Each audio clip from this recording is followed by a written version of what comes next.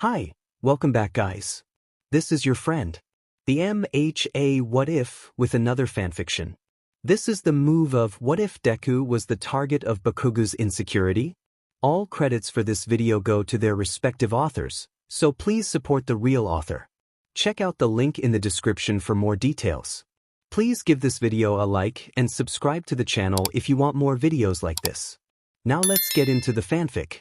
Everything was going in his favor. High scores in school, an athletic body, and to top it off, even an awesome quirk. There was only one weakness in his life, but that was nothing he couldn't handle. Everything was going well, his plan worked. Tormenting Midoriya Izuku proved to be very effective. Midoriya's quirklessness, paired with Bakugou Katsuki's already confident character, justified his arrogant behavior towards him. He was not the first to make fun of him for it, he simply joined in for a bit and noticed fast that this was going to help him. That was the one thing he would be able to pull off without going to hate himself eternally. Make use of a weakness that is seen as a weakness by everyone anyway. Would that not have been the case, Bakugou's everyday life would have been quite the hurdle.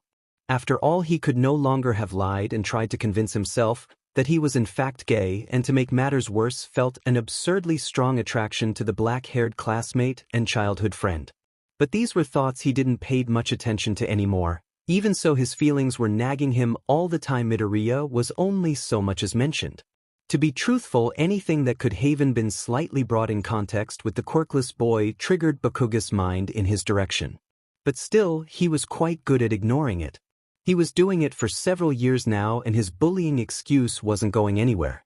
There was no way, after all, that the boy, who was quirkless for now nearly 15 years, would suddenly stand before him with a quirk of his own. With the end of his middle school, Bakugou was sure to leave Midoriya behind once and for all. It would only be physical at first, but he was sure that cultivating the thought of Midoriya as weak, useless, and unimportant would do the trick in the long run, and he doesn't have to think about him anymore. Bakugou will enter Yui's heroics department and Midoriya will go wherever. He may even enter Yui as well, since there was no way they will be in the same department, let alone the same class. Yes, Bakugou felt content. He will forget Midoriya, get over this damn attraction, and start a life as the best hero there ever was. All according to plan. Well, he was never more wrong. On the day of the practical entrance exam to enter Yui, Bakugou woke up with a feeling of ease. Not that anybody could tell with his mean look on his face and barking insults at anyone whose gaze met his. However, that feeling vanished soon, as his eyes spotted a mop of black hair which, as far as he remembers, always managed to draw his attention. Doesn't matter if Bakugou wanted it to happen, or how crowed it was, he would always find that hair almost instantly. Bakugou saw him already at the written exams, but that didn't mean anything, but this practical one was for the Department of Heroics only. Meaning Midoriya was actually applying for heroics. Not that Bakugou thought that a quirkless guy would stand any chance, but the mere fact that he was attempting to go there and as a result would continue to disturb Bakugou's thoughts was unnerving. Don't get startled, behave like always. That little shit will no longer be a bother. Bakugou had his way of dealing with his own problems, and he would see through them. Fuck off, Deku, he yelled at the unsuspecting boy in the front. That's right, behave like you always behave. You have done this for years, and it will be over soon. He wasn't supposed to see Midoriya, or Deku, as Bakugou so gracefully decided to call him as a personal insult, anymore. His presence alone had a way too strong effect on the loud boy. He wouldn't admit that, of course, but seeing him after thinking of not seeing him anymore took more of his control than he wanted. Midoriya in the meantime got startled, turned around and with a shocked impression answered. Kaken. Shit, why is he still calling me that? Don't add to the fire, you dumb shit.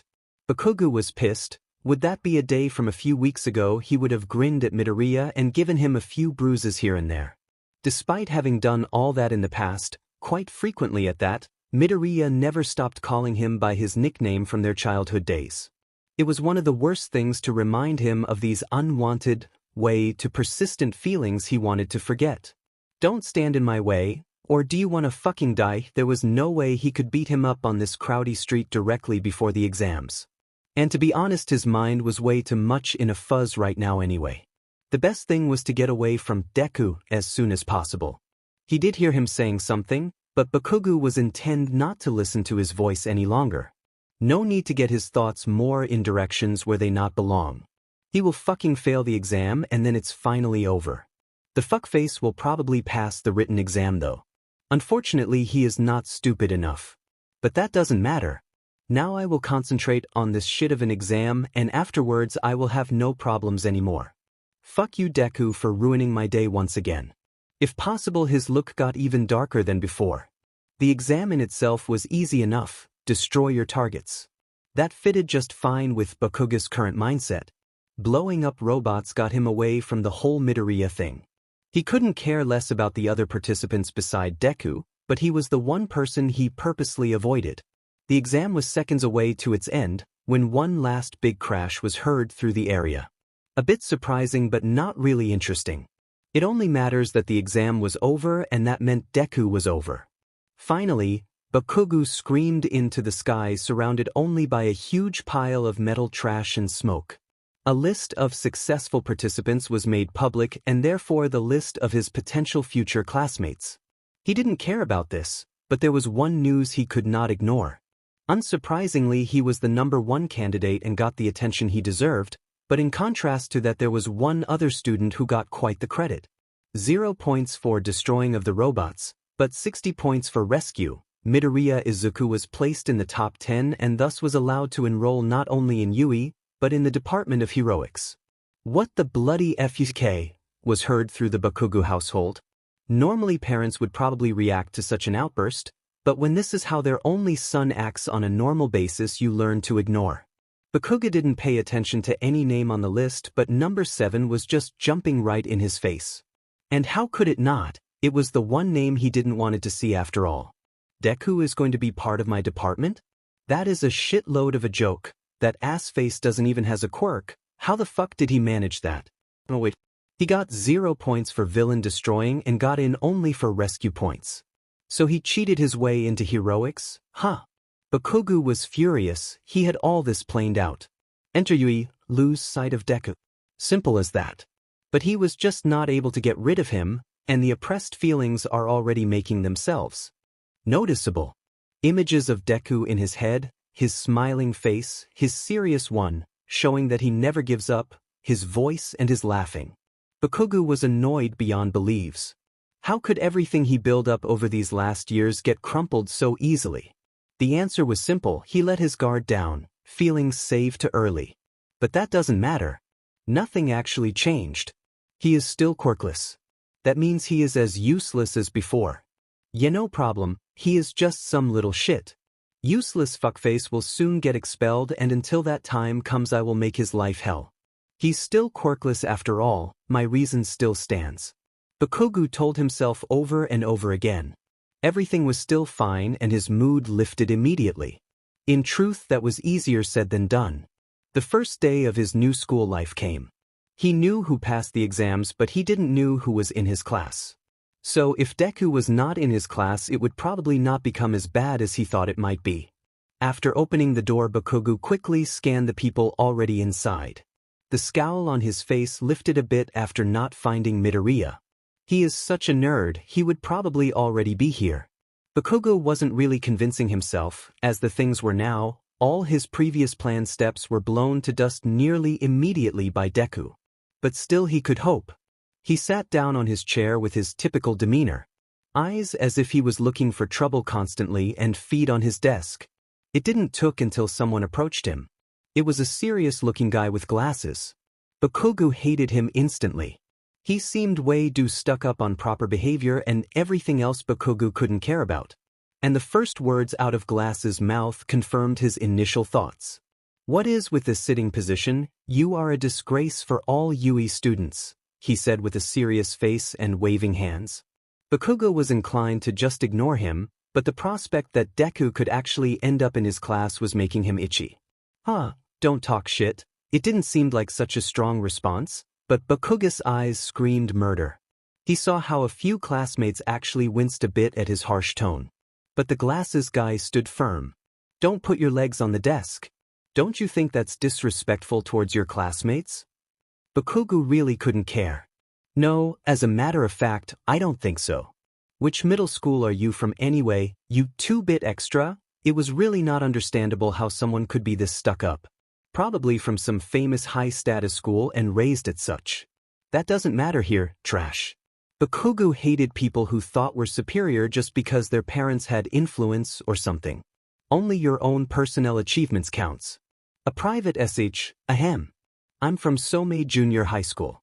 My name's Ida Tenya, glasses, whose name was Ida apparently, answered a bit flustered but still proud. Somei? As I thought. Well, aren't you an elite? Seems I've got a reason to fucking end you after all, Bakugou answered with every intent to kill present in his voice. That got Ida, and he actually took a step back. But he wasn't going to quiet down either. What nerve! You want to become a hero? He shot back at Bakugou when his attention fell on something else. To be more precise, someone else.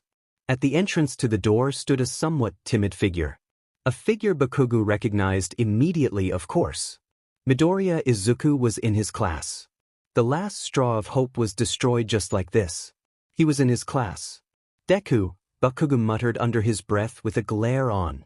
How could a fucking quirkless nerd like him ruin all my plans? Annoying fuckface. Bakugou wasn't going to allow these unwanted thoughts of his to win. He suppressed them all of middle school and some before.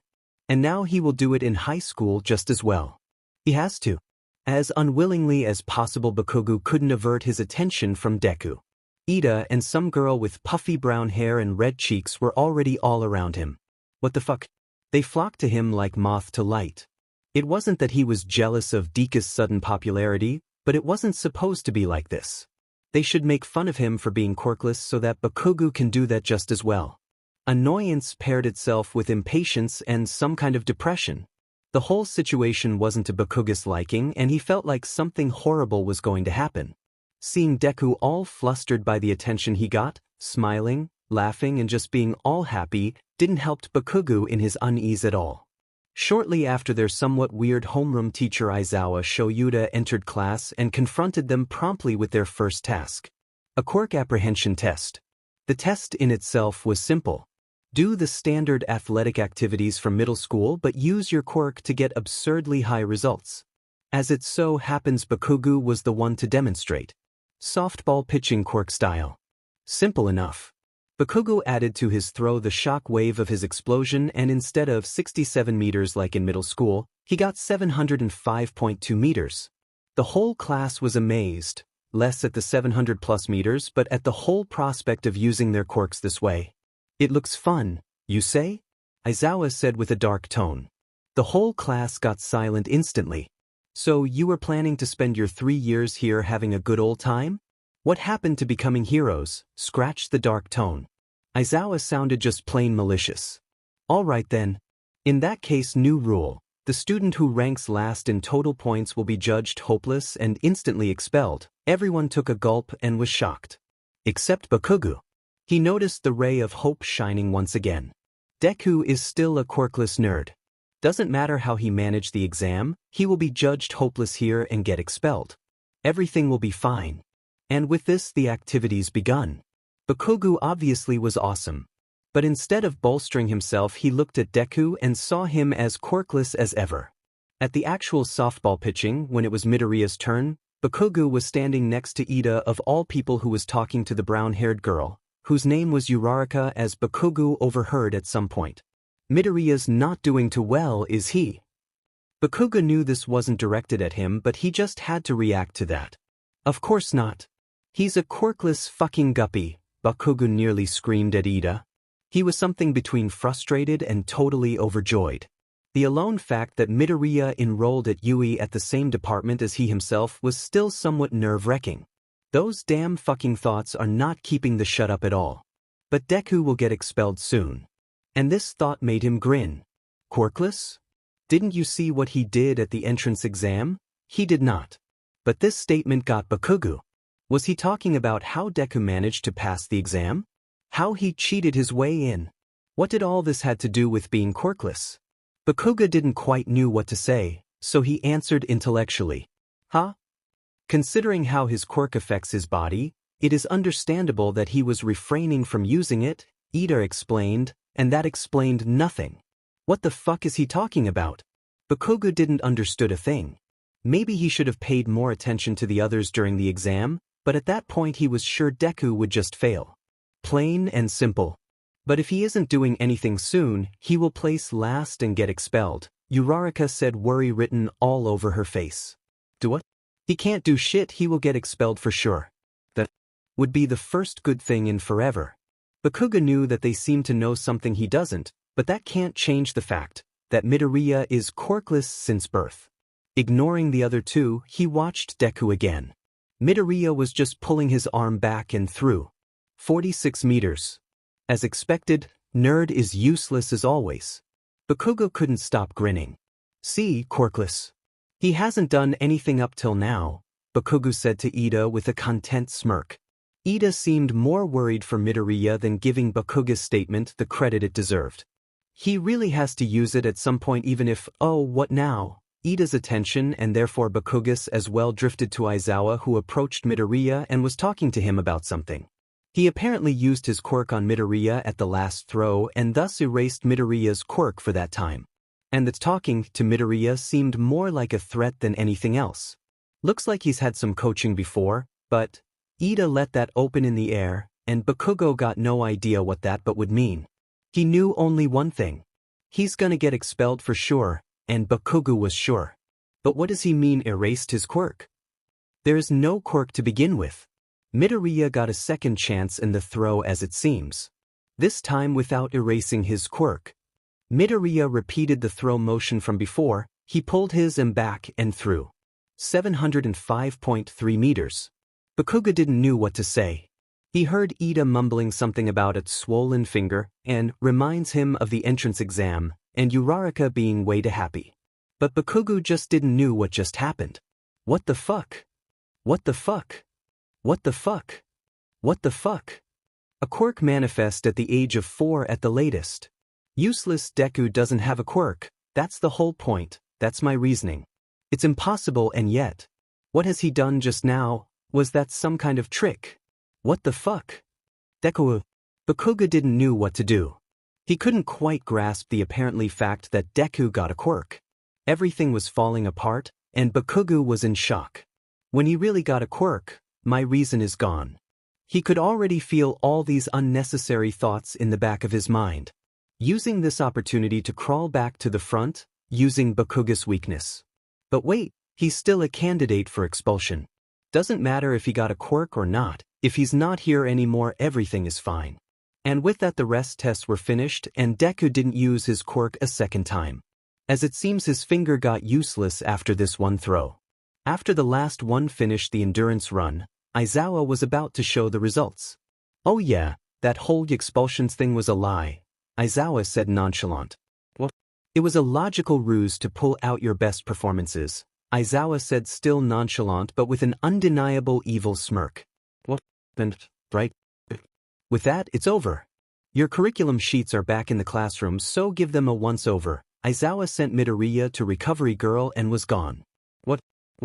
No one is getting expelled? Deku is not getting expelled? Deku is going to stay in this school, in my class?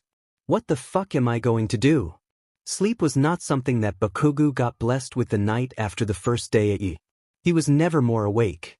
He did try to fall asleep, but after some hours of turning and grunting he just forsake the whole idea completely. There were two things on his mind that prevented his well-deserved night rest. For starters, the new development of Midoriya not being quirkless anymore. That gave birth to a lot of problems. Considering that the whole bullying was based on this one sole fact, Bakugou knew that this wasn't an option anymore. He did consider to just bully him for, well, anything. But the mere thought got rejected by his unconsciousness so hard that he couldn't do more than grunt and turn around some more. It was a good thing that Bakugou, short-tempered and all, was still rational enough to not blow up his own home. It was frustrating. Here he was tormenting Midoriya for many years without much remorse, but as soon as his excuse vanished, the mere thought alone was hurting. The second thing preventing him to sleep was, at the moment, by far worse than anything else. His bullying problem would get his full attention the moment he was standing before Midoriya again. So he could ignore it to some extent for now, But when he was getting sleepy and his eyes closed, the image of Midoriya popped up. All smiling and being way too attractive. Bakugou wanted to connect those images with hate and anger, but instead he felt at peace and somewhat fuzzy. And that, on the other hand, made him feel angry. So basically he wasn't sleeping because he was thinking way too hard and because he didn't want it to, because he was afraid of what tricks his mind would play with him. That Bakugou wasn't in the best of moods the next day would be an understatement. It was normal that people tend to get out of his way, but today was extreme. Between him and the next person were several meters in each direction. No wonder Bakugou was surprised when suddenly someone tapped him on the shoulder. "Yo, Bakugou, what's up?" A guy his age with spiky red hair said with a big grin. Bakugou just looked at him, annoyed and ready to kill. How dense must a person be to approach him while he was in this mood? And more important, Bakugou had no idea who he was. "Who the fuck are you?" Bakugou had no intentions of being friendly with anyone, not with the Deku problem he had going on. Spiky red hair seemed surprised by the question, but only for a second. The grin on his face returned promptly. "Are you in a bad mood? Don't joke around like this," said red hair and gave a claps on Bakugou's back. Bakugou was honestly considering to kill him right now. How dense can one person be? "Who the f are you?" His hands were balled to fists and his teeth clenched together. Bakugou really wasn't in a good mood, and every stranger in a 10-meter radius could see that, so why not this one annoying person? "Hey, you're joking, right? I'm your classmate, man. The name's Kirishima Ijiro. I introduced myself yesterday." Kirishima seemed seriously bewildered this time. Bakugou took a second glance at him. Was he really there yesterday? Bakugou couldn't remember at all, but to be fair, he had way too much Midoriya on his mind the whole day. And as it seems today wasn't going to be different. "Alright, I remember," Bakugou lied.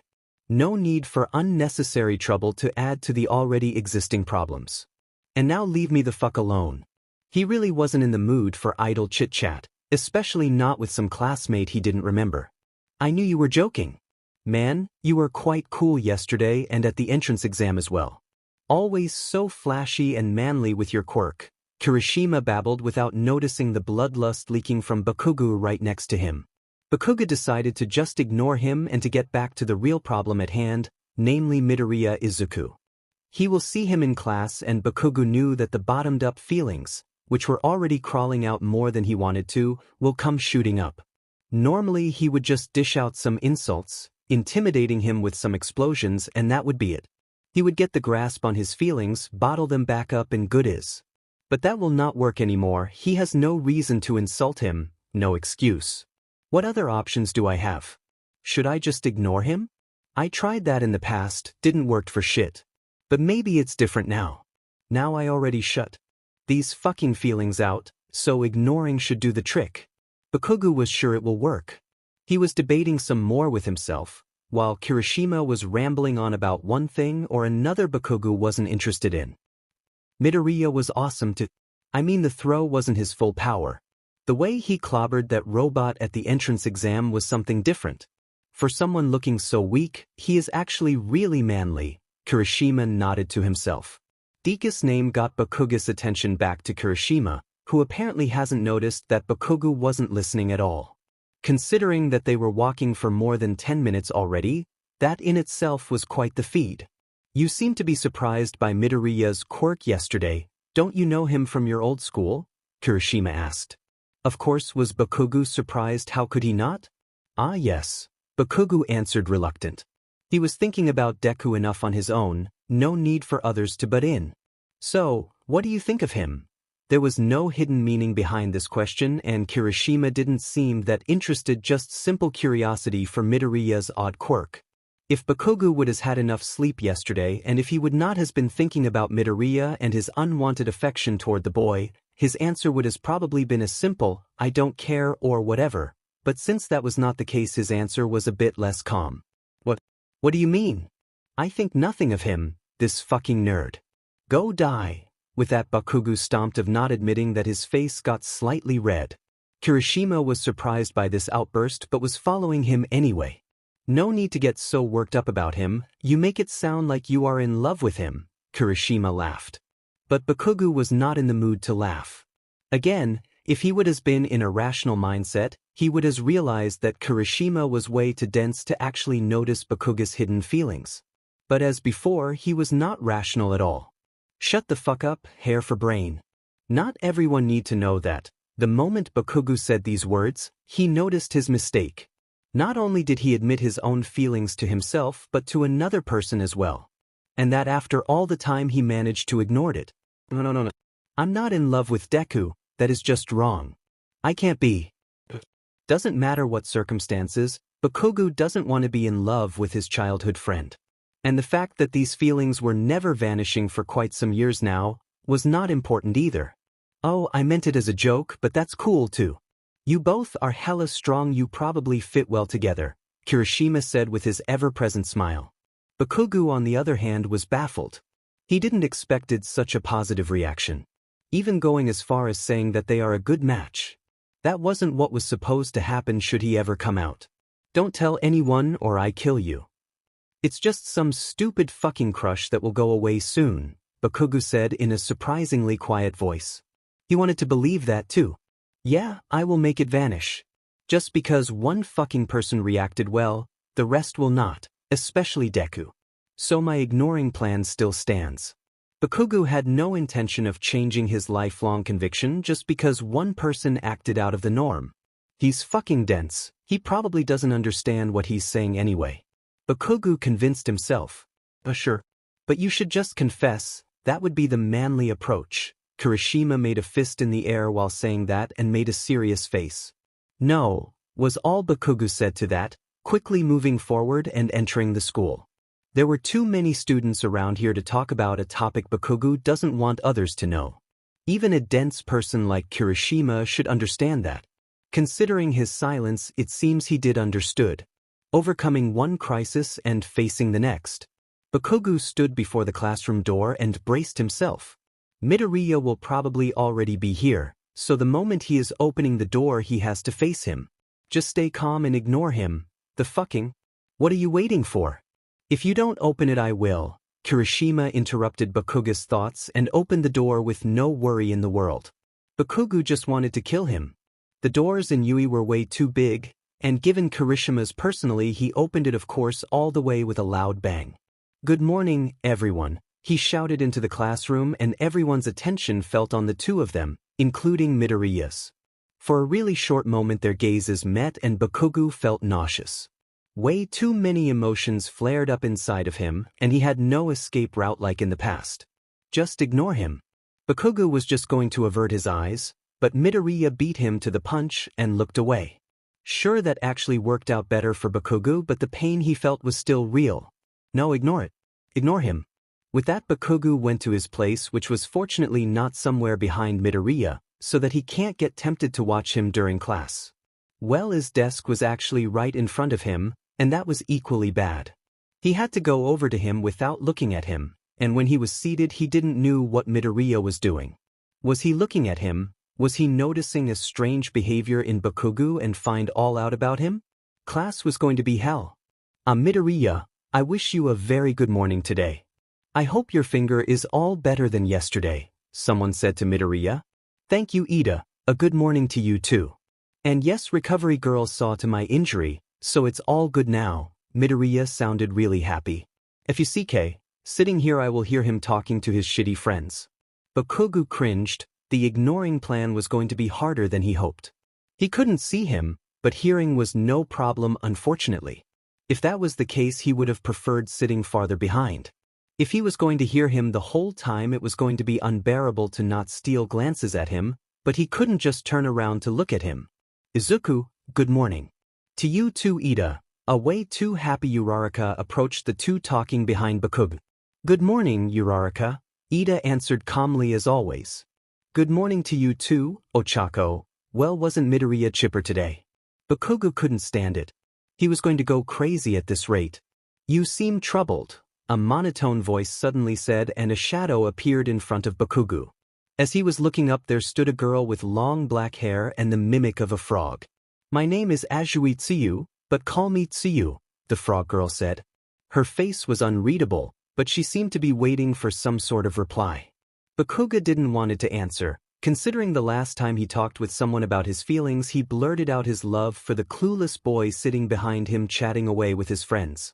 Call it luck or bad luck, but Kirishima appeared and answered in his stat. Atsu, isn't Bakugou a blast? All manly and wild, he said with his typical happy grin. Azui didn't appear impressed, but it was hard to tell. I don't know, he hasn't said anything yet, she simply answered. Ah, yes, he is kind of troubled at the moment. Ha, Kirishima laughed and didn't stop grinning. Could he just fuck the shut up?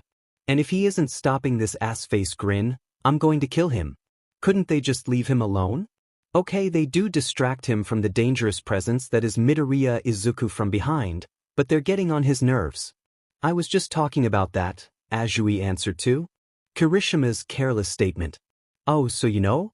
Don't you think he should just confess his love to Midoriya and everything would be fine? Kirishima whispered to Azui, who looked at him with the still unreadable expression and then turned to Bakugou, who was dying inside. What is that shithole saying? Doesn't he understand what "don't tell anyone" means? Bakugou couldn't believe he just told her without blinking and not even 1 meter away from Midoriya. Bakugou suddenly stood up and turned around to look at Deku. He seemed startled. Do you want something, Kaken? Midoriya asked, unsure and covering a bit back in his chair. It doesn't appear that he had heard them. No, Bakugou answered back louder than necessary. He turned around again, sat down and looked at Kirishima with the intent to kill him. Azui wasn't showing any sign of being disturbed, but Kirishima took 1 step back. So it's true, Azui stated the fact, after a short while of silence. Don't worry, he hasn't heard anything, she added and took a quick glance over his head to Midoriya, who was already back to his conversation with Ida and Uraraka. Bakugou exhaled a breath he was unknowingly holding. No word to anyone. Neither of you, Bakugou said as quiet as he could. He looked at Kirishima again, gaze hardening. Especially you, Shitrag. Kirishima gulped. Bakugou hoped he got it this time, or he has to get it in his dense brain with force if necessary. Azui just nodded and went back to her desk. Kirishima seemed like he wanted to say something more, but one look at Bakugou and he decided otherwise and left as well. This will all end soon, my ignoring plan will work. Bakugou thought while his heart rate accelerated due to a warm and wholehearted laugh from the boy behind him. It was bearable, more bearable than he thought. At least during class time. He could concentrate on the words of the teacher and get his mind around the problems at hand. Despite his delinquent behavior, he was a good student. Midoriya was a good student as well, unfortunately. That means he would answer question more often than not, and that means hearing his voice more often than not. Each time he heard him, it was like a bullet shot through him at point blank. Bakugou knew it was unreasonable, but he could swear he felt Midoriya's breath in his neck. But it was bearable, and it was only the first day. The longer he ignores him, the better it will become. It was a good thing that the breaks between classes were so short. That meant not much time for conversation between the students, and that meant a peace of mind for Bakugou. And then there was the lunch break at noon. Everyone would go to the cafeteria. Bakugou would eat too, of course, but going to the cafeteria meant he could eat far away from Deku, and that gave him a real peace of mind, even it was only for the time of the break. Midoriya and his friends were the first to leave the classroom, chatting away happily. Bakugou was waiting, giving him and Deku enough space between each other. The class was clearing fast enough, and Bakugou deemed that the time waited was sufficient. At the moment he reached the cafeteria and got his food, he was overwhelmed. Why is it so damn full? And it was full. The day before couldn't even compare, probably because it was the first day of school, but today was horrible. At this rate he wouldn't be able to eat anything here. Bakugou, there you are. Kirishima was screaming through the room and waved frantically over some students' heads. Bakugou's mood sank even further. After a few seconds, after Bakugou didn't make any attempts to go over to where Kirishima was waving, the red-haired boy stood up and walked in his direction instead. Come on, we made extra space for you, Kirishima said and dragged Bakugou with him. Bakugou was annoyed, but he would at least be able to sit while eating. At the table Kirishima was bringing him to were sitting 4 of his other classmates. Bakugou tried to remember their names. Azui Tsuyu was easy, as if he could forget the name of someone he might have to bring to her early grave, in case she couldn't shut her trap. Kirishima placed him directly next to her, with himself on his other side. Across Azui sat a girl with purplish skin color, Bakugou didn't know her name. Next to her was another girl with short dark hair and plug-like earlobes. Again, no idea what her name was. The last person on the table was a guy with blonde hair and a black streak in it. And no name came to mind. Not that it matters. Bakugou thought when he sat down and put down his tray. When he looked up he got struck by lightning. Is this some fucking joke? Bakugou couldn't believe it.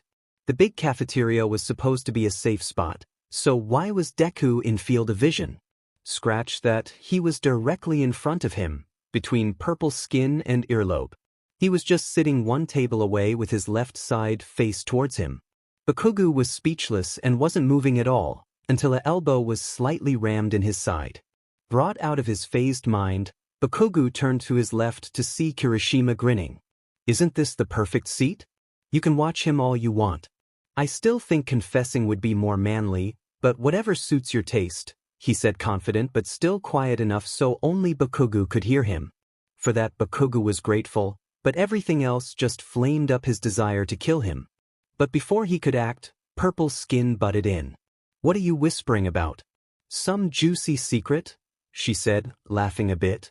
Knowing Kirishima, Bakugou was afraid he would blabber out everything again. The situation was just too similar to what happened with Azui before. No, just hair for brain being an fucking idiot like always, Bakugou quickly said, before Kirishima could have said anything. Kirishima just laughed about it. He could do this, just eat and ignore Deku. Well, that was way harder than he thought. During the conversations at the table, he had to look up from time to time and Midoriya's presence was way too strong to ignore. Like some light was permanently shining around him. It didn't took long and Bakugou was staring without much thought. Simply bathing in the good feelings that were flowing through his body. He saw Deku smiling and laughing. From time to time he was blushing lightly at one thing or another and Bakugou was overcome with pain and pleasure. He didn't acknowledge either one, of course, but couldn't stop staring.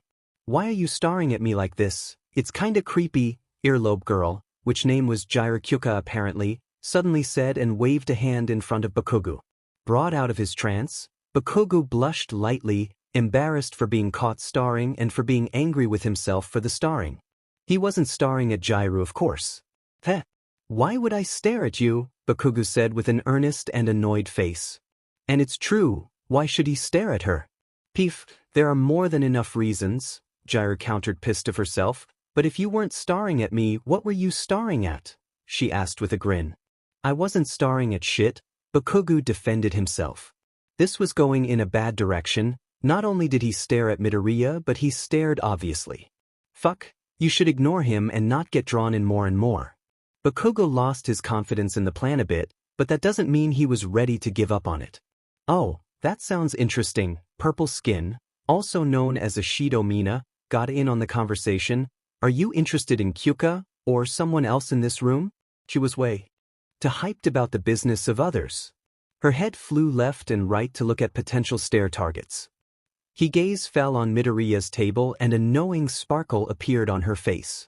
Are you fucking kidding me? She can't know. Bakugou was devastated. He may have stared obviously, but that alone cannot be enough for her to know. Ochako or Momo? I would say Momo. Ochako doesn't seem to be your type, so small and weak-looking, she said. Who is she talking about? Small and weak-looking? Isn't she describing Deku? But Ochako and Momo? Bakugou took a look at Midoriya's table again. Next to him was Uraraka and he remembered her name being something like Ochako. And across from her was the only other female. A girl with long black hair tied up to a bushy ponytail, Yaoyorozu Momo. Bakugou exhaled a deep breath. Of course she would think I stared at a girl, that's the normal assumption after all. The dump frog and shitty red hair are just weird to accept it like that. Bakugou was happy that his thinking got confirmed. It's not them? Then who? Ashido asked, taking Bakugou's sighing as a no and looking around again. Weren't you just thinking about the hero studies this afternoon? Azui suddenly asked from his right. Bakugou would have liked to think he saw a knowing glance in her eyes, but to be honest he couldn't read her at all. Yes, it's a lesson with all might after all. He quickly followed the excuse given by Azui. No juicy secret stares at your secret crush? How boring. Ashido was visibly disappointed. As I said, I wasn't starring at shit, Bakugou reconfirmed his former answer. Thanking Azui on the inside. She seems to understand what privacy means compared to this fucking moron. He thought while looking at Kirishima, who had this annoying grin on his face, knowing exactly who he was starring at. In the afternoon, All Might, the #1 hero, made an entrance into the class and without much delay declared the next task at hand, the trial of battle. Not only that, but everyone got to wear their hero costumes too. Gathering outside in front of the test area for this trial, the whole class stood there with their costumes on. Bakugou didn't want to admit, but he was looking for Midoriya. Kirishima seemed to notice. "Nah, are you interested in Midoriya's costume?" he said in a low voice with a light snicker. "Isn't he supposed to be stupid? Why is this dumb shit noticing the little details?" Bakugou wondered and saw Azui looking at him for a second. And she noticed it too, of course. He really needed to get better at this ignoring thing, but it wasn't going good. Finally Midoriya joined the rest. His costume donned a mask, covering his whole face. For that Bakugou was happy. It was easier to ignore when he didn't have to see his face. For the trial of battle, the class was divided in groups of 2. Bakugou got Ida. With his bad luck in the last time, he was sure his partner would be Deku. But the chance was very slim after all. Those teams of 2 should now face each other in a mock battle, face-off decided by lottery. And in the first round Bakugou was going to play the villain and the opposing hero team was played by the team consisting of Uraraka and Midoriya. Of course. Bakugou couldn't even got shocked anymore. Something like this was bound to happen. This is a practical exercise. So go all out without fear of injury. Though naturally will cut short if things get out of hand, All Might explain some more. Bakugou perked up at that. Wasn't that the perfect excuse to get some of his thoughts cleared out again? Yes, Deku, this will be the new cornerstone of my forgetting you plan. Bakugou was in high spirit. And just like that the trial begun and Ida and Bakugou went into the building with Bakugou simply making himself ready to ambush. He could hear the 2 of them approaching. Bakugou waited a bit and then jumped out and attacked. An explosions and a few seconds later and the initial shock was gone. Bakugou grinned. That's what I needed. He looked up to see Deku. Half his mask was burned off and Deku was looking directly into his eyes. Fuck, that's not what I needed. But don't get distracted, this is a fucking battle. You're allowed to attack. With that he attacked again, this time with a big right swing. During the movement Midoriya's face popped up in his mind and the attack got slowed down. Midoriya grabbed his arm and swung him over his back. I will take him on Uraraka, you go find Ida, Midoriya said to his partner who nodded and went off. Afterwards his attention was back on Bakugou who just stood up again. Fuck. Don't look at me. What's going on? You pummeled him in the past, don't get all embarrassed now because he looks at you. Bakugou attacked again to get his mind under control again. A good placed kick sent Midoriya flying, but it wasn't as strong as he had planned. Don't hold back, come on. Bakugou tried to convince himself. I will no longer cover before you. So don't you dare to hold back. Midoriya screamed at him, standing up again. T.S. Deku, Bakugou couldn't get a grab on his own feelings. He was angry, confused, annoyed and some more. But the worst thing was that the image of him hurting Midoriya didn't sit well with him at all. Just go on and attack and attack and attack. The rest will fall in place. And with that the fight between Bakugou and Midoriya went on. It was obvious that Bakugou had the higher battle experience, but Midoriya stood his ground. Part of that was because Bakugou's reaction was way slower than normal and his punches, kicks and explosions lacked the old ferocity. After some time Bakugou didn't know what to do anymore and decided to go all out with an attack he can't really smooth down. If the specs are like I wanted them, then, on Bakugou's arms were containers that looked like a grenade. He pulled the lever and had his hand already on the pin. Bakugou, my boy, stop this, you'll kill him, All Might said over the intercom. If it doesn't hit him he won't die, Bakugou countered. As if I would want to kill him, I just want to get rid of these feeling. And with that he pulled the pin and an enormous explosion came forth, destroying a good portion of the building they were fighting in. As he predicted, Midoriya wasn't caught in the explosion head-on, but still got thrown outside. Midoriya stood up again. his mask now completely burned of and a hard and serious gaze. Bakugou felt nauseous again, he just couldn't stand looking at him. Even now with Deku looking at him like this, all Bakugou could see was the smiling, small but attractive boy his mind got crazy over. Fuck. Bakugou stormed at him again and Midoriya blocked, evaded or managed to avoid direct hits. After a time he was pressed against a wall. The images Bakugou got in his head weren't of him striking at him, but of him hovering over the smaller boy and leaning in. Fuck off, he screamed more to himself than to Deku or anyone for that matter. And with that he charged again, and Deku pulled his fist back as well, as it seemed he was going to fully attack this time too. Bakugou swung with his right arm and Midoriya at the same time swung at a pillar to his right. Bakugou's attack got blocked, and since he held back the block wasn't so hard. The pillar crumbled and a few seconds later All Might announced the result. Uraraka got the bomb, with this the hero team wins. Bakugou lost, and he felt he lost more than just this battle. Midoriya was sent to Recovery Girl, his arm broke after using his quirk. Bakugou felt bad about this as well, he didn't even have the power anymore to deny that. In the meeting afterwards Bakugou didn't concentrate on the explanation Yaoyorozu gave. He only had Midoriya on his mind and his own inability to get rid of his feelings. He wasn't even able to bottle them up anymore. He couldn't stand this. How was he supposed to approach this problem if all his attempts to solve it were crumbling? The class was dismissed and changed back into his school uniform and went home. Kirishima followed him. Hey man, you really go crazy when fighting. You really didn't pull your punches even against Midoriya. Huh? He said. Bakugou clicked his tongue but didn't said anything otherwise. The truth that he did pull his punches were laying heavy on his mind. He couldn't bear to hurt Deku or see him pain. His broken arm in the end wasn't a sight to behold either. He did pull his punches, the two suddenly heard.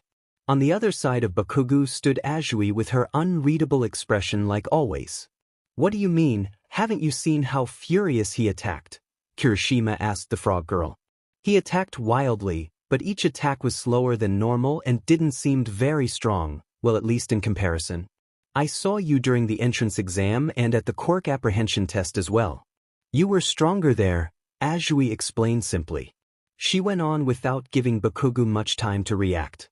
I know that you are in love with Midoriya but for one reason or another you seem to want to forget about it, and I thought at first, if you think so, but now I know that it's more than a simple crush. With that she looked Bakugou directly in the eyes.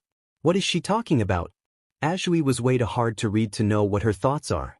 But luckily for Bakugou Azui was the type of person who spoke her mind. I consider you a classmate and a friend and I don't like seeing my friends suffering.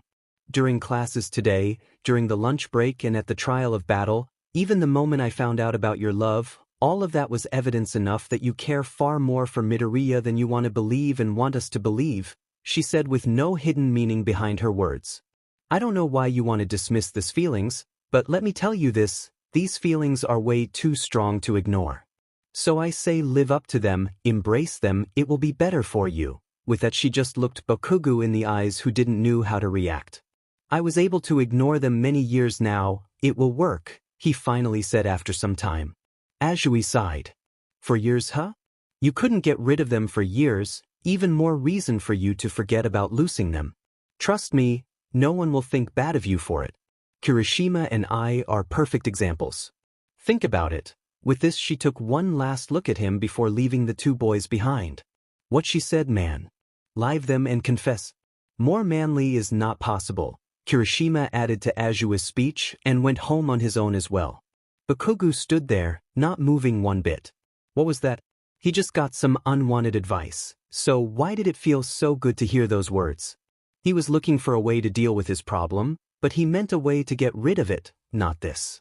Bakugou felt weird. He never thought of embracing these feelings. All his mind was focusing on was to destroy them. But the last few days were such a turmoil that the thought of not fighting against the feelings sounded really good. That's not how I planned it. Fuck you, Azui. At least he slept this time. Considering what he had on his mind, you might just call this a miracle, but he was already sleep-deprived and had a mock battle, so his body decided to just sleep this time without any thoughts. Damn, was Bakugou thankful for that. It was a completely different matter when he was awake though. Some say feelings of affection and love are like a whirlwind and therefore hard to grasp. Well, that definitely wasn't the case with Bakugou. In his mind there was just one thing. He wished it would be a whirlwind, then he had at least something to actually think about, things to connect, to understand. But with just this one image there wasn't much to work with. Just the picture of one smiling Midoriya. It's all the fault of this fucking frog. Don't plant unwanted thoughts in other people's heads. Bakugou slammed his fist against a nearby tree strong enough to startle the birds residing in the crown. Passers-by just looked at him shortly just to quickly avert their eyes again. Despite his rage against Ajui's, let's call it idea, the image of the smiling boy filled him undoubtedly with joy. That alone made Ajui's words sound so much more convincing. But Bakugou wouldn't change his view on this matter so quickly. All the weird influences and situations just confused his mind. Give it some time and everything will be like before. Even in his mind he didn't sound as sure anymore. He let out a breath before opening the door to the classroom. This was developing into some kind of ritual. I'm way too bothered. Bakugou was annoyed at himself and at Ajui, but more at himself. The moment the door opened and his eyes fell instinctively on Midoriya, the image in his mind got updated. He already had a frightening exact version of Deku before his inner eye, but after seeing him in person again, some little details got corrected immediately. Some freckles were not placed right and there was some hair not fluffy enough here and too fluffy there, and Bakugou hated himself again for noticing the differences between the mental image and the real one.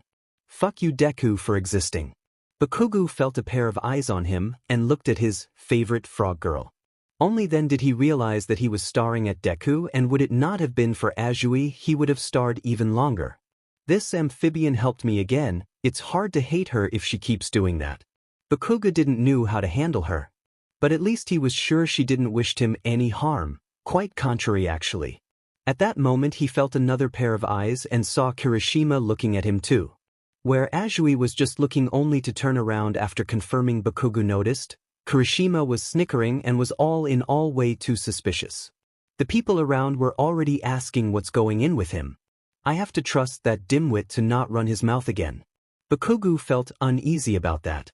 He really let two people found out about his problem who proved to be quite problematic, each in their own respective way. Kirishima was an idiot beyond beliefs and couldn't shut his mouth or act indifferent whenever Bakugou did something Deku related. Furthermore, he was the reason Ajui even found out about it as well. Even though Bakugou had the feeling she would have found out one way or the other anyway. Quite contrary to Kirishima, she was able to stay quiet about it, at least towards other people. Her finding out was a problem because of her meddling and implanting ideas in Bakugou's head. Well, it could be worse. If some shithole found out about it, who for his fucking life would tell Deku? That would be worst case. On the other hand, it's not likely that Deku would believe shit like that. It really was a blessing in disguise that they found out and not someone worse. That being said, Bakugou would have preferred no one finding it out. Planting himself in his seat, he could already feel Midoriya behind him like some never-dying fire, heating him up. Aizawa's entrance was a welcome distraction. Okay class, today you will do some mental training stuff. Find yourself in groups of 5 and talk about your quirks and how you would fight them or cooperate with them, he said turning to the blackboard. I divided your quirks in categories. Your group shall consist of members from each category. Don't think too much about the different categories, I just made them somewhat fitting. So it may seem a bit random here and there, but I don't care, Aizawa said while writing the different groups at the board. So I can just join the group who needs one more from my category. Bakugou waited for his name to appear at the board.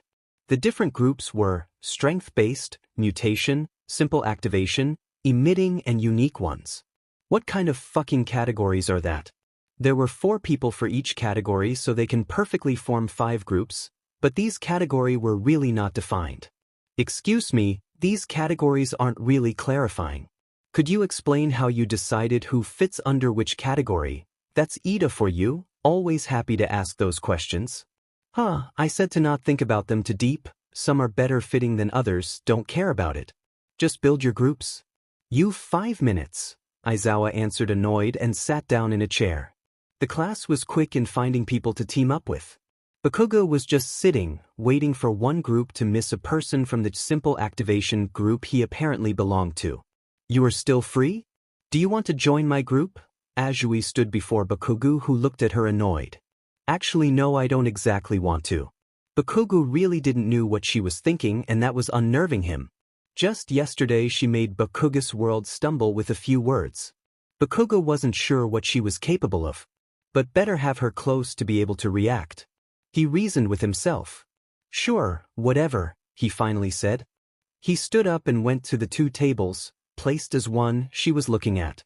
He could see two guys sitting there already. One with bi-colored hair, Todoroki Shudo. Bakugou didn't like him, but couldn't care right now. The other one sat at the head of the made-up group table facing in Bakugou's direction. He was on the smaller side in height with a crow head, Tokoyami Fumikichi. He hadn't really interacted much with either one, but he knew both of them were strong.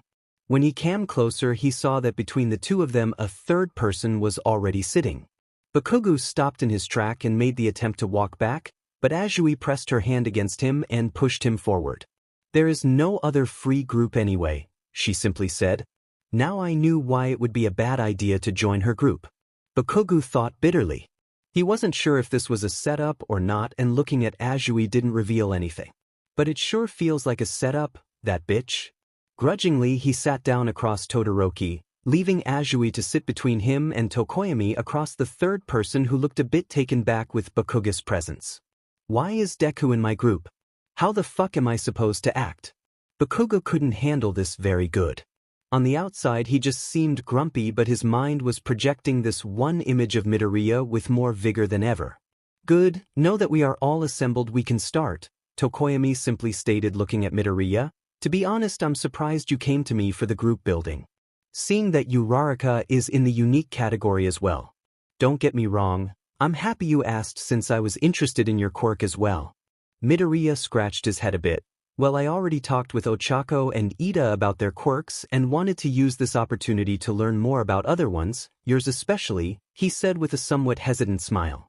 Bakugou was entranced at seeing this. I wonder if there is some other meaning behind the categories, Todoroki said. I understand that he wanted to create diversity in the groups, but as Ida said, these really are quite random for some parts. I think when he said to not think about it too much, he meant exactly that. Giving his character, I suppose he thought about it only a bit and was satisfied with the results. Azui stated, her mind unfiltered as always. Well, I can understand some of the groups. Azui and my group, for example, Midoriya said. But I think the unique group is kind of weird. I mean, what quirks do your parents have, Tokoyami? Midoriya looked at the crow boy.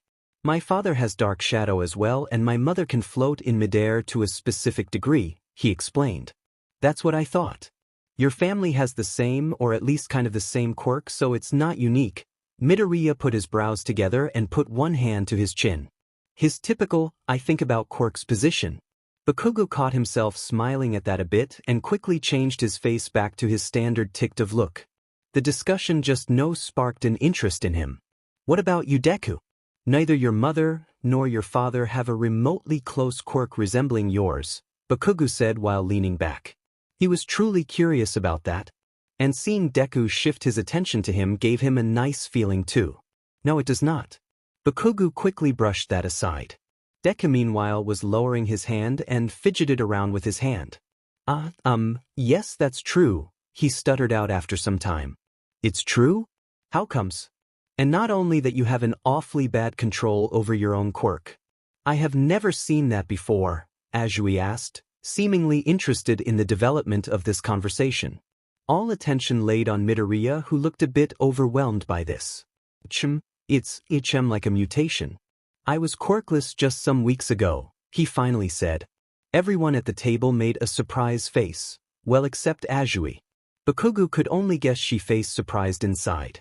A sudden mutation, are you fucking kidding me? Bakugou couldn't help but say that. It sounded ridiculous after all. Deku looked up, kind of desperate. It's true. It is just extremely rare for something like that to happen, he explained himself. His eyes seemed nearly pleading Bakugou to believe him. The intense stare in his direction was intensifying the feelings inside him, and Bakugou could feel Azui's eyes piercing through him too. Not sure why she was stirring, but it felt like to tell him not to screw up here. God, what does this fucking frog want from me? Bakugou didn't felt like going against Deku anyway. It felt just wrong. If you say so, he finally said and looked away, reluctantly though. Deku let out a sigh. That answer was okay it seems. I can imagine that. The first quirks were a sudden mutation as well and they manifest mostly at the age of 3 or 4, so they must lie dormant or something like that before that. Maybe your quirk was just longer dormant than normal. Todoroki tried to understand the situation, but I'm curious, how does your quirk work? You are not extremely strong all the time and when you break your bones, he asked Midoriya. Deku was looking at Todoroki with admiration during his explanation that pissed Bakugou off for some reasons. It is like energy is stored up everywhere in my body and when I release it at specific points I gain strength in that part. But well I can't really control the output yet, that's why I land at the medical wing every time I use it. He tried to explain his quirk and laughed about his breaking bones. So when he can control this quirk he will not injure himself every time. Bakugou thought about his broken finger and the broken arm from before. He really didn't like seeing Deku in pain. Understandable. Dark Shadow is with me since I'm 4. Even though I can have trouble controlling him in the dark, he still feels more like a natural extension of my body. But he started out smaller and easier to control. That means you just have to get used to your quirk, like you can get used to specific movements. We just have over a decade more experience than you, so it's only natural. Tokoyami compared his own quirk with Midoriya's and smiled encouraging. Midoriya was smiling back gratefully with so much warmth that Bakugou wanted to throw Tokoyami out of the window. Wait, what? Bakugou quickly shook his head. Don't think in that direction. Are you alright, Kaken? Midoriya suddenly asked. Deku's eyes had worry in them, and they were directed at him. Bakugou didn't like to get worried over, he could handle himself just fine. To have Midoriya looking at him like this, on the other hand, felt well awesome. I'm fine, don't worry. Did I just stutter? Fuck you, Death. Bakugou hated this, but forgot about it the second he saw Deku smiling at him. Guys, we are supposed to work on an assignment here, not talking about quirk's origin. Azui interrupted Bakugou's train of thought. If she did that on purpose or not, he wasn't sure, but he wasn't putting it past her. Wasn't she the one who asked Deku for more details? Well, whatever. Bakugou looked at her with one raised eyebrow, and she looked back, unreadable expression. No surprise here. The group nodded and they started to talk about pros and cons of their respective quirks. Bakugou was annoyed at Todoroki and Tokoyami being all interested in Midoriya's quirk and jumped in on discussions just to interrupt them. As a result he talked with Deku about a lot of things and he had no time to reflect on his normal's behavior towards him as counterproductive to his ignoring plan. When class finished everyone brought their results to the front and Aizawa dismissed everyone. Bakugou didn't waste any time and went home. He was just outside the school building when he heard someone call him. Kaken, wait. Deku came running towards him. And Bakugou did wait. It felt good that Deku was willingly coming to him, instead of covering before him. That way of thinking is just fucking wrong, just leave him here. He tried to hold on to his plan. His body on the other wasn't moving at all. Thanks for waiting, Midoriya said when he was just a few meters away. Deku stood before him looking him directly in the eyes. Bakugou could see the Deku image in his head with radiant colors, fitting to how his emotions were right now. Of course he wasn't going to show that. What do you want? That sounded not as hard as Bakugou intended it to. To be honest, it sounded kind of unsure. Like he was afraid of the answer. I just wanted to thank you. We talked a lot today and it felt nice. Kind of like in the past when we were still friends. At that last part Deku lowered his head a bit and his voice got more quiet. It sounded like he wanted to be friends again. Friends, huh? Do I want that? Bakugou wasn't sure. If he were asked that a few days ago he would have threatened the person to die, for even thinking about the possibility. Now he wasn't so sure anymore. A voice in the back of his mind, a voice pretty much resembling that of an annoying frog girl, was telling him that he knew the answer.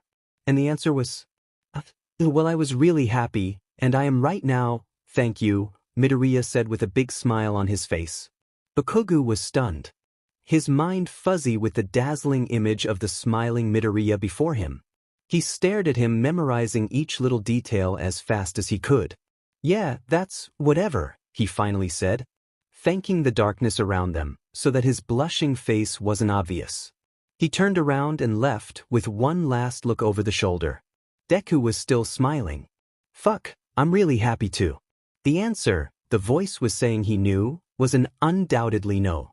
After all, when you are in love with someone, you don't just want to be his friend. At home, Bakugou couldn't stop punching the wall over his bed. It was a good thing that his parents weren't at home yet. Despite his impatient and violent behavior, he normally wasn't aggravated enough to let his steam out like this at home.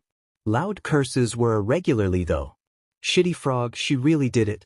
Bakugou came to the understanding that he couldn't flee from his own emotions, but he surely would have never actually accepted them, if not for Azui. She sparked an idea in his head Bakugou was sure was never there before. With that having been said, Bakugou was still sure of one thing he would never do. He stopped punching the wall and looked at his slightly scraped and bloody skin with determination on his face. "No, I will not confess to Deku." Again, he did understood that fleeing was impossible, but actually acting on them was a completely different matter. He knew that Azui would have something to say to that, if she would hear that. But she won't. "I will not make the same fucking mistake twice." He still strongly regretted to have accidentally blurted out his affection for Deku to Kirishima. This time no one will hear a word from him that he accepted these feelings. Neither Azui nor Kirishima. One question still remained though. He won't confess and he won't talk about it, but neither will he deny his affection any longer, at least to himself. But what will he do? His mind definitely had calmed down in one way or the other. There was no confusion anymore like when he first established his crush, and the fight against the feelings, after realizing what they were, was gone too. So Bakugou was kind of at peace. The weird kind of peace, where you have a big wall in front of you and no idea how to overcome that.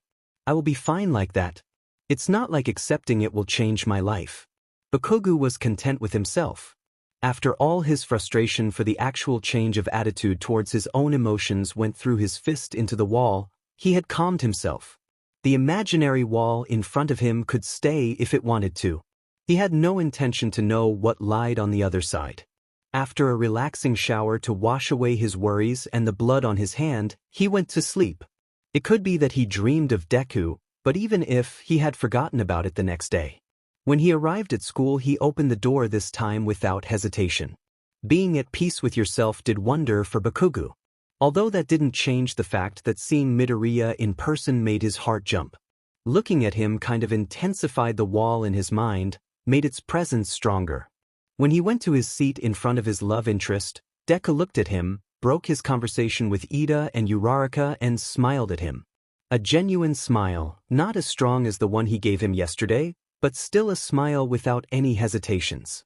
"I will not confess, that means I cannot be his fucking friend either." With that mindset, Bakugou didn't want it to return the smile, but he did anyway, well, kind of at least. It wasn't really smile, more like a smirk or grin most people would probably have interpreted as somewhat sinister. To judge by Midoriya's reaction, he was not one of those people. No one seemed like he wanted to say something, so Bakugou sat down and Midoriya got back to his seat. "Oh, looks good between the two of you," Kirishima suddenly said, leaning over Bakugou's table so only he could hear him. Surprisingly enough, Kirishima was apparently also one of a few who could see behind Bakugou's smirk. "Can they just fucking stop to suddenly standing before me? Moron hair and frog face alike." Kirishima should consider himself lucky. From the acceptance of his own feelings, Bakugou was still in a relatively good mood. Otherwise, there was a high probability that Kirishima's head would have made contact with Bakugou's desk, a harsh contact. "Fuck off," was all Bakugou said. Before Kirishima could answer, someone else beat him to it. Not my choice of words, but yes. "Kirishima, take your seat," Aizawa ordered, annoyed. The class was properly seated in mere seconds. "Good, took you long enough," he said while taking something out from under his clothes. "Today, for the foundational skill of heroics, we will," he hold up a hand big plate, "do the trial of confrontation." The class looked excited. Confrontation meant battle, and battle meant action. That's what everyone in class was after. Yesterday you found yourselves in groups and discussed your quirks. We will use the same groups today. Each group will fight only once. With 4 groups that means 2 fights. We will decide by lottery. All Might and me will be the supervisors. That was his explanation. There were still some questions open, but Bakugou couldn't care enough to ask. Same groups as yesterday. So Deku will be in my group. He wasn't entirely sure if that was a good thing or not. But I really don't want to form a group with the bastard ice freak. Bakugou clicked his tongue and then he remembered an even worse person to group up with. Fuck, the freaking amphibian is there as well. Bakugou knew that this couldn't be good. He wasn't able to read her at all, but on the contrary he seemed to be an open book for her. There was no way he could let her see his change in approaching his little emotional problem.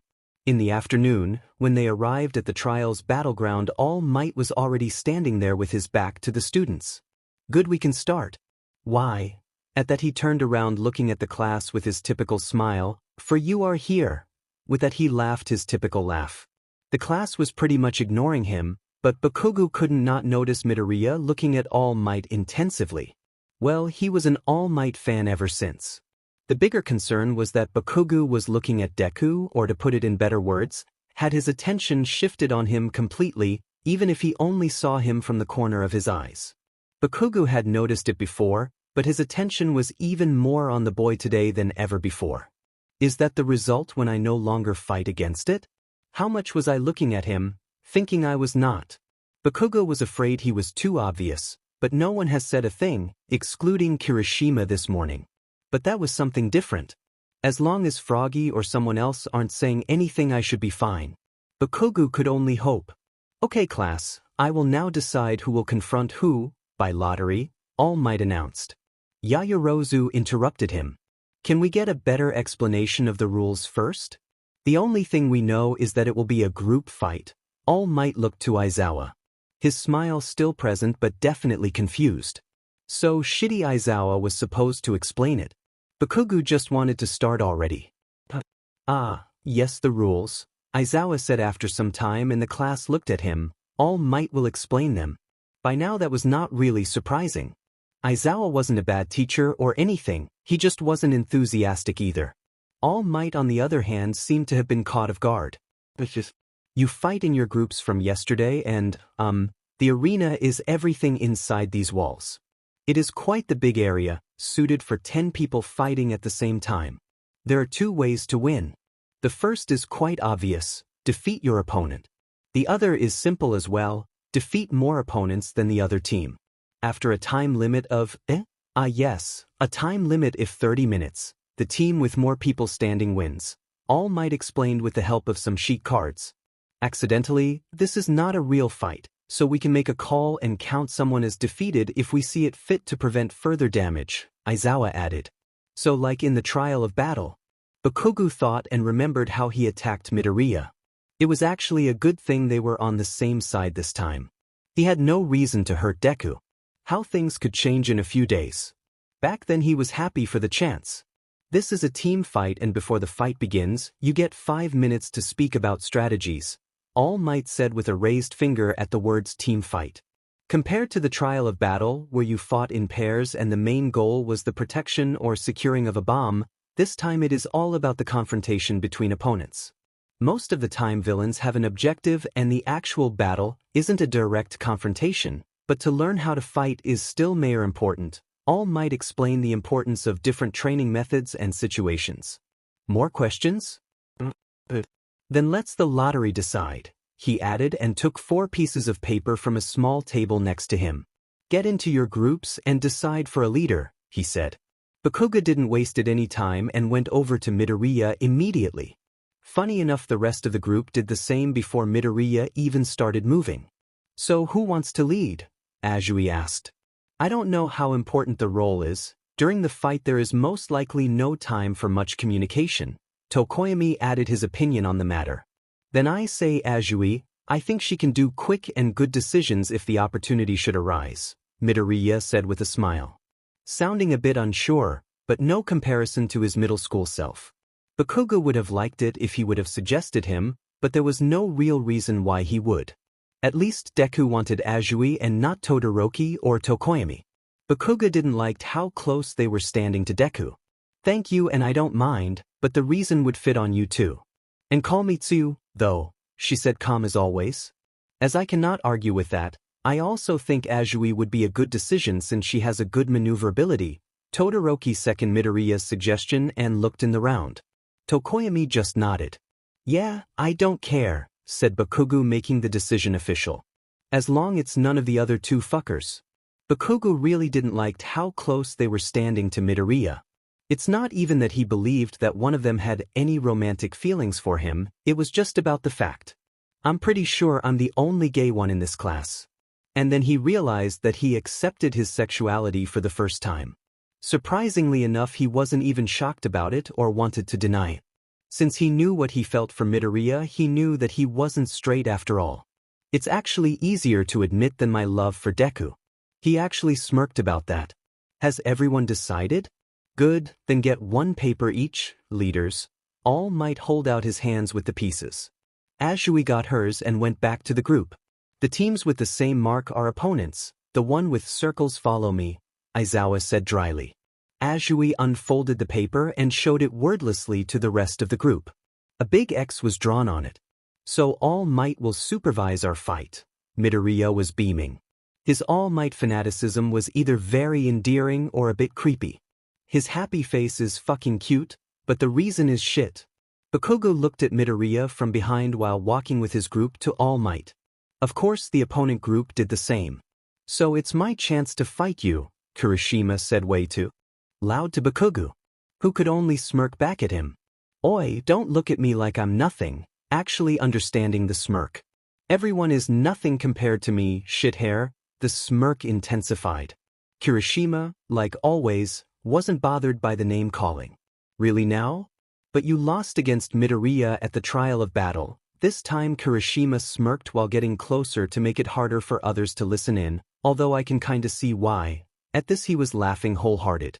Bakugou wanted to make some witty remark, but thinking about the fight again brought back memories of his hesitation and Midoriya in general. Especially the last one was a reason to be careful with his wording, else he wanted to reveal secrets again. Therefore he was only looking intimidating at Kirishima and with a declaration of war not so subtly hidden in his eyes. And Kirishima understood, at least he acted like he did. Smirking back and then joining the rest of his group. Kirishima's other members were Yaoyorozu Momo, Ida Tenya, Kaminari Denki and Jirokyuka. No one Bakugou didn't minded to beat up. Considering that there was only one person in class he actually didn't wanted to beat up and that person was in his group, it wasn't really surprising. I will not hold back, Bakugou heard someone saying behind him. It was Ida talking to Midoriya. I know, and neither will I, the smaller boy answered with determination. That's right, we will win this shit. Bakugou would win on his own if necessary. But he noticed something else. He will not hold back? Images of the other group attacking Midoriya and Midoriya using his quirk in defense came to his mind. Both resulted in Midoriya hurt badly. The latter even worse than the former. Of course he knew that Midoriya wanted to be a hero and that wounds were part of the job description, but if he didn't like seeing Midoriya hurt he didn't like it. Of course he wasn't talking about scratches and a little blood, he was thinking about a lot of broken bones and scarfs inducing wounds. Well, I just have to beat all the fuckers before that will happen. Confident and really hungry for some action he made his mind up. Okay, everyone get in your positions, then you've some time for preparations. On my signal the fight will start. All Might explained the rest and hushed both groups to the entrance of the test area. After reaching their start position, Azui quickly started to take the lead. All right, we don't have much time. So let's make this quick. She started. Midoriya, you should stay out of the fight for the most time, with someone being close by. Your quirk is powerful but risky. If you get tricked into using it wrong you will be almost useless for the rest. As always, she wasn't mincing her words at all. Midoriya looked a bit down. Bakugou wasn't sure if that was because he wanted to fight too, or because he was unhappy with himself because of his lack of control. Probably both. Bakugou looked at him intensively. And the longer he looked the more he felt that wall in his mind, like it's blocking him to see what he should do now. He couldn't understand what that might be, though, and didn't linger on it. I guess you're right, Midoriya answered quite quickly changing into his thinking pose. We should consider you a secret weapon. One attack from you at the end of time could change the complete outcome. Todoroki offered a more kind explanation to what Azui probably meant. Since there was no way Midoriya wouldn't want to add to the success of the group, Bakugou guessed that he had thought something along that line too. Nonetheless, Deku smiled at Todoroki gratefully. Bakugou didn't like it. Seeing Deku smiling? Seeing Deku smiling at unwanted, annoying people? He's just too freaking friendly to everyone. Bakugou knew that this everyone included himself, but still got a warm feeling whenever Deku was smiling at him. Good, then let's Bakugou be the protector, Azui went on. Wait, what? Bakugou wanted to beat someone up and not stand back. On the other hand, that would mean being close to Midoriya a bit more. And I can make sure there will be no one who wants to not hold back. With that perspective, he didn't mind staying back. Was Froggy doing this on purpose again? Bakugou really couldn't tell. Yeah, sure. I will kill any fucker who gets close. His smirk was devilish, but the others were indifferent, except Deku. You don't have to go this far, Kaken, he said softly. It sounded mostly sarcastic, but some of it left no doubt that he believed that Bakugou would actually go for the kill. Well, Deku knew Bakugou the best of them all, and he knew how he can be, even if he had changed lately. Hey, there is a chance that they will survive, if they aren't completely incompetent. The smirk got softer while looking at Midoriya, but was still showing some bloodlust. Alright, then let Tokoyami and me be the vanguard attacking from two sides. You can mediate in the middle between us with your mobility, Todoroki offered his idea. But let us not get too far from each other. We should still be able to come to help if necessary. Tokoyami agreed to Todoroki with his own advice. Midoriya, Todoroki and Azui nodded. Bakugou was just still smirking, kind of hoping that someone will be able to get past the vanguard. Alright, everyone. Preparation time is over. The fight will start now, All Might said over the intercom. Good, let's move as planned, Todoroki said while dashing forward. Azui and Tokoyami doing the same. Bakugou and Midoriya stood still for a bit.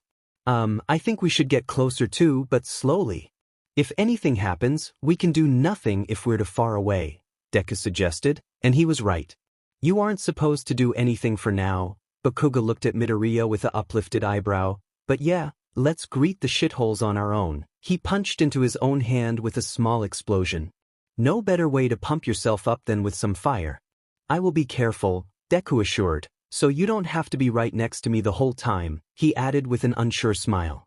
Right? Don't go and break your arm for nothing, Bakugou answered without looking at Midoriya. He felt like he just got caught in some unorthodox behavior and Midoriya would be able to see right through him if he looked him in the face. Bakugou quickened his pace to get some distance between the two of them, without getting too far away. After some time he was pretty much alone, even though he could still see Midoriya farther down a little hill. From his position, he could also see Tokoyami engaged in battle with Kaminari and Yaoyorozu with Azui running towards him to help. He wasn't able to see Todoroki or the last three members of the opponents. There were different options. First, they could be confronting Todoroki. That was quite unlikely seeing as Azui went to Tokoyami's aid and not his.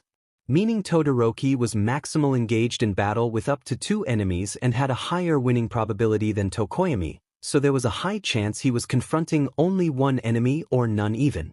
Meaning there was a chance that three enemies were drawing closer to Midoriya and him from different position. Knowing where Tokoyami and Azui were and the route Todoroki took, there was mostly only one last possible way to get there. Bakugou quickly went back to Midoriya. Where he was standing right now, whoever came close would spot him immediately. He could see someone approaching and approaching fast. That someone split at some point in two, with one person still edging closer to Midoriya who was on full alert, but had no chance of seeing his attacker from his position. The other went in another direction, so Bakugou couldn't care right now. Both, the attacker who could be identified as Kirishima now and Bakugou were close to Midoriya. To judge from Kirishima's behavior, he hasn't noticed Bakugou yet. Yaoyorozu sure knew you would stay behind.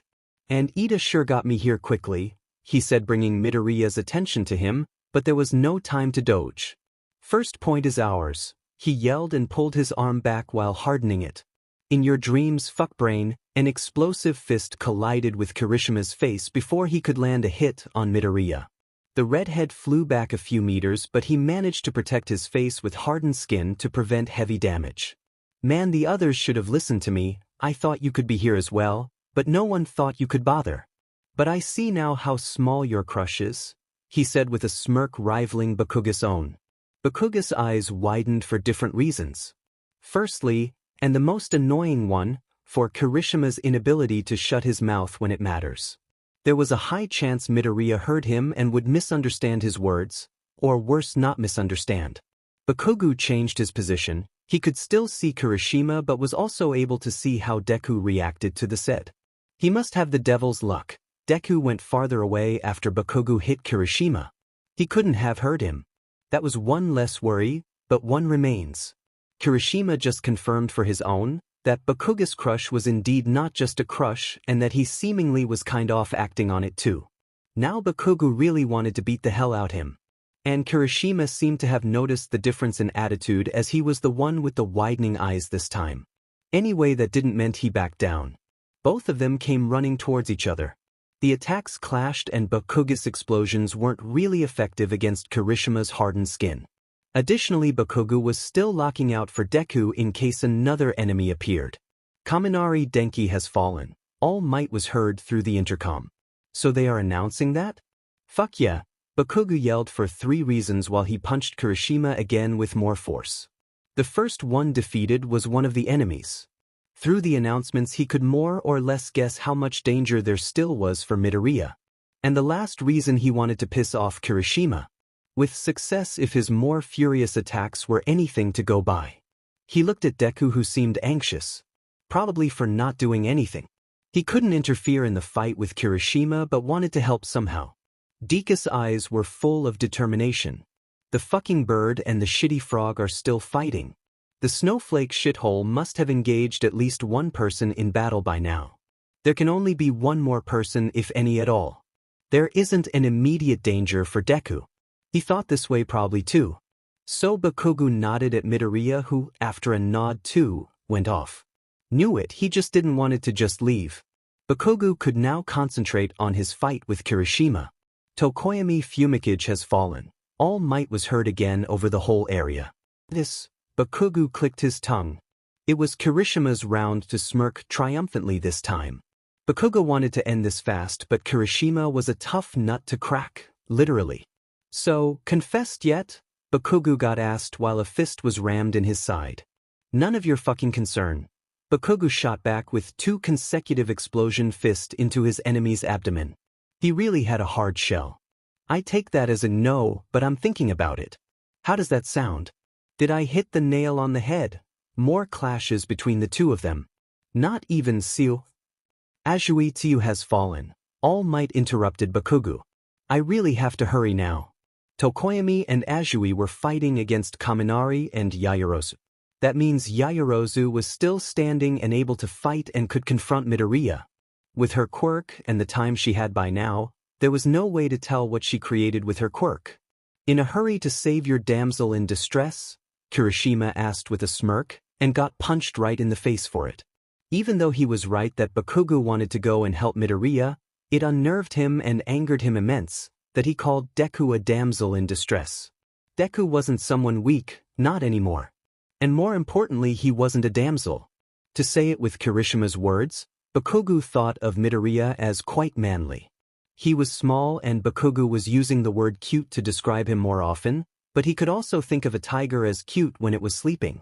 Since Midoriya got to Yui, he was even standing up for himself much more. Even when he first realized that his feelings for him were more than friendship, he knew that it wasn't because he saw him as some petite being, but as a kind-hearted person willing to sacrifice himself for others. What kind of damsel would do that? That really got Bakugou in gear, and Kirishima was confronted with a barrel of explosions which even his armor couldn't stand up to. The outcome was inevitable. Kirishima Aijuru has fallen. All Might announced what Bakugou could see in front of his eyes. Now looking for Deku. Bakugou sprinted off, up a big hill to oversee the whole area. He could see Todoroki fighting against Jiraiya. The fight couldn't have been started long ago, there was too little ice all around. Kaken, he heard Midoriya yell. He came running up towards him. Quick Kaken, you have to propel me high in the air in this direction, he said without explanation, pointing a bit farther from Todoroki's fight. Why? Bakugou asked, confused. To stop Ida and Yaoyorozu. Hurry or we will lose, that was all the explanation Deku gave him, but that was fine with Bakugou. He would trust him. Get on my back and hold tight, Bakugou ordered. Deku did as told. The feeling of Deku pressing tight against his own buddy was really nice. It was incomparable to the feeling from receiving an honest smile from the boy. He cursed the situation they were in. He wished he could bath in this feeling a bit longer. His mind was screaming that the key to that was lying behind this damn wall as well. But at the moment he had more important things to attend to.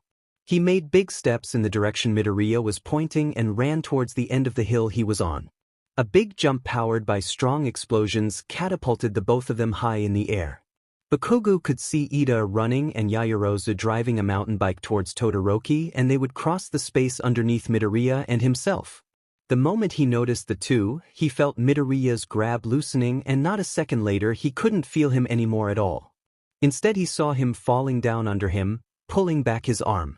Shortly before Ida and Yaoyorozu were directly underneath them, Midoriya screamed. Detroit smash, and his arm whipped down fast.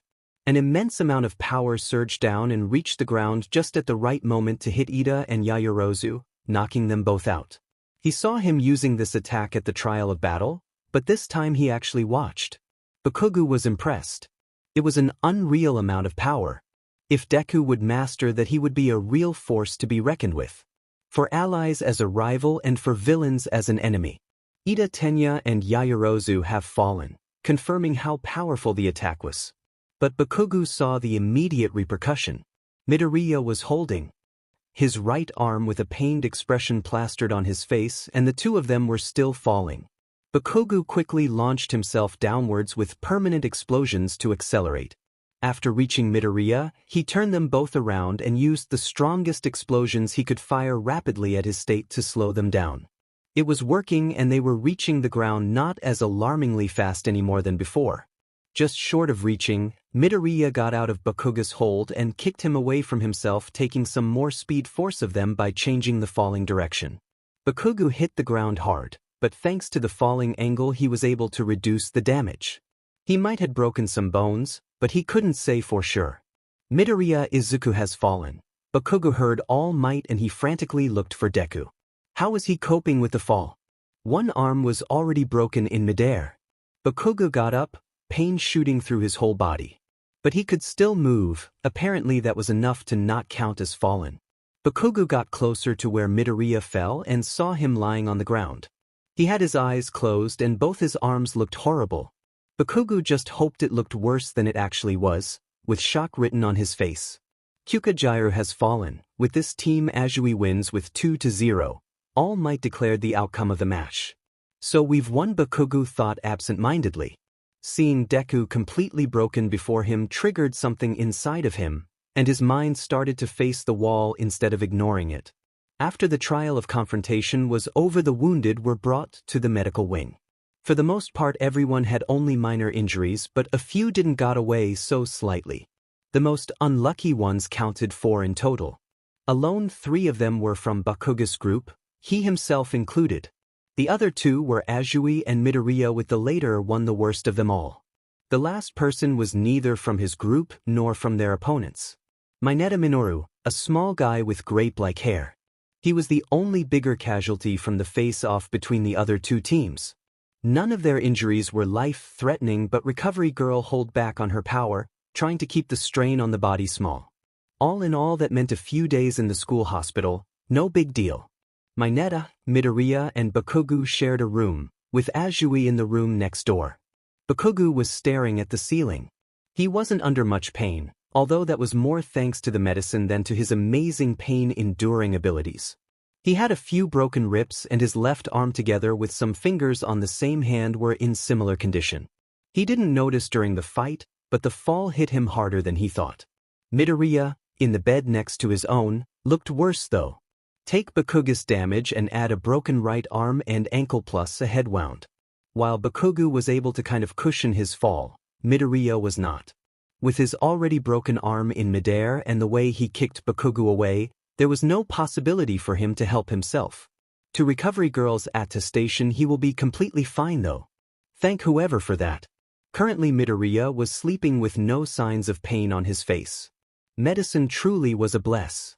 The last patient, in the bed across from Bakugou, on the other hand, was winding in bed, clutching the bed sheets hard. He seemed like in a lot of pain, even though Bakugou didn't know or saw any major damage. As if he was waiting for the sign, Mineta suddenly jerked upwards, panting heavy. What a terrible dream, he said between breaths. It was only a nightmare? Why the fuck is he even here? Bakugou thought of Mineta as annoying and pathetic. Sometimes he wondered how he made it into heroics. Bakugou was looking at the small guy with some kind of disgust on his face. When Mineta saw him, he seemed to misunderstand the reason for that look. Oh, did I woke you up? Sorry about that, he said without looking really apologizing. Bakugou just wanted to lie back down again, but he was curious. Why are you here? Bakugou asked, completely disregarding Mineta's kind of apology. Mineta looked at him as if Bakugou was an idiot. Because I'm wounded, of course. Mineta sounded like the answer was clear. Bakugou wanted to rip his face apart. Out of consideration for the sleeping Midoriya just 2 meters away and his own injuries, he didn't jump over to burn the grapes on Mineta's head into nothingness. Shithead. What wounds? Look at Deku and myself and then take a look at your fucking self. Bakugou already regretted to have talked to Mineta to begin with. Mineta took a look at both of them. Covered in bandages and bound in casts. Then he took a look at himself. Not one bandage was seen. You really got beaten up, huh? He finally said with a smirk. Did your team lose as well? Sure looks like it. Midoriya would probably forgive him for waking him up, and Bakugou could still move one arm. It wouldn't be difficult to blast Mineta's head off. Bakugou was considering it, he truly was. We've won Ball's head, that got rid of Mineta's smirk and that in return brought one to Bakugou. Before anything else could have been said, the door to their room opened and Recovery Girl came in. Just some checkups, she said and went to Midoriya's bed first. He was still in deep slumber and Recovery Girl moved gently, trying not to wake him up. Bakugou looked over to Midoriya's bed, attention undivided. During Midoriya's checkup, he was looking for any sign that could mean some kind of bad news. But Recovery Girl didn't let anything on and everything seemed to be all right. Bakugou took a breath of relief. Then came his checkup. Recovery Girl probed at his arms and ribs a bit, but beside a light sting everything was fine. He didn't really care about himself that much. You will be healed soon enough, she said before going over to Mineta. She stood next to his bed and ordered him to turn his back to him. There Bakugou saw it, a slightly bigger than normal band-aid was plastered on the back of his head. That's it? Got a fucking bump on your head? Bakugou could only imagine how boring the other fight must have been. Hee, and from friendly fire too. He got a mild concussion though, Recovery Girl said snickering. Putting a new band-aid on the small wound. What? Stood in the way of the others? Bakugou couldn't not smirk. The only big causality on the other teams was through friendly fire. How could you not call this hilarious? No, he got hit on purpose, Recovery Girl explained, making everything even better. Mineta meanwhile was glaring at her, to no avail. Well, that's all. Mineta, you can leave tomorrow. You two have to stay a bit longer, especially Midoriya, she informed the two awake ones and left the room. There was a moment of silence with Bakugou still smirking and Mineta looking a bit disturbed. Maybe he knew what Bakugou was going to ask next. So, why the fuck were yo? I followed the instincts of a man, Mineta interrupted him. He really knew what he was going to say. Even though that explained nothing. But Bakugou didn't have to wait long.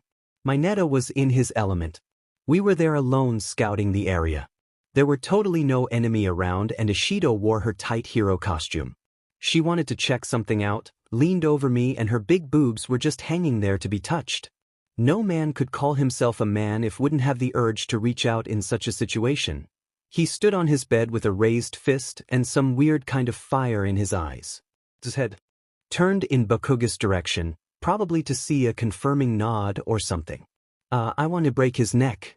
Mineta was obviously looking at the wrong person.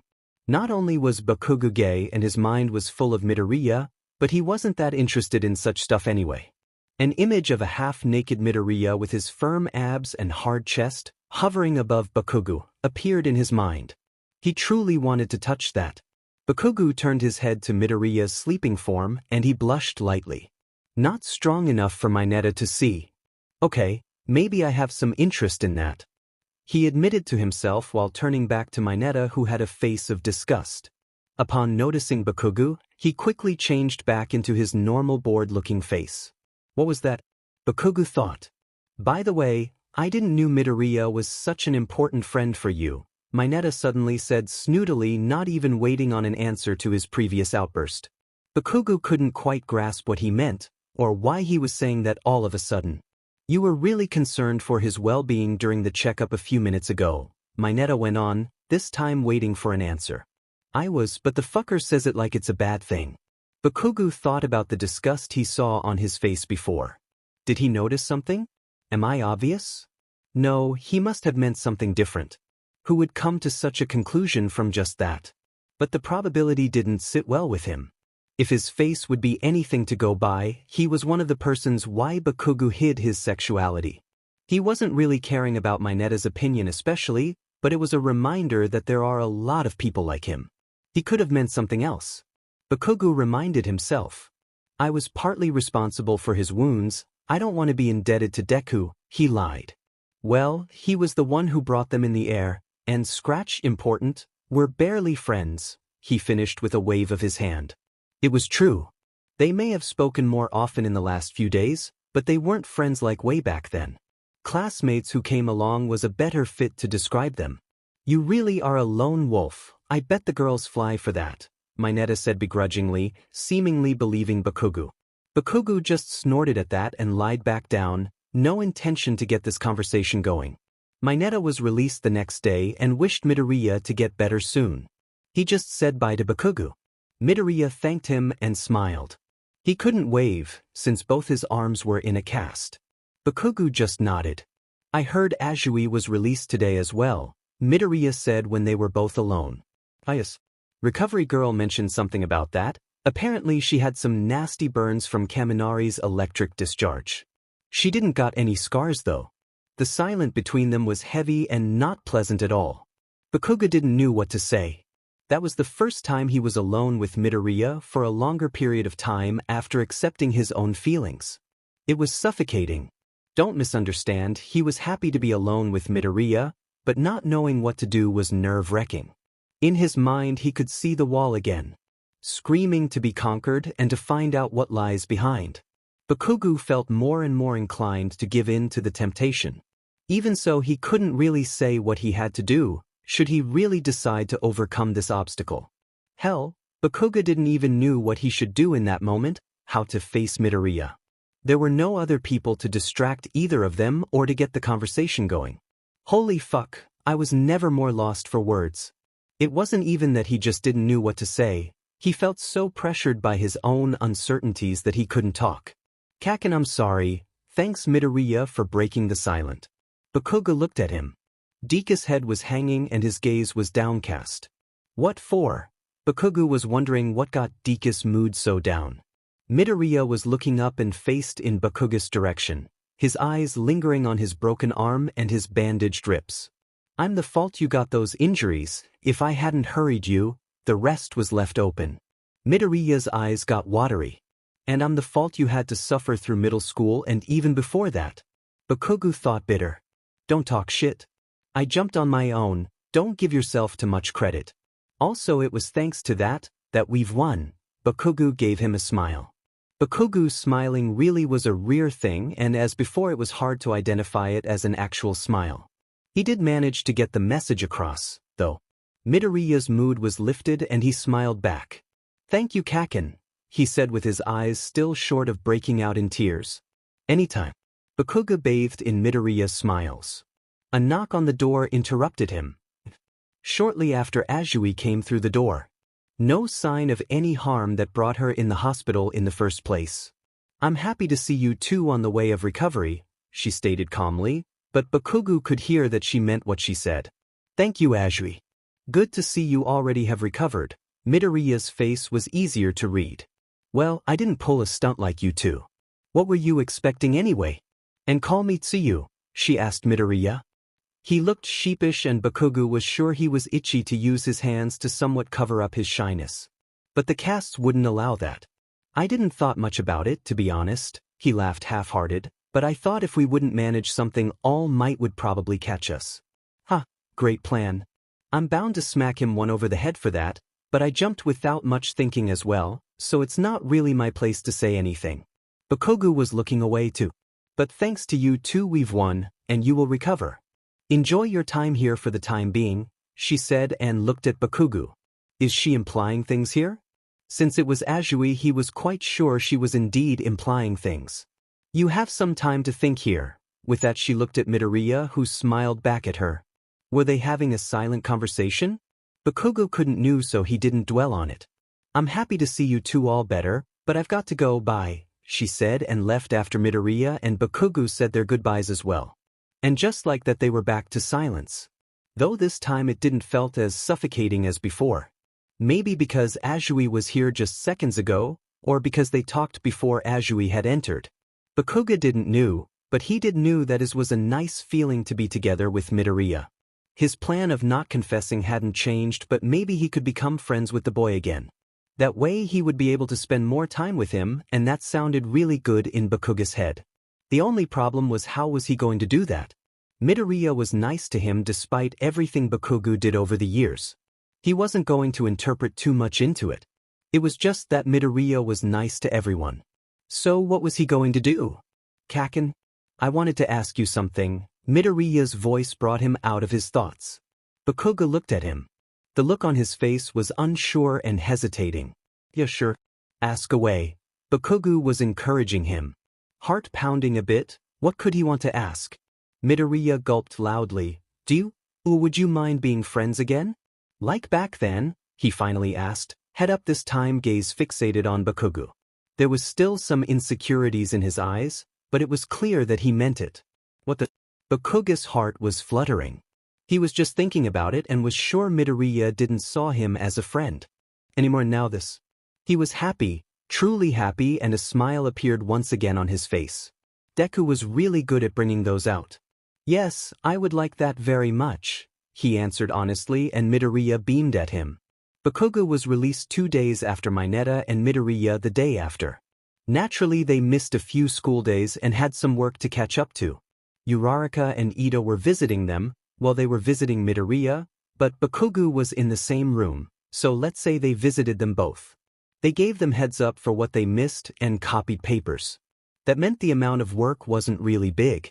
The more annoying thing was that they missed out on the trial of infiltration. It was a task which gave a lot of credits, like all the foundational skills of heroics did. Since it was a task for pairs, the teachers decided to do the trial during Midoriya's and Bakugou's hospital stay. That way, they would be able to redo the task.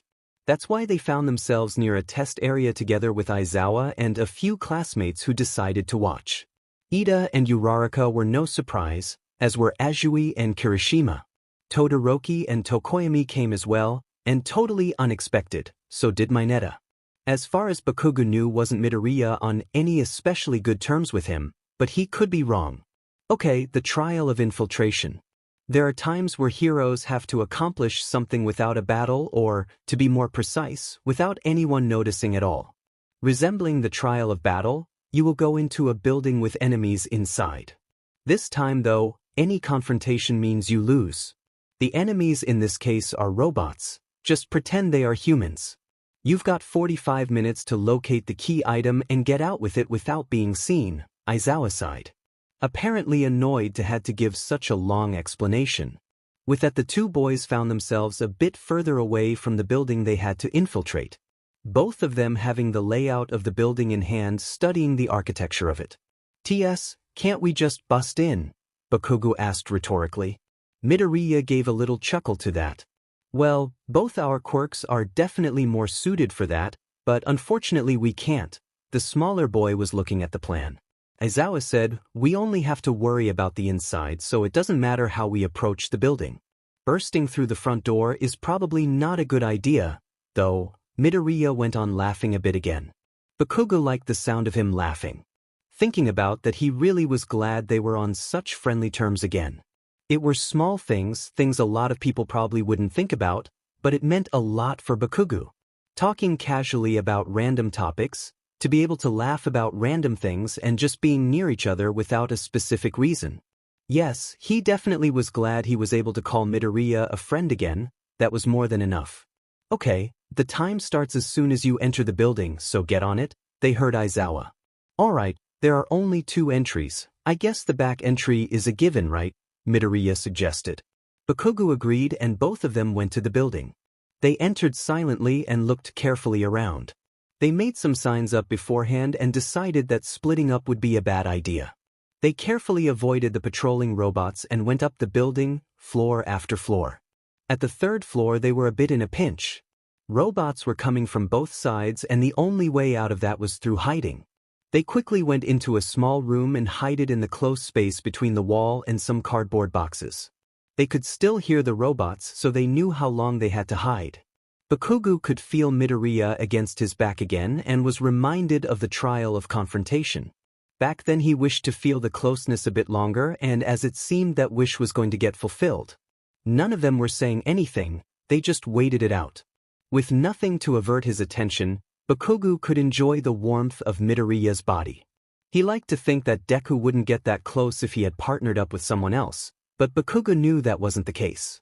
Nonetheless, he enjoyed it. Midoriya leaned a bit forwards and Bakugou could feel his breath on his neck. Only then he realized how close they really were. Fuck, if I would have known how good that feels, I wouldn't have tried to escape from my feelings. If we would have stayed friends, I could have felt that closeness way earlier. Bakugou really was happy that they were friends again. He could barely concentrate on anything else beside the breath on his neck, the spreading warmth on his back, and his accelerating heartbeat. In fact, his heart pounded so hard he was afraid it could be heard on the other side of the wall. The warmth as well got much stronger and Bakugou could feel his face reddening. The sounds of the robots got quieter, a sign for Midoriya and Bakugou that they soon would be able to get out of their hiding spot. Bakugou was torn about that. He wanted to feel Midoriya longer like that, but on the other hand he felt like he was starting to lose control over something. Bakugou wasn't sure what that something was. I guess it's clear now, Midoriya whispered into Bakugou's ear. That sent a chill through his body, a nice and welcoming chill. Despite that, Bakugou quickly got out behind the cardboard boxes and away from the weird sensation he just felt. Yeah, the fuckers took their sweet time. Bakugou tried to get his attention back on the task at hand and to get rid of his red face. It worked, but his heartbeat was still a bit faster than usual. The rest of the infiltration was rather low-key. Unfortunately, they didn't make it in time. They got to the key item just fine and the way back down went well too. But it broke their neck that none of them could actually use their quirk for anything, and so they were just 2 people sneaking around without any significant advantages. Well, that showed you that your quirk isn't everything. Reflect about that, but also think about possible ways you may have been able to use your quirk in retrospective. Aizawa gave them some advice. Midoriya listened earnestly. Bakugou didn't really care. That type of mission was just not his thing, even so he was pissed that they lost the trial. Fucking sneaking around. I could have just ripped those as shit robots in half and then there would be no one who would have noticed us as well, Bakugou growled while they were changing out of their uniforms. Yes, you could probably do that, Midoriya laughed again, but what threw us out was probably the long time we had to hide, he added a bit sulky. Oi, Bakugou said, wanting to cheer Midoriya up or something. He turned around. He knew they were in the changing room, but he still hadn't thought about it. Midoriya was nearly naked. Since his hero costume was a jumpsuit, he had to take it completely off before he could change into anything else. He was in the middle of stepping out of his trousers. That meant he was basically standing there in only his underwear. Bakugou had seen him change before, of course he had. But this was the first time he was alone with him. Bakugou couldn't stop staring. Midoriya was really well sculpted and his black boxer briefs clung tight to his body. Bakugou remembered Mineta's words of wanting to reach out. Back then he thought about Midoriya's body too, but actually seeing him half-naked intensified that desire not only a bit. Get a grip. That's not what you want. But Bakugou couldn't avert his eyes. They were on good terms right now.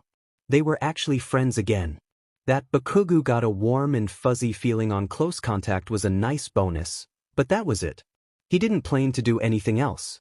So why wasn't he able to look away? His eyes were scanning Midoriya, trying to remember as much as possible. His heart was already beating way too hard again, and he got sweaty. Your friends, fuck damn it. Bakugou didn't want to lose what he had with Midoriya right now.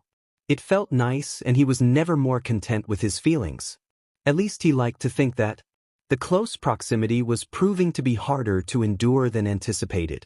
No, this is just for now, because it's new. Bakugou didn't exactly want to lose his feelings for Midoriya, they were nice after all. That didn't mean that they needed to get stronger, though. Bakugou noticed that he was doing the same as before. The only difference was that instead of trying to forget about the feelings completely, he was trying to hold them at bay. That shit again. I know it's not going to work, but what the fuck am I supposed to do? Bakugou didn't know, but he still knew he didn't want it to get out of hand. Therefore he was really glad that Midoriya was putting his shirt on and the trousers soon after. It was easier to avert his eyes from a clothed Deku than a close to naked one. Don't think about it, for now. Bakugou would get to that later. After all, it wasn't a problem all the time. He hadn't had thoughts like that when they were in the hospital for 2 days. They weren't there before that, and now it only came to mind when they were really close or Deku was showing more skin than usual. Both not really situations he will come across often. That sure took a load of his mind, and he finished dressing. On their way home they talked a bit about the trial, and Bakugou was glad that he didn't thought about anything weird again. "Wanna meet somewhere tomorrow to get over the schoolwork we missed?" Midoriya asked after a while. Bakugou was taken back. Albeit it was only doing schoolwork, that would be the first time they met outside of school since many years ago. "Sure, where?" Bakugou sounded nonchalant, but his heart was already getting out of tact again. "I don't know, we can stay in school or go to one of our houses," Midoriya suggested. Bakugou was thinking about that. He didn't really want to stay in the school, but going to Midoriya's house didn't sounded good as well. Well, to be honest, he really wanted to go to his, but he just thought about his unwanted desires from the changing room and came to the conclusion that visiting his home wouldn't help. "We can go to my house, it isn't as loud as in the fucking school at least," Bakugou offered after he finished his inner debate. "That sounds good. Well then, we will see each other tomorrow." Midoriya smiled at him and waved goodbye when they reached their parting point. Bakugou simply raised his hand to acknowledge it. Seeing each other tomorrow. Who would have thought that this could sound so good? Bakugou had to do some cleaning when he reached home. His room wasn't really dirty or messy, but there was no reason to leave a bad impression. Bakugou was in a good mood when he reached the school. When he entered the classroom, he was greeted by Kirishima immediately. "Hey, Bakugou," he yelled. "How is it going?" he said in a quiet voice, leaning a bit in, leaving no doubt what he meant with it. Bakugou's mood was dampened the moment the red hair nearly jumped in his face. Nonetheless, he still was in a good mood. "Nothing is going shit-face." Bakugou wanted to end the conversation, but Kirishima had other ideas. "I doubt that. You were really close when we visited in the medical wing. Are you sure you two aren't smooching around when no one is looking?" He grinned and made some weird pantomimic movements. Bakugou guessed were meant to resemble kissing. "We are just some fucking friends. I don't know what shit you do with your friends, and I wonder if I even want to know, but I definitely don't go around and smooch them." Bakugou's mood wasn't rising at all. But talking about kissing fed his mind with images. Midoriya's face real close, his eyes focusing on Bakugou with approval and want before slowly closing them. Bakugou would lean in and taste Midoriya's lips on his own. He already felt his heartbeat quickening and the feelings from yesterday came back. Thanks to Kirishima, to be so annoying that Bakugou quickly got a grab on reality again. "Man, you really need to man up a bit," he said laughing and gave Bakugou a claps on his back. "I will gladly blow your head into pieces, if that is manly enough for you, shitrag." Bakugou had enough of him and just shoved him aside and went to his seat. This time though he stopped at Midoriya's, who was talking with Uraraka and Ida, like always. "Good morning, Kaken." Midoriya smiled upon seeing him. "Good morning, Bakugou." The other two followed.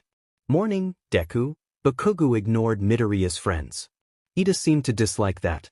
"Don't just ignore people who greeted you. You're giving others a bad impression of UE students." As always, Ida was as stuck up as ever. Bakugou was already behaving way friendlier than he would normally. They were Deku's friends after all. Yes. Hello, he said to both of them unenthusiastic. Ida seemed like he wanted to say something again, but Uraraka was faster. "No, Deku, do you need help with the schoolwork? I don't mind helping you out," she offered. "No chance, Roundface. He has already asked me." That thought kind of frightened Bakugou as much as it was satisfying. It sounded like he thought of Uraraka as some kind of rival, and that was not something that fitted into his not confessing plan. But the thought of Midoriya and Uraraka as a couple didn't sit well with him at all. "Thank you very much," Deku answered to her offer. "What the fuck? We were going to meet for that shit." Bakugou was shocked. "But I already made plans with Kaken," Midoriya added. A wave of relief came over Bakugou. He really thought Deku had already changed his mind, or had forgotten about it entirely. "Oh, but I can help you two out," Uraraka offered again. "Fuck of bitch, you're not coming to my house." Bakugou didn't want anyone to come with them, but if Midoriya said yes, how could he refuse without being too obvious? "That's not necessary, it is not too much after all." "But thank you for the offer," Midoriya declined, and Bakugou couldn't help to put on a small smirk of satisfaction. On their way to Bakugou's home, they were mostly silent. It wasn't a bad sort of silence, more like the one between long friends who didn't need to talk to feel at ease. Bakugou liked that thought. At the same time, though, his heart began beating faster again. He wasn't sure what could be the reason for that, but it didn't calm down at all for the whole way. When they reached his home and his mother opened the door, it felt like a weight was taken off his shoulders. "I'm home," Bakugou said. He was surprisingly well-mannered at home. "Welcome back." His mother let him in, noticing Midoriya. "Oh, is that you, Izuku? You didn't came over in forever," she nearly squealed. Well, Bakugou wasn't the type of person who brought friends over very often. And in addition to that, it was a friend from his childhood days. What made matters worse, Bakugou had talked to his mother about his weird feeling for the boy when it just started. Back then he didn't understood them and he hadn't talked about it ever since, so he wasn't sure if his mother remembered anything from it, and he couldn't remember how she answered back then. "Ah yes, long time no see, Mrs. Bakugou. I hope I'm not intruding," Midoriya greeted her politely with a bow. "Of course not, come on in. Are you going to eat here? What would you like?" Bakugou's mother was guiding Deku in with a light push on his back. She really seemed overjoyed that he came over. "If you don't mind, I will gladly take you up on that offer, and I'm fine with anything," the black-haired boy thanked her and put on a small smile. "I would never mind." "So, what are you guys going to do?" His mother was truly in her happy mode. Bakugou loved his mother, but that was embarrassing. "Schoolwork," he simply answered. "Come Deku, we will go to my room," and he quickly guided him upstairs. Midoriya thanked his mother once again. When they got to his room, Bakugou let out a sigh. His mother could be quite exhausting sometimes. If worst comes to worst, she would have talked about his childhood days and what good friends they were back then. She was one of those moms, and Bakugou could do without that. "Sit down wherever, I will quickly change into more comfortable clothes." He shifted his attention back to Midoriya and pointed to his room in general. It wasn't a big room, but he had a small table at which they could work at. Midoriya sat down at the table and started to get his stuff out. Bakugou went to his wardrobe and started to take off his shirt. His mind drifted away and landed on the thoughts of him kissing Midoriya. The images took a turn for the worse.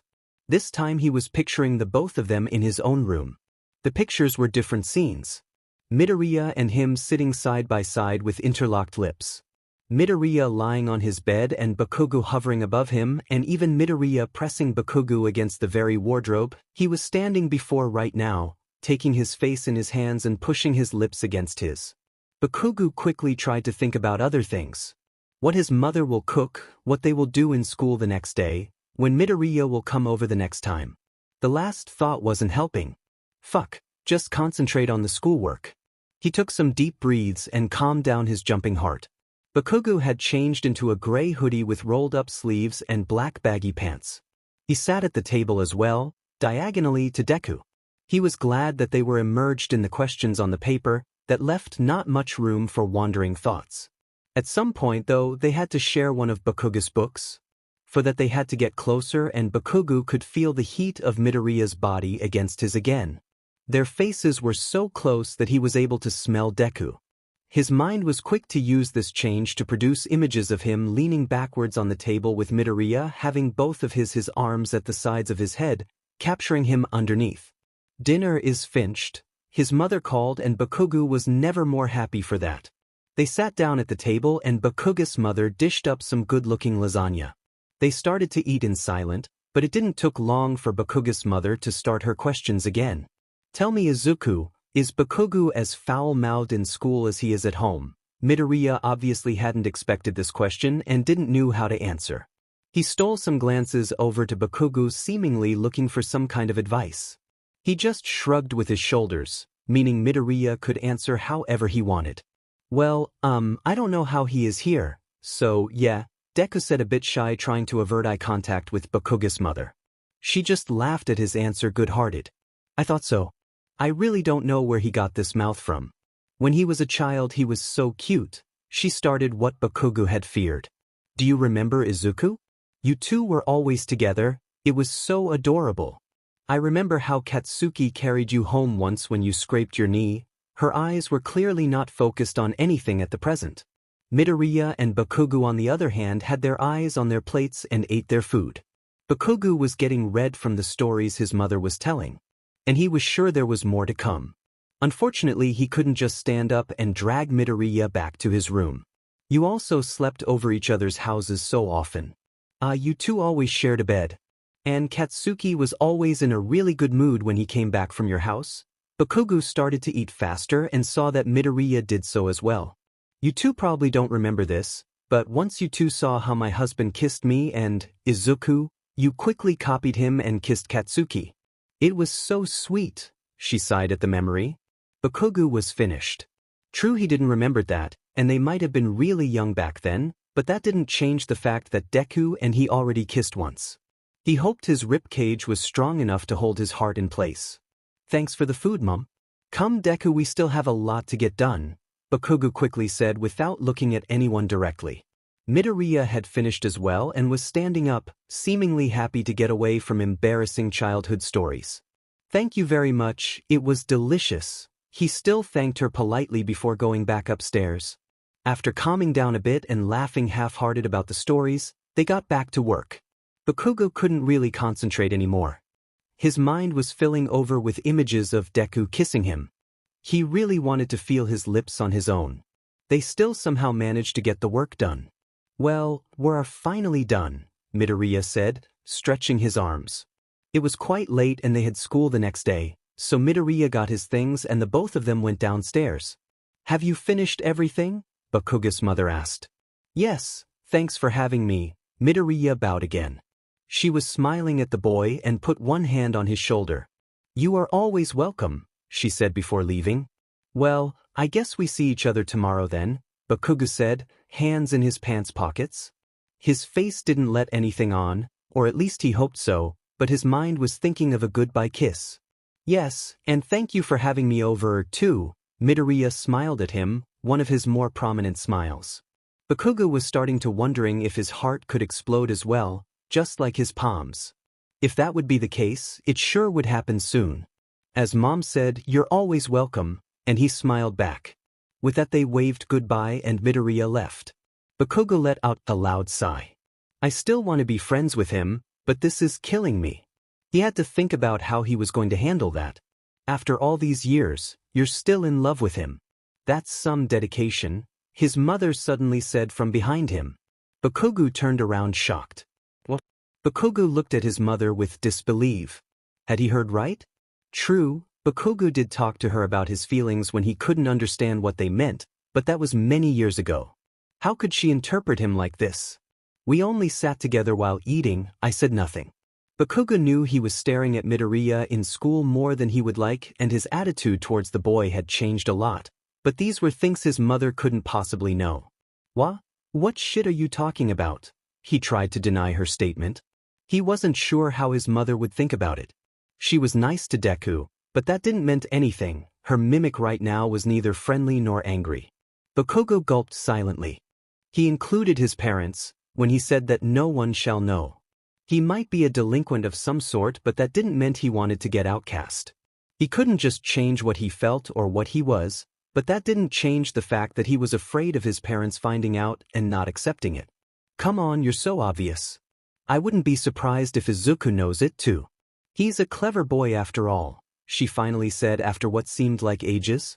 Her face took on a big warm smile. Bakugou was relieved after seeing that. It was a good thing his mother was supportive. But what she said didn't felt good at all. What the fuck, I'm not obvious, not even denying his affection anymore, and Deku does not know. Or does he? Fuck no, he doesn't. I'm normal around him. Friendlier, but that's it. The thought that Deku could know sent shivers down his spine. He didn't want him to know, that would make everything more complicated than necessary. But if he really already knows, wouldn't that mean it doesn't matter to him? And that thought was nice and terrifying at the same time. It would mean that he could be friends with him and be near him without the need to hide anything.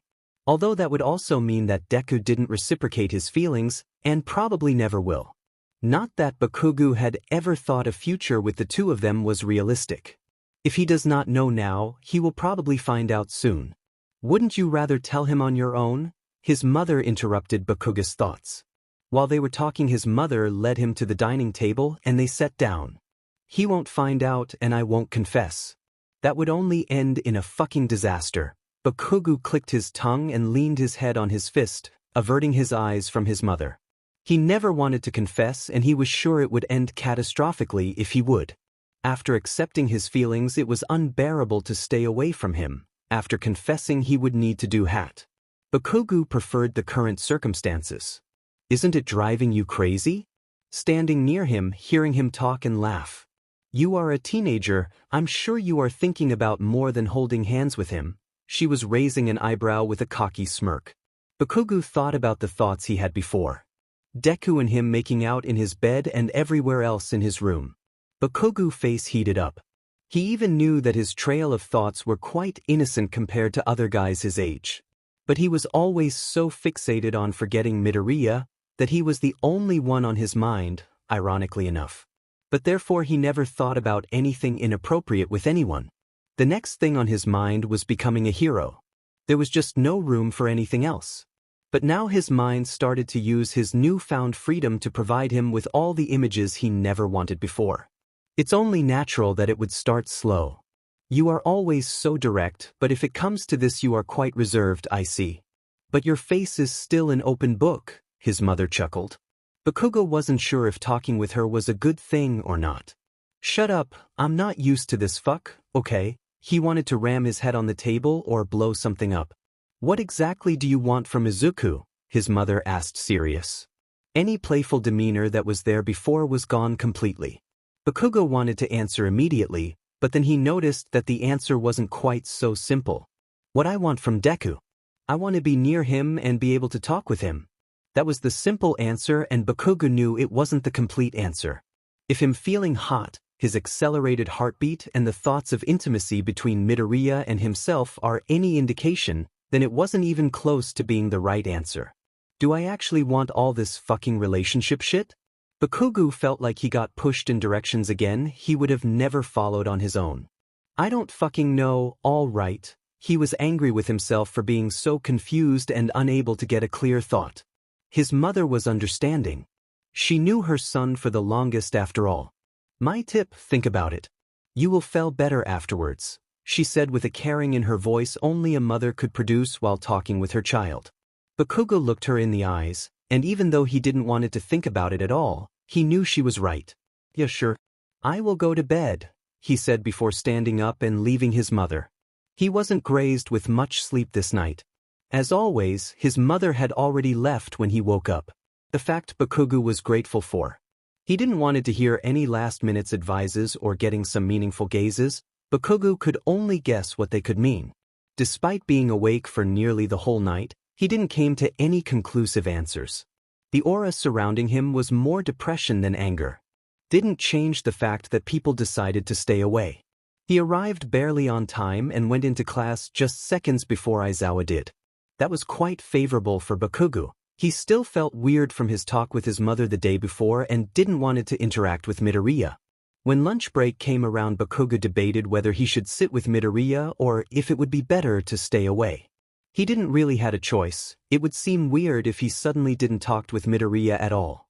There he was at a table with Midoriya, Uraraka and Ida on the one side and himself, Azui and Todoroki on the other. The fact that Azui was sitting next to him filled him with an uncomfortable fear. She would never do him any harm, and even if she tried, Bakugou would overpower her. The problem was that she was the most capable one to see through him. With everything he had on his mind right now, Bakugou wasn't sure he could act like normal. "Are you alright, Kaken? You are so quiet." Apparently he couldn't, and it took Midoriya only a few minutes to notice something was off. "I'm just fucking tired," he grunted back, not looking him in the eyes. As a result, he looked in Azui's direction and he noticed her all-knowing gaze on him. It might also be his imagination, but it sure felt like that. Can Frogface not mind her own business? Bakugou was feeling as if he was in a cage, Azui to his left and Midoriya across of him. Two people he couldn't quite deal with right now. "I'm sorry that I stayed over so long yesterday," Midoriya quickly apologized. Bakugou saw him bowing lightly and clicked his tongue. He dismissed the apology with a wave of his hand. "That's not the reason, he added, trying to get the conversation out of this direction. With this direction being anything relative to Deku, yesterday, his home, or himself. "Did you two manage to finish everything yesterday?" Uraraka asked Midoriya. "So much for talking about something else." Shitty round face. Bakugou still refused to look at any of them. Yes we did. Kaken and I worked through it quickly. Even though it took longer than I thought," Midoriya answered a bit sheepish. Bakugou didn't like that Midoriya was always so shy and timid when he talked with Uraraka. When is this fucking break over? Bakugou's mind was jumping back and forth between his thoughts of Midoriya and him alone and his inner debate what he actually wants from the boy. He clearly put his mother at fault for this. "I could have helped, you know." Uraraka just couldn't drop the topic, could she? Yes, no, Kaken and it was good with just the two of us." Deku was tripping over his own words. Midoriya got a bit red and Bakugou tried to ignore what he said and how Deku looked. To no avail, of course. Trying not to let it seen out the outside, he just looked bored as before, but he was afraid they will be able to hear his heart. Don't say such things with such a fucking face. His mind wasted no time connecting the words, just the two of us, with his lately reoccurring images of Deku and him making out in Bakugou's room. Bakugou was so glad when the lunch break was finally over. He was getting to his limit of what he could endure. After school, Bakugou didn't wait for Midoriya and went home on his own. That was okay. They hadn't made any plans to wait for each other or something. Bakugou didn't felt like going home. His mother was most likely there by now and he didn't want to hear any more advices from her. He was packed enough as it was. After strolling around a bit, he found himself at a small empty park. It was quite secluded and that offered him a peace of mind. He sat down on a bench and sighed. It was nice with not a soul close by. It felt really relaxing. With nothing else around, and now that some time passed since the talk with his mother, Bakugou found this to be as good enough of a moment as he will ever get to think about everything. Let's see the facts. He started in his mind and picked up a stone lying to his feet. "I'm in love with Deku. And I'm alright with that. Thanks to the fucking amphibian. I showed never interest in anyone else, especially in girls. So I'm gay, and I'm okay with that too." As before, this was the easier fact to grasp than anything else. "And lately I have these fucking images in my head." His mindset got angrier and he exploded the stone in his hand. He let the broken pieces fall down and picked up another stone. After a big exhale, he got back to his inner monologue. "I like being near him and the images aren't that bad either. They do feel nice. I just don't want them." The second stone exploded and the third stone got picked up. "Would I like to kiss Midoriya? Yes, I would fucking love to." And the next explosion occurred. He picked up the next stone when he saw someone standing in front of him. "You know, there might not live many people around here, but there are some, and you exploding stones is quite annoying," Azui said. Bakugou was now sure he had the worst luck a person can have. He went to some park in a region of the city he never visited before and who was living close to that park, of course one of the few people he really didn't wanted to see right now. To be fair, Bakugou didn't wanted to see anyone right now, but Azui was on the top of the list. "What the fuck do you want, Froggy?" Bakugou asked, annoyed, exploding the stone he just picked up on purpose. She sat next to him on the bench and looked at the burned rock pieces to Bakugou's feet. "Shouldn't I ask you that? You obviously have something on your mind, or do you often explode rocks with no reason?" she asked, and Bakugou was sure she already knew everything but for the sake of him, wanted him to say it first. Well, he wasn't going to indulge her. "Yeah, I fucking love to burn the non-existing life out of these little fuckers," he said sarcastically and picked up the next stone. "My little siblings have to go to bed soon. I would appreciate it if you would stop your pity rampage." She was apparently really annoyed at his rock exploding, even though her face has shown nothing of the sort. Bakugou wasn't an asshole just for the sake of it, so he threw the stone away. "Thank you," she said. Both of them were silent afterwards, and Bakugou thought about just going away, but knew that Azui would probably stop him. Bakugou got impatient and started to tap with his feet on the ground. After some more time, Azui looked at him. "If you don't want to say anything, I will," she started, and Bakugou thought it would come sooner or later. "First of all, I'm happy to see how close you and Midoriya have become." "It feels better than fighting it, doesn't it?" she asked, and she was right. In hindsight, all those years he spent with going against his feelings were really difficult and a bigger burden than he thought at the time. Nonetheless, what he experienced now wasn't easy either. Bakugou agreed with a slight nod. He still didn't like the fact that it was Azui, or anyone for that matter, who brought him this conclusion. He was grateful, but he didn't like it. "It seems you thought you were all right with this much," she continued, sounding a lot like the first time she confronted him with his feelings. "Since when can frogs read fucking minds? I knew why I didn't fucking wanted to talk with this shitrag." The only thing that let Bakugou keep sitting where he was the fact that he really needed an answer to his own question. "But apparently you can't handle it." She looked directly into his eyes. Bakugou felt anger rising up in him, saying that he couldn't handle it. He wanted to say something against that, but then he remembered all the time he was so close to running out of the room to get away from everything. At the trial on infiltration when Midoriya clung to his body, at his home when his mother nurtured the thought of them kissing, and today at the lunch break when he couldn't stop thinking about his mother's words. So Bakugou didn't say anything, because he couldn't handle it. He averted his eyes. That was answer enough for her, and Bakugou knew that. "You know, back then I said you should act on your feelings," she quoted herself. "I didn't meant to just accept them. And what the hell do you think I should fucking do? Just go to him tomorrow and confess?" "Yeah, that will fucking work awesomely," Bakugou yelled, a bit frustrated. He really wanted to explode a stone right now. How can fuckface even suggest such shit? He started to doubt Azui's words. "I didn't said that. I think it would be the best when you confess to him in the long run, but for now it would be already good if you could accept that you want to confess one day," Azui explained calmly, and Bakugou couldn't quite handle her. She had him figured out and knew what kind of advice he wanted to hear without knowing it himself. She was even better at it than his own mother. "I never said I want to confess," but Bakugou wasn't convinced so easily. He had his plans, and way too many of them got crushed before he even really noticed it. Therefore he had to be firm with this one. "True, and maybe you really don't want to, but that didn't changes the fact that you want have Midoriya.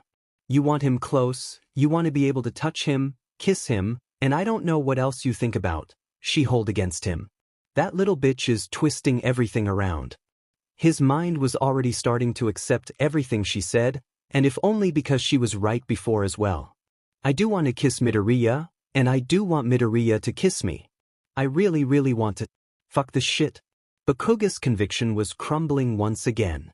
He debated quite some time, and Azui let him think about it. After some grunting, tongue clicking, and one more exploded stone, at which Azui looked at him, but didn't said anything, he finally answered. "Yes, I fucking want all that," he admitted at last. He looked at the ground begrudgingly and kind of defeated. Azui stood up. "Then act like you want it. You don't have to confess immediately, but don't run away from it either. Embrace it, and then there is always the chance that you will bring Midoriya to fall in love with you as well." She looked at him. "Well, I've got to go. See you tomorrow.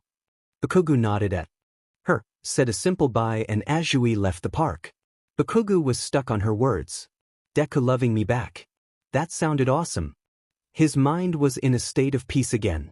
He knew that basically nothing had changed. He still had his one-sided love for Midoriya, he still thought about the two of them together, and he will still feel the warmth when he's near him, but knowing what he actually wanted was an enormous step forward. He could see his thoughts in a different light, not as something he had to avoid but more like a visualization of his wants. The ultimate goal was to bring Deku to fall in love with him as well, but that would be the best possible outcome, and Bakugou wasn't so naive as to think that it will happen just because he tried hard enough. He knew from his own experiences that you can't just change your own sexuality. That meant, if Midoriya had no interest in other guys at all, then there was no way he suddenly will. So his main goal was to be able to confess without feeling horrible about it. That included different things. Mainly he didn't want Midoriya to hate him afterwards. Therefore he had to make sure how Deku thought about the topic in general. And it would be even better if he still considered him a close friend afterwards as well. The premise for that was that he thought of Bakugou as a close friend before confessing. That brought forth his current goal, getting as close to Midoriya as for the time possible. And that was also the point at which Bakugou was stuck at the moment. How was he supposed to do that? What was even considered close and a good friend? It's not like there was some kind of parameter where you could read off your current state of friendship. Bakugou had friends in the past, too. In hindsight, though, they were more like acquaintances. Classmates he was more or less able to tolerate, and therefore hang out with them sometimes. He never really did anything specific with them, visited their houses or invited them to his. There was a reason, after all, that his mother was so happy to see him bringing Midoriya over. We're friends. That Bakugou knew this for a fact, and he felt closer to Midoriya than he felt to any of his old classmates. However, when he thought about Midoriya and his other friends, Uraraka and Ida especially, he frowned. There was no way he was as close to the boy as those two were. The Ice Freak and the Ass Crow are also pretty close to him. Bakugou knew already that Midoriya was quite good with people, despite his problems in middle school. How exactly became they friends? Bakugou tried to remember something, but he couldn't think of any specifics. Before he knew it, Midoriya was already surrounded by them. Then how the fuck am I supposed to get closer to him? Bakugou tried all his life to get away from Deku. To suddenly change directions completely wasn't so simple. When he arrived at his classroom, Deku was talking with Ida and Todoroki. Uraraka wasn't there yet, otherwise she would be around Deku as well. Bakugou was annoyed at the two pests around Midoriya, but he thought that maybe observing them would prove helpful. He walked to the table behind his own and greeted the group. Well, he greeted Midoriya, but they didn't need to know that. Hey, he simply said with his face in his typical grimace. A sign that he was actually in a good mood. Todoroki offered a small nod and looked at him with some disdain. Yeah, fuck off. The feeling's mutual two-face. From all of Midoriya's closer friends, he could stand Todoroki the least. Good morning, Ida offered with his annoying stuck-up personality and waving hands. Bakugou didn't like him either, but he was mostly irritating than anything else. Kaken, Midoriya smiled, good morning. Maybe it was Bakugou's wishful thinking and he didn't sound as happy as he thought, but that didn't change the fact that Midoriya's greetings were the only ones he actually cared about. That was also the reason why his face softened a bit at the look of Deku's face. It wasn't a notable change, and Bakugou was sure no one actually noticed or cared, for that matter. Now that the greetings were over, Bakugou was at a loss. And now? How do friends interact? Bakugou didn't want it to make any mistakes that would either ruin his chances or gave away his motives. Therefore he thought about everything he did twice and couldn't decide whether it was alright to do it or not. Well, the others didn't have these dilemmas and could talk freely. Have you heard about the trip already, Kaken? Midoriya asked. Bakugou didn't know what he was talking about, but he noticed Todoroki clicking his tongue and grimacing. That bastard didn't wanted me to know. Bakugou would have loved to add some explosions to his grimace, but Midoriya's question and Midoriya in general had priority. What trip? Bakugou sounded bored, but was actually quite interested. Midoriya seemed to really look forward to the trip, if his big eyes and beaming smile were anything to go by. You know how we have some consecutive free days next week, and most of the class thought that a trip to a hot spring together would be a nice idea. Even though not everyone will be able to attend, Ida answered in Midoriya's stead. Spending his free time with his more than annoying classmates didn't appeal to Bakugou at all, but the prospect of spending more time with Midoriya sounded really good. Now I understand why Scarface didn't wanted me to know. I could do without him, too. Bakugou looked at Todoroki, but he was averting his eyes, obviously annoyed at the possibility that Bakugou might come along to the spring. The hell I would let you go with Deku. Bakugou couldn't miss this chance to deepen his friendship with Midoriya. Sounds good, count me in, he said to Deku with one of his smirk smiles. Midoriya's smile grew. Ah, awesome. He lowered his gaze and scratched his head. I thought you might not want to. Bakugou couldn't really make out Midoriya's mimic at the moment, but he thought he had seen his ears becoming a bit red. That made Bakugou feel warm again, and his mind went in uncontrollable directions. Though this time he didn't felt overwhelmed. For once he knew they were coming, and by now he had some experience with their sudden appearances, but the most important part was that he came to the conclusion that these images were actually representations of his desires, of his ultimate goal. Not some unwanted thoughts which did nothing more than to confuse and frustrate him. I look forward to it, and Bakugou really did, and that seemed to make Midoriya happy. He was smiling at him again. A hot spring is a place to relax. Do you really think you're able to do that? Todoroki asked suddenly with a smirk. What the fuck, I'm always calm, you dumps hit. Bakugou couldn't stand Todoroki at all. And the feeling was obviously reciprocated. Point taken, Todoroki simply answered with a sigh. That bastard, why is Deku even friends with him? Bakugou looked at him with a murderous intent. Luckily before the conversation could get out of hand, Uraraka joined the group.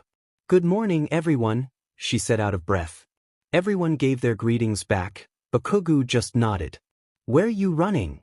Midoriya asked looking at the clock. They still had some minutes before class started. You still had some time. Uraraka needed a moment to even her breath. Yeah, because I came here running.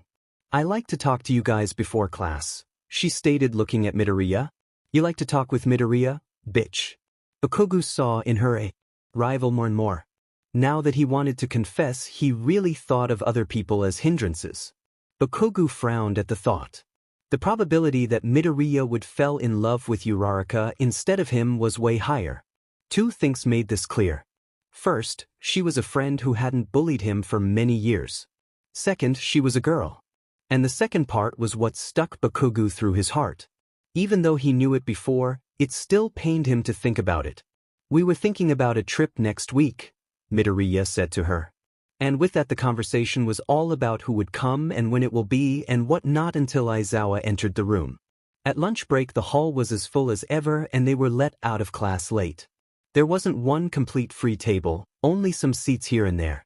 Bakugou looked for Midoriya and saw that Ida and Uraraka managed to get a table for the three of them. Beside Midoriya, Bakugou couldn't care less where he sat and chose the nearest free seat at a table with people he had never seen before. The seat across him was vacant as well, but not for long. You look better than yesterday, Azui said and sat down on the last remaining chair at the table. Bakugou sighed. Of course she would sit at his table. Bakugou wasn't really annoyed. In fact, he had to thank her a lot for all the advice she was giving him since his ordeal begun, but he couldn't change his initial rejection towards her. It was like, every time he talked with her his whole view on the world was questioned. Yeah, he answered surly. Azui wasn't disturbed by that. You know about the trip? She asked. I'm going too. Bakugou started to eat. He never quite knew what Azui wanted to hear from him and how much she knew. He would simply answer, and if she wanted to get to something specific she would say it herself. After all, she had never beaten around the bush. I take it you came to a conclusion yesterday? She started to eat too. Bakugou didn't want to talk about it in the middle of the cafeteria, but the only people who would be able to hear them were the ones at his table, and they were deep in their own conversation. Yeah, following your fucking advice, he still didn't talk to Zero loud. You could never knew when, where, and who could listen in. Do you already know when? Azui looked at him intensively.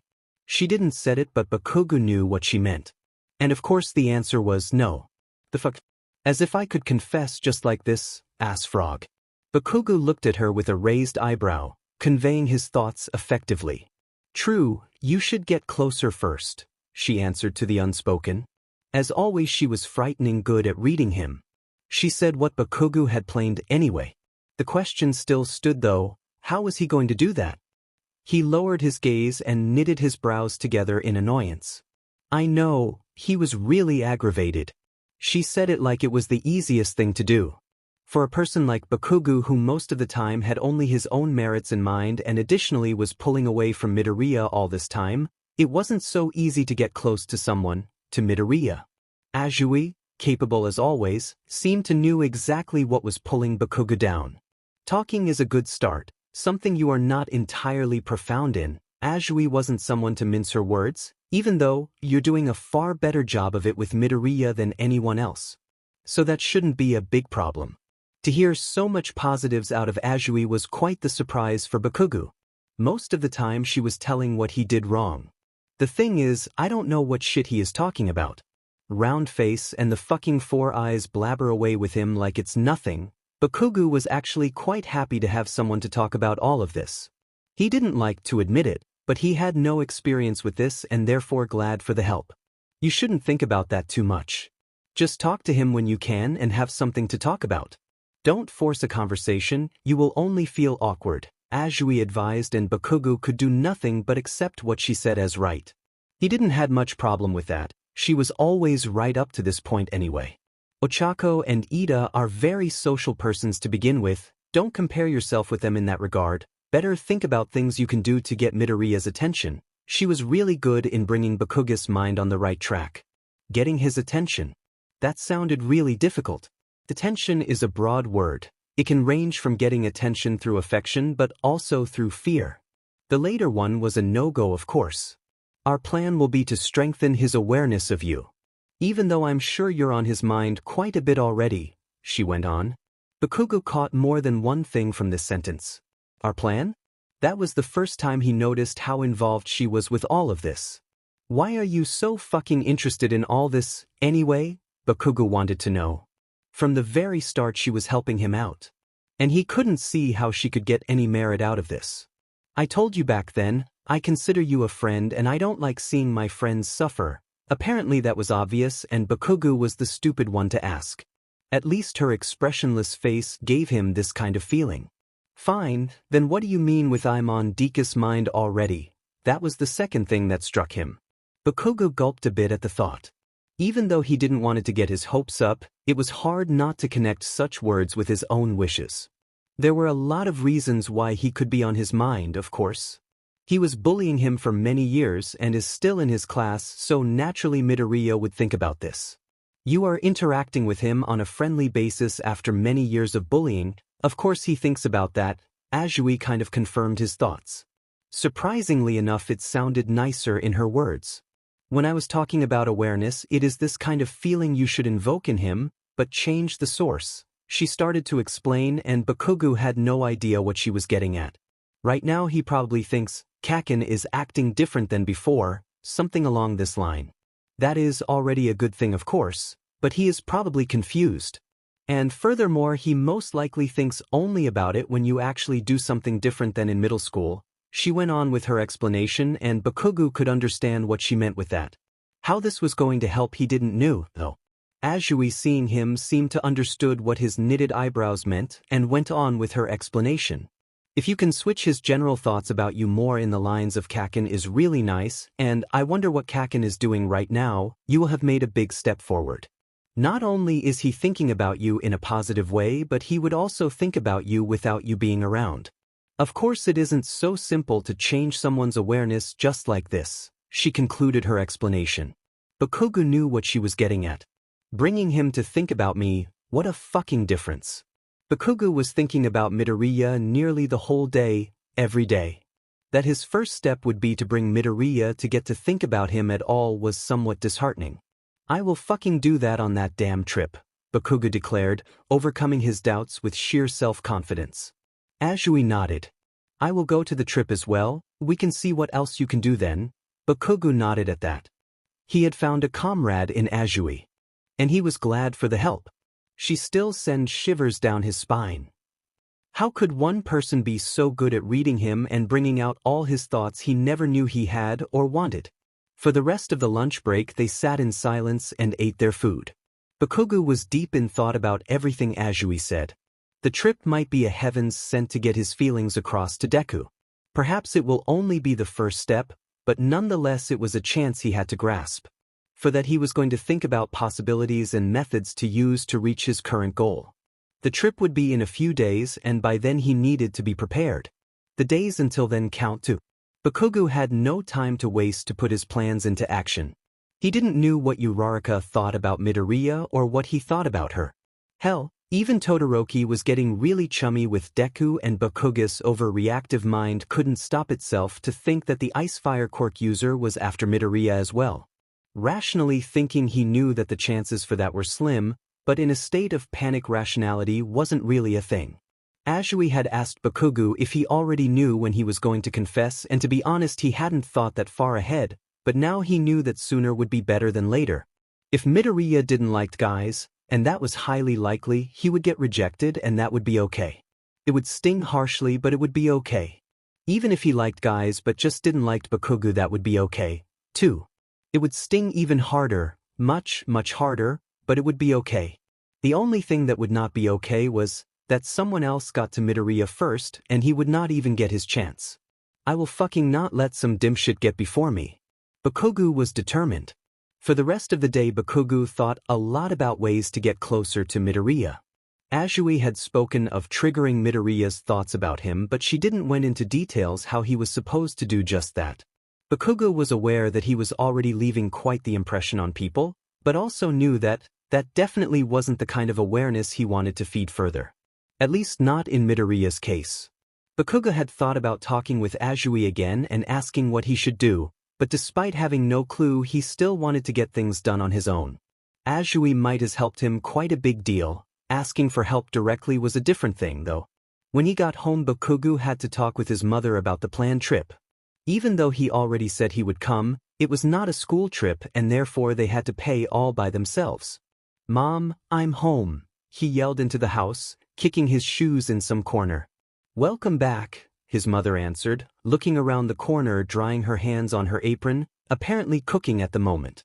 "Mom, I need money for a trip," Bakugou stated rather than asked. He was sure she would give it to him anyway. His mother looked a bit confused. "A school trip at this time of the year?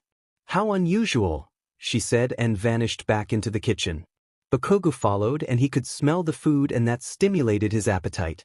"It's not from the school. The class thought about visiting some hot springs next week." Bakugou sat down at the table and rested his head on his hand in a bored manner. His mother stopped everything she did at hearing what her son had said. She turned around, her expression more that of someone in shock than simple confusion. "You want to go on a trip with your class? Voluntarily?" she asked, feigning to nearly faint from the sheer shock.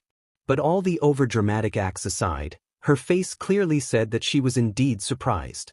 Bakugou on the other hand was more annoyed than anything and thought a vein might burst. "Shut it.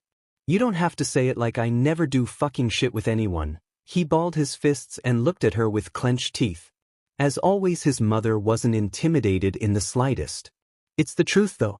But that aside, is the whole class joining?" She resumed her cooking.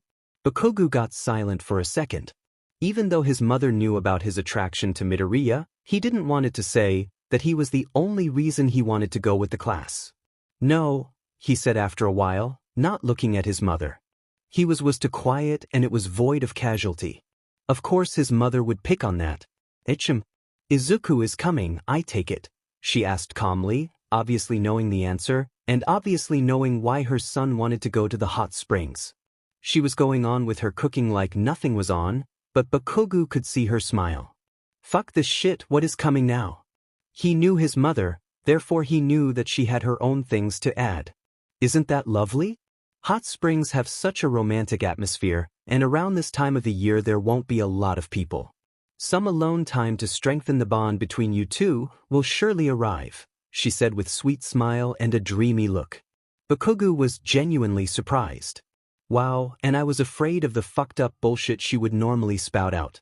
What his mother said was something he had thought about before as well, and it brought a small smile on his face. I will surely get closer to Deku. His determination only getting stronger. And let's not forget the sleeping arrangements, she went on, and her smirk had reappeared. Bakugou wondered if he had cheered too soon.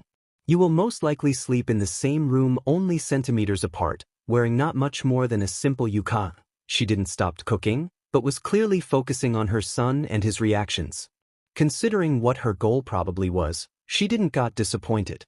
Bakugou's eyes widened and he could feel the blood rushing in his head. He hadn't thought about the trip that much. He simply saw it as an opportunity. I won't be able to get any fucking sleep. He already knew that he would be occupied with watching Midoriya. After all, he was already doing that wide awake, and the only thing stopping him from doing it all the time were other people around. If they were all sleeping though, there would be no one to notice. And he will be all hot from the bath with flushed skin. Bakugou's mother wasn't finished, to her son's horror. Speaking of bathes, he will take off all his clothes in the changing room, getting all naked in plain view. Then splashing water over his body to clean and walking dripping wet to the hot spring to soak in the water, sitting right next to you. By now she was trying to hold back a laughter at the sight of her son's dismay. Bakugou's face was as red as never before, his mouth open as if he wanted to say something, but all words got stuck in his throat. His mind was overloading with images and ideas he didn't even knew he was able to produce. He hadn't even thought about the sleeping arrangement. Of course he hadn't thought about the bathing situations either. The images of Deku leaning in to kiss Bakugou were already enough for him, but all these vanished instantly to make space for way more, for the lack of words, hotter images. Midoriya taking off all his clothes while never breaking eye contact with Bakugou. With each layer of cloth, he got closer to Bakugou until there was nothing left to take off. A already naked Midoriya closing in to a just as naked Bakugou spread out on his bed, waiting. A scene at the hot springs. Midoriya looking over his shoulder while taking of his towel around his waist and sending an inviting glance to Bakugou before submerging into the hot water. Even though Bakugou was unable to imagine all of this completely, for the lack of actual knowing how Midoriya looked naked, it was still the most graphical, sexual images he ever thought of. With how red his face was, it was surprising that he still had enough blood to go southwards instead up. Fuck, fuck, fuck, what is she talking about? What the fuck am I thinking about? I will never be able to lock Deku in the face without thinking of him like this. Bakugou's nerves laid blank. Not only was he thinking about stuff he never even considered before, his body was reacting to these thoughts quite lively. And God, was he happy that he was sitting with his lower body under the table. He was so lost in his thoughts that he barely noticed his mother laughing at his obvious display of shock. Even if he had taken notice of it more clearly, he couldn't care the moment. This situation was remembering him at the time he first thought about Midoriya and him kissing, with the feeling intensified, not measurable. Back then he was denying that he wanted to get an actual relationship with Midoriya, this time though he already came to terms with that. Nonetheless, he still had to come to terms with this new package his mom delivered to his mind. I do want to fucking kiss him, so naturally I want a relationship. He started to reason in his head with the last coherent thoughts he was able to bring up. I know that relationships mostly end in sex at some point. Bakugou really was quite innocent in this regard. So, if I want a relationship with Deku, I also want to sleep with him? In his head it sounded a bit like a question. A question his mind and body had answered the moment his mother had talked about a naked Midoriya. Yes, he definitely wanted to sleep with him. Knowing that didn't help him coming down at all. He still thought that Midoriya loving him back was quite unrealistic, but his body didn't care much about what he thought was logically or not. A naked Midoriya was arousing, the rest didn't matter at that moment. Bakugou hammered his head on the table to get an actual clear thought again, and it worked somewhat. His eyes felt on his mother, who was just wiping away some tears from her laughing outburst. I'm sorry, I know I shouldn't laugh about that. It's just, you are so quick to flare up in anger that seeing you so flustered was a nice change of pace and so unnatural for you that it seemed unreal, she explained, calmed down a bit. Bakugou wasn't really angry that she had laughed. After all, he didn't really notice. The more important point was, that she induced all those images. Bakugou liked the thought of Midoriya and him kissing, more for the fact that it would mean Deku was reciprocating his feelings than anything else. For that matter, he also liked the new images. Not only was his body reacting with a strong warm feeling, it also would mean their relationship would be strong enough to get to that point. That aside, how much would the trip cost? His mother suddenly asked, changing the topic from highly embarrassing to matter of facts. Bakugou was glad about that. We don't know the details yet, but it will not be far and not at some shitty high-class stinkhole. Bakugou had calmed down quite a bit. He could focus on smaller problems than his naked Midoriya fantasies. Well, it is a good chance for you to get closer to Izuku, so just tell me when you know more. She went back to cooking. Bakugou was really thankful for his mother. Not only was she okay with him being gay, she also supported him where she could. Bakugou thought about that. He wasn't sure if it would actually be better to ask his mother instead of Azui, but decided to go with the flow of the conversation. About that, I need some fucking help. He resumed his pose on leaning on his hand and looking bored. He definitely didn't look like someone who just asked for assistance. Asking for help? Oh boy, today really is a day of miracles. Izuku is bringing out the good in you. I will be glad to have him in the family. She mocked her son with a smirk. Bakugou got his infamous smirk from his mother, no doubts about it. Bakugou wasn't sure if he did the right thing in asking her. What can I do for you? She said, more serious. He didn't really had a choice now, and since he had already asked, he could see through it. What the fuck can I do to get Deku's attention? Bakugou was getting a bit red again, despite still looking bored to hell. Talking about all of this was still embarrassing, especially with his mother. Getting his attention, HM? You should start small. Talking is a good basis. Even though that isn't really your strong point, she was snickering. Bakugou couldn't really laugh about that. After all, that was pretty much exactly what Azui told him just some hours ago. Despite that, he growled a bit. He was quite desperate, since he couldn't really think about anything himself. Let's see. It differs from person to person. Some would go all out and make presents and invite them to dinners or to watch a movie. This is some quite obvious courting and probably not how you want to start. A bit more subtle would be to make compliments about even small stuff, but thinking about that, it wouldn't suit you at all. She was making a face of disgust as if a Bakugou giving compliments was a disturbing thought. Bakugou tried to imagine complimenting Deku. It didn't sounded so weird, but when he tried to get more specific, he couldn't think about a thing he would give a compliment for. To get someone's attention, you have to do things you wouldn't normally. You want to get to it in small steps, right? Bakugou nodded. Then you should probably start with some small touches and be around him as much as you can. And if you are together, stay a bit closer than normal. Not only can you measure his reaction to these things, you will also increase your presence. She smiled at him. That doesn't sound so complicated. Bakugou was doubting that a bit. It couldn't be something so simple.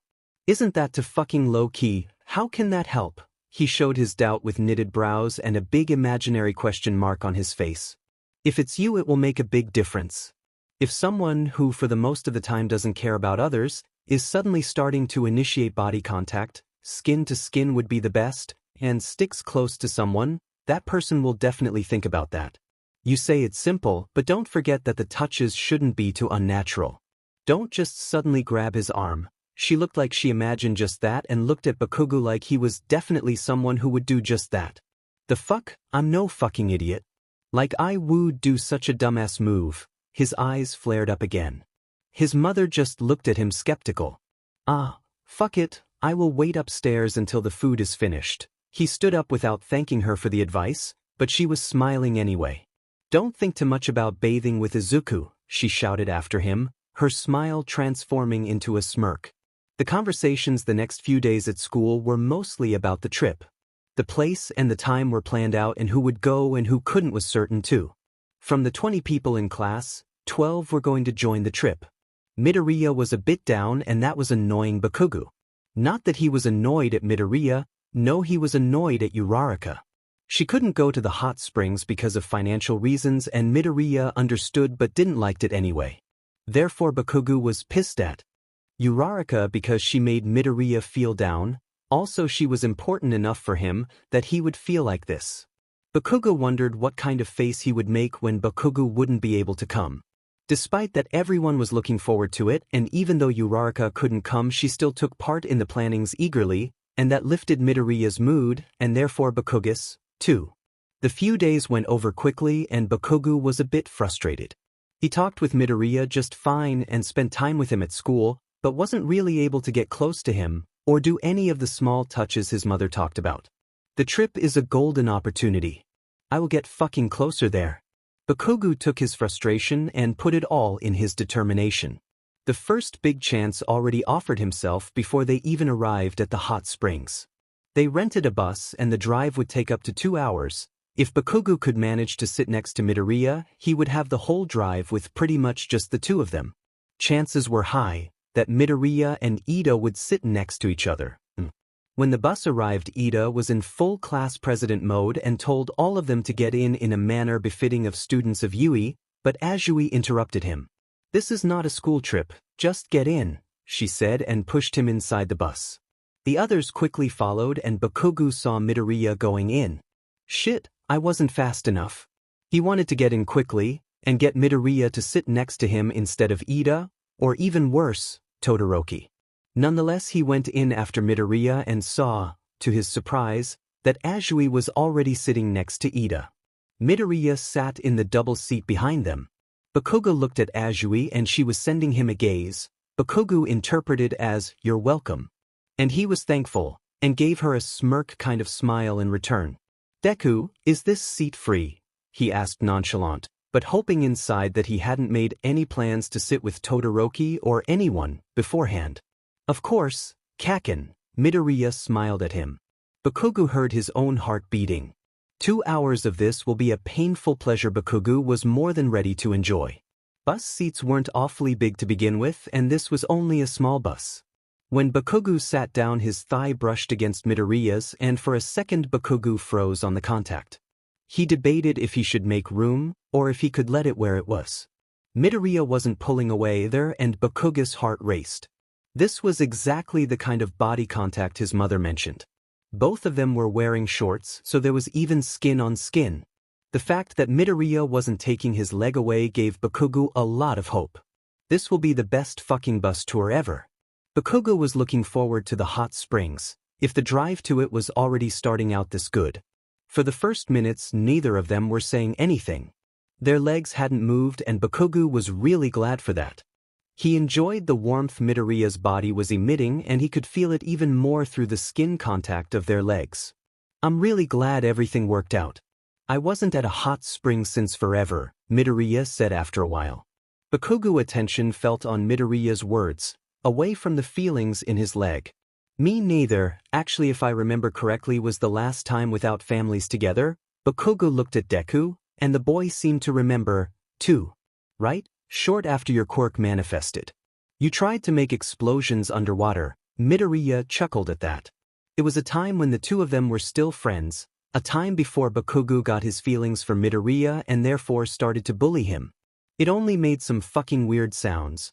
Bakugou added to Midoriya's story with a light chuckle on his own. Midoriya looked at him, a bit surprised.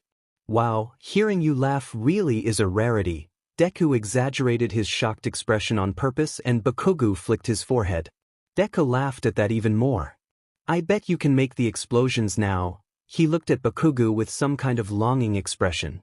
Bakugou didn't know what it stood for, but it looked good on the boy and Bakugou started starring again. For some time the both of them just looked at each other until Deku turned his head and snapped Bakugou out of his trance with that. "Fuck, I was just starring in his eyes." Bakugou gulped down, not knowing what Midoriya would think about his unashamed starring. He looked at Midoriya, he had his gaze lowered, so Bakugou had no idea. His heart was racing again, this time with worry. Before he could say anything, he felt a pressure at his leg. Midoriya was slightly pressing his thigh against Bakugou's and lifted his head. Bakugou's heart took it upon itself to notch up its speed some more. This time not for worry, but to get some blood into Bakugou's head and color his face a nice shade of red. "I wonder if they have different kind of baits there," Midoriya said with wondering expression, completely ignoring the awkward tension from before. Bakugou was happy about that, really happy. If Midoriya had simply ignored his starring, it would have stung. It would mean he didn't care either way, but he pressed his leg against him. Midoriya didn't minded his starring, but he didn't ignore it either. Bakugou's hopes were getting higher. He was afraid he would get his hopes up too high and lose his sense of realism. For now though, he enjoyed the conversations with Deku and the feeling of the leg pressing against his own. They were going to stay at the small resort for 3 days and 2 nights. When they arrived it was still before noon, seeing as Sei departed early.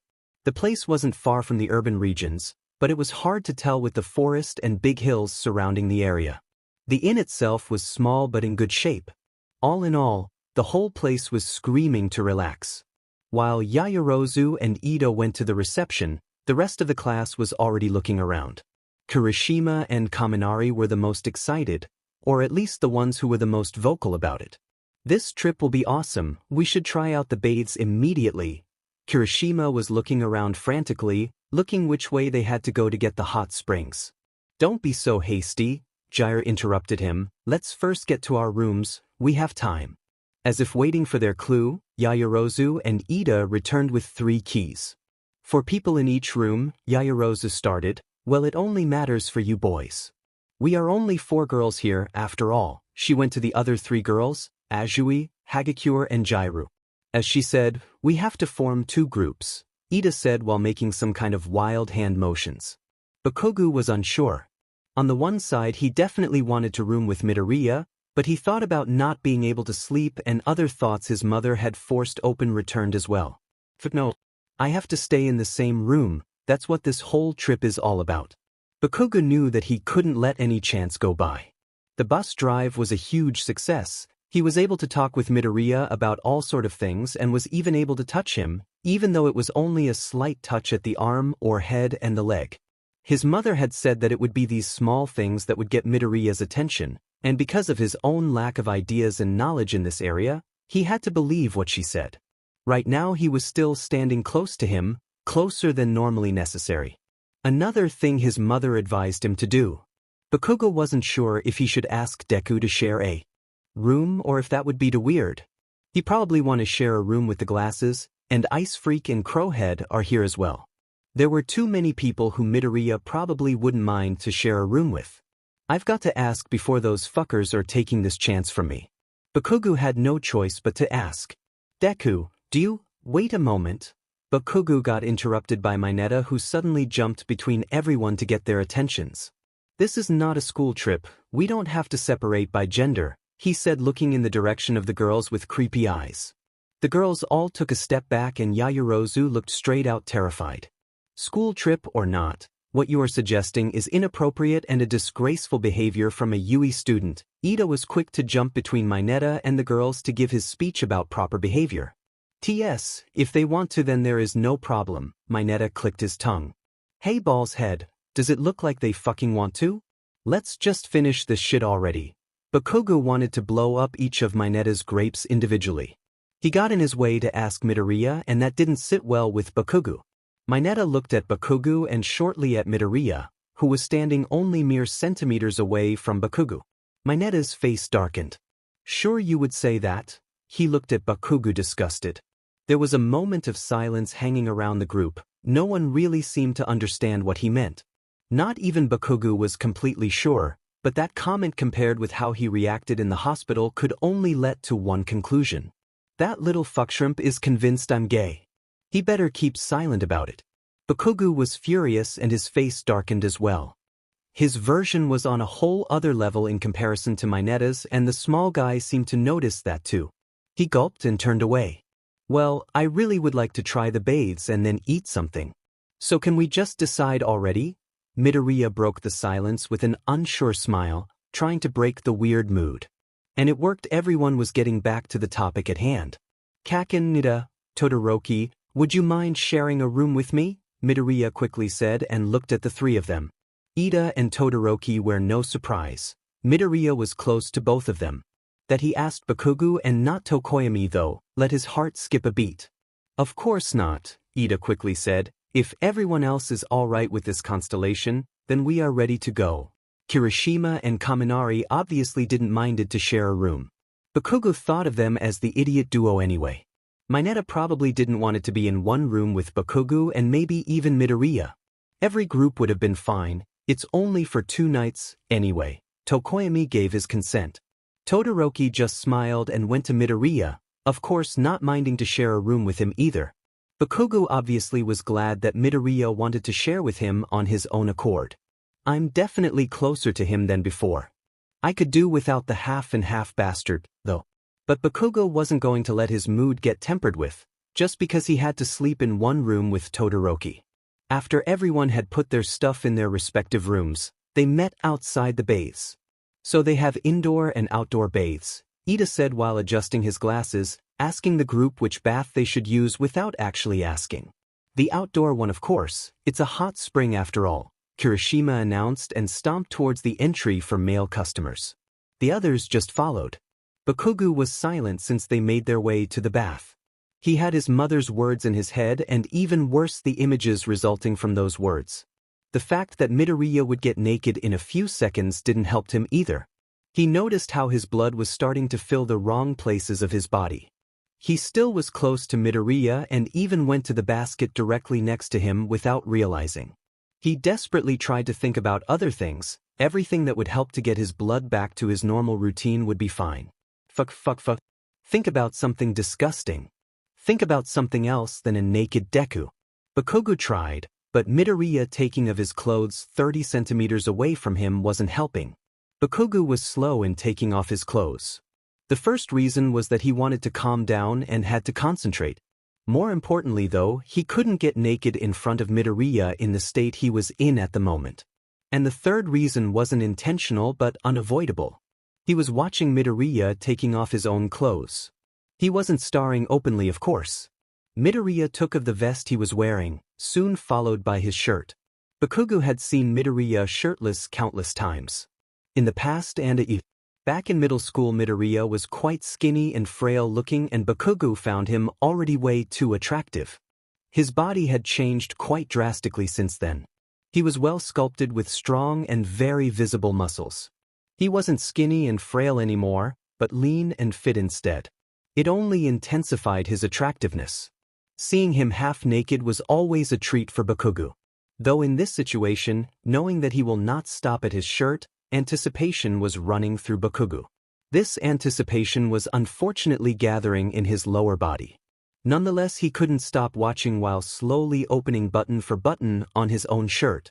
Midoriya meanwhile had taken of his socks and was opening his pants, which soon slid down his legs, leaving Deku in his underwear. That was the most state of nakedness Bakugou had witnessed to this point, but knew that this last layer would be gone soon enough too. His heart was trying to break out of his rib cage, his hands were so sweaty, Bakugou was sure he would be able to explode the whole building if he so desired. Afraid of not being able to control himself, Bakugou quickly pulled his shirt off to break his line of vision. When he could see again, Midoriya had already swung a towel around his waist and made his way to the open-air bath. 3 days of this. I'm going to fucking die. Bakugou tried to get his breath under control, to stop his racing heart and to get his nether region back in a not-so-obvious state. He managed it somehow. With Midoriya not longer in his field of vision, it was easier to concentrate. When he got to the washing area, Midoriya was already done and was soaking in the water. That left Bakugou room for other thoughts. He looked around and spotted Kirishima and Kaminari being stupid, splashing each other with water while washing. They both were naked, of course, and had an even better build than Midoriya, but Bakugou could look at them without much thought. He did thought of their bodies as attractive, but nowhere near the level he saw Midoriya. Deku is special after all. Bakugou smirked a bit at that and splashed some water over his head. After cleaning, he went into the bath as well, next to Midoriya. Ida was sitting on Midoriya's other side. Bakugou sat deliberately closer to Midoriya than Ida. He had to go with his mother's plan after all. Apparently we're pretty much alone for the 3 days, Midoriya said to Bakugou while moving his hands in the water. HM? Aren't there any other guests? He asked in return. Sure, it was a small inn, and it weren't typical holidays, but still. There is one elderly pair, but they only bath in the mornings and go on walks nearly the whole day, Midoriya grinned. So we're pretty much alone, he repeated. That didn't sounded so bad. If there were too many people it would be harder to get some alone time with Midoriya. Bakugou started to move his hand in the water in the same rhythm as Midoriya. Sounds good. The dumb heads over there wouldn't be able to be this fucking stupid otherwise.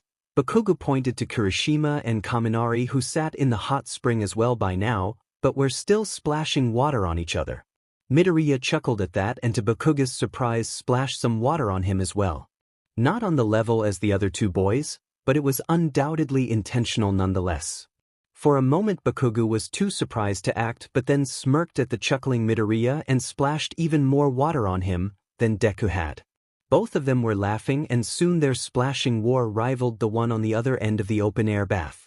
Ida's tries to stop this childish and inappropriate behavior felt on deaf ears. When they all left the bath Bakugou was in a really good mood. Not only was he able to bath with Midoriya without unnecessary thoughts, he was also able to get closer to him. Mentally and physically. During their little water fight they even started to push each other a little and Bakugou got closer to him with every push. In the end their shoulders were touching when they decided to stop and relax instead. Midoriya didn't change his sitting position and for the rest of the bath they practically leaned on each other. Only the first day and everything is going fucking perfectly. Bakugou hoped the rest of the trip would go just as smoothly. After the bath they all ate dinner and talked about how nice the hot springs are and that the next days will be just as good. After playing some table tennis it got quite late and they decided to rest for now. Everyone went to their respective rooms and they started to lay the futons out. And that was only the first day. This trip was a good decision, Midoriya said while laying his futon next to Bakugou's. Bakugou could only agree. You have no idea. Bakugou thought and pushed his futon a bit closer to Midoriya's without anyone noticing. They all talked some more before they put the light out and went to sleep. It was a good thing that they played a lot of table tennis and the bath was good too, so he was actually quite sleepy and closed his eyes without staring at Midoriya the whole night. To Bakugou's dismay he wasn't grazed with a long sleep and was soon wide awake again. Apparently he hasn't powered himself out enough. He tried to get back to sleep but to no avail. He didn't dare to sleep. Bakugou decided to take a midnight bath to calm down a bit. As silent as possible he stood up and left the room. It wasn't really cold around this time of the year so he decided to take the outdoor bath again. Today was fucking good. Not only on the bus, but in the bath, while eating and during the table tennis as well. Deku never pulled away from me and we talked a lot. Bakugou thought while taking of his clothes. He went to the washing area and splashed some water over himself. Who is there? He suddenly heard and looked at the bath. Sure enough someone was sitting in the bath, but because of the steam he could only see a silhouette. Bakugou, he simply answered. It was most likely someone from their class, seeing that they were practically the only ones staying at this inn. Bakugou was a bit annoyed, he thought he could relax alone a bit and then went back to sleep. Kaken. Couldn't sleep either? The voice, Midoriya apparently asked. Bakugou froze. How high were the chances that Midoriya of all people would be there? Bakugou went to the bath and saw Deku smiling at him. He sat down next to him, pretty much at the same place they were sitting at the first time. Yeah, even though I felt like I could fucking sleep for 3 days, Bakugou let out a sigh. The bath really felt good, and if he couldn't avoid to have company, then was Midoriya the only one he didn't mind it. Yeah, you sure looked like it too, Deku said, laughing a bit. Bakugou clicked his tongue at that. Did you sleep at all? He asked. Bakugou had only slept for half an hour or so. Seeing as Midoriya was here before him, he either slept even shorter, or not at all. Not really, I was thinking about something and couldn't fall asleep. I hoped the hot water would be somewhat soothing, he answered quietly, taking some water in his hands and letting it flow back. What were you thinking about? Bakugou didn't want it to pry, but Midoriya wouldn't have said anything if it wouldn't be okay to ask. Midoriya looked up from his hands and looked at Bakugou with serious eyes. About you, he said, and Bakugou's eyes got wide. About me? What about me? Does he not want to be friends any longer? Did he thought about fucking middle school, how I bullied him? Bakugou was in some kind of panic. The day was so good, was it possible that it would end horrible? You're acting different. Not only have you stopped bullying me, you are really close, and it might be just my imagination, but you are actually quite touchy-feely. But it is strange. What is going on? Midoriya didn't broke the eye contact, and Bakugou gulped at that. That this behavior would be only more suspicious wasn't something he was able to comprehend at the moment. The fuck, wasn't he supposed to only notice me more, not notice fucking everything? Bakugou wasn't sure how to react. Therefore he was not reacting at all, with the exception of his face getting red. The steam was hopefully enough to hide that. Don't say it's nothing. It is too obviously not how you would be normally that it can't be nothing. And you not answering now is even more evidence. Midoriya was not letting anything slide. He was always good at observing, and Bakugou knew that, so what was he going to say? What would convince the boy who stared at him so intensely? Bakugou gulped again, his breath evening, his heartbeat accelerating.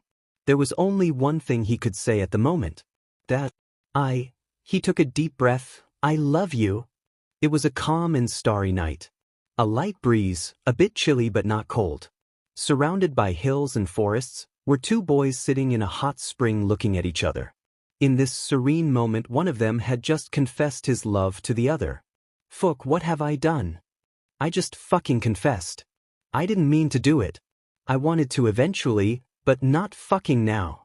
What is he thinking? What am I doing? I just confessed, I fucking confessed, I fucking confessed. Bakugou felt himself sweating and he was sure he could make explosions underwater by now, but that wouldn't take a good ending. Not that anything he would do could be worse than what he just did. His plan was simple. Get closer to Midoriya, become good friends with Midoriya, find out how Midoriya thinks about gay couples in general, and then, when a good moment arrives, confess to Midoriya. Instead he confessed to him while sitting next to him naked in a hot spring without any preparations. That Bakugou was red would be an understatement. Midoriya was just looking at him, and despite Bakugou's confrontational behavior, all he wanted to do right now was running away. His mind was operating at full stretch. He was thinking about what led to his confession, why he hadn't said something different, why Midoriya was not saying anything, what Midoriya might be thinking, and why he must have confessed while sitting naked next to the target of his affection. Kaken, Midoriya said after a few seconds, what felt like an eternity for Bakugou. Do you mean it? Midoriya didn't look like he didn't believe him, more like he was perplexed and confused. For Bakugou was this question a possibility to deny everything. He could just say it was a joke because Deku was so serious.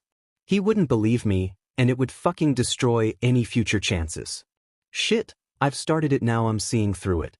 It sounded way easier in Bakugou's head than it was actually to talk about it. He gulped and his face hadn't lost any color at all.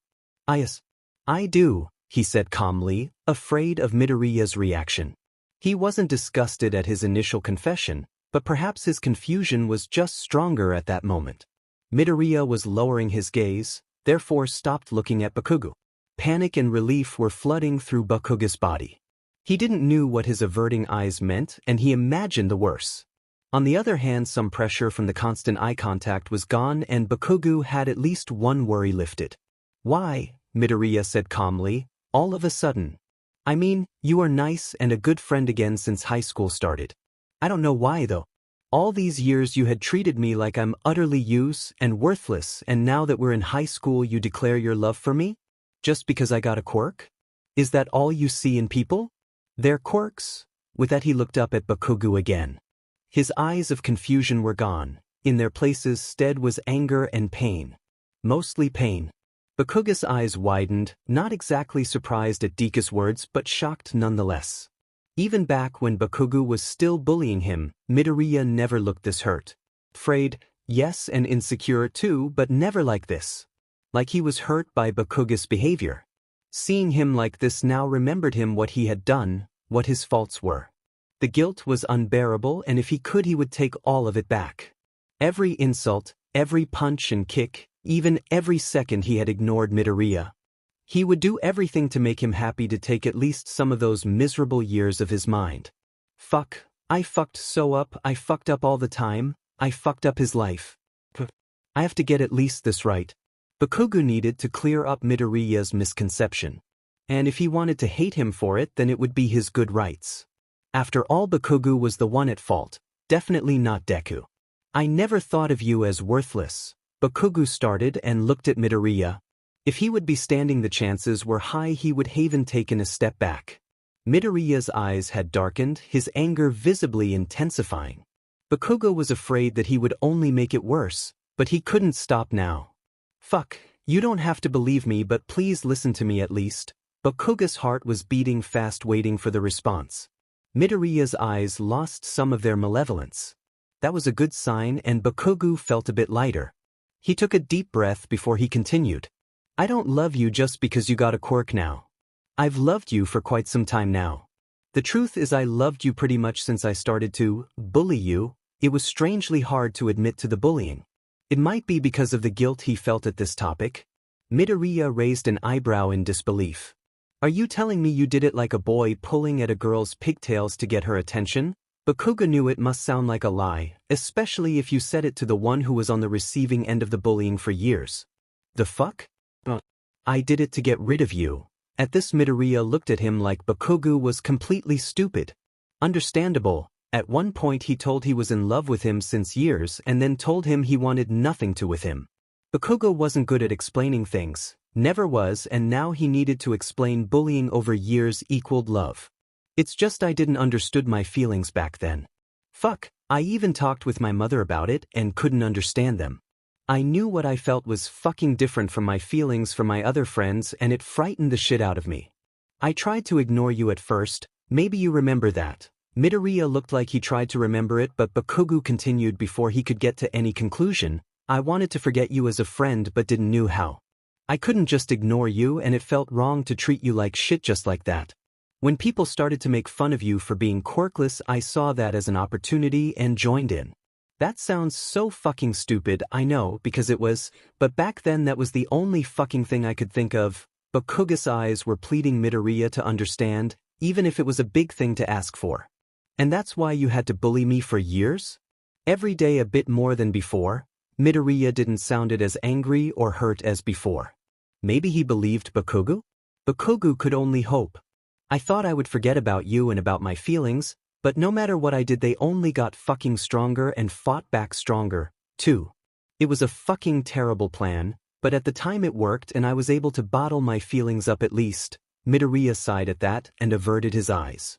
He didn't look down but stared into nothing in particular. He looked like he was thinking about it. That was all Bakugou could ask for. He was already glad that Midoriya didn't scream at him, or accused him of talking nonsense, or the worst, just stood up and left. This is fucking horrible. Why didn't I understood it back then? Why was I such a fucking worth for shit coward? Bakugou hated himself for everything he had done in the past.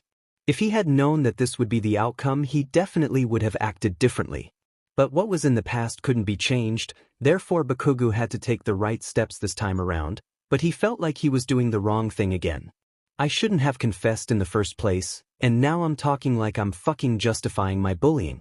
Hey, Deku, I made your life miserable, but it's alright, I made it out of love. Fuck that, I'm only talking shit, like Deku would ever accept that. Bakugou wanted to scream, but with Deku right next to him, the tension in the air and the fact that it was the middle of the night prevented him from doing so. Even though the last reason wasn't really a hindrance. Kaken, that still didn't really explain your sudden change of nature, Midoriya said after a while. He sounded calm and his face didn't let anything on. He was still facing forward, not looking at Bakugou.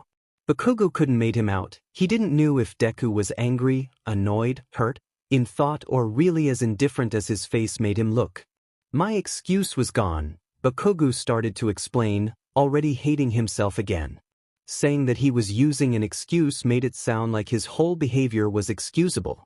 But nonetheless it was the truth, and right now only the truth was what Bakugou could count on. Years of lying were not helping after all. You had gotten a quirk, I couldn't bully you for this any longer. At first I tried to ignore you again, but that worked as good as back then.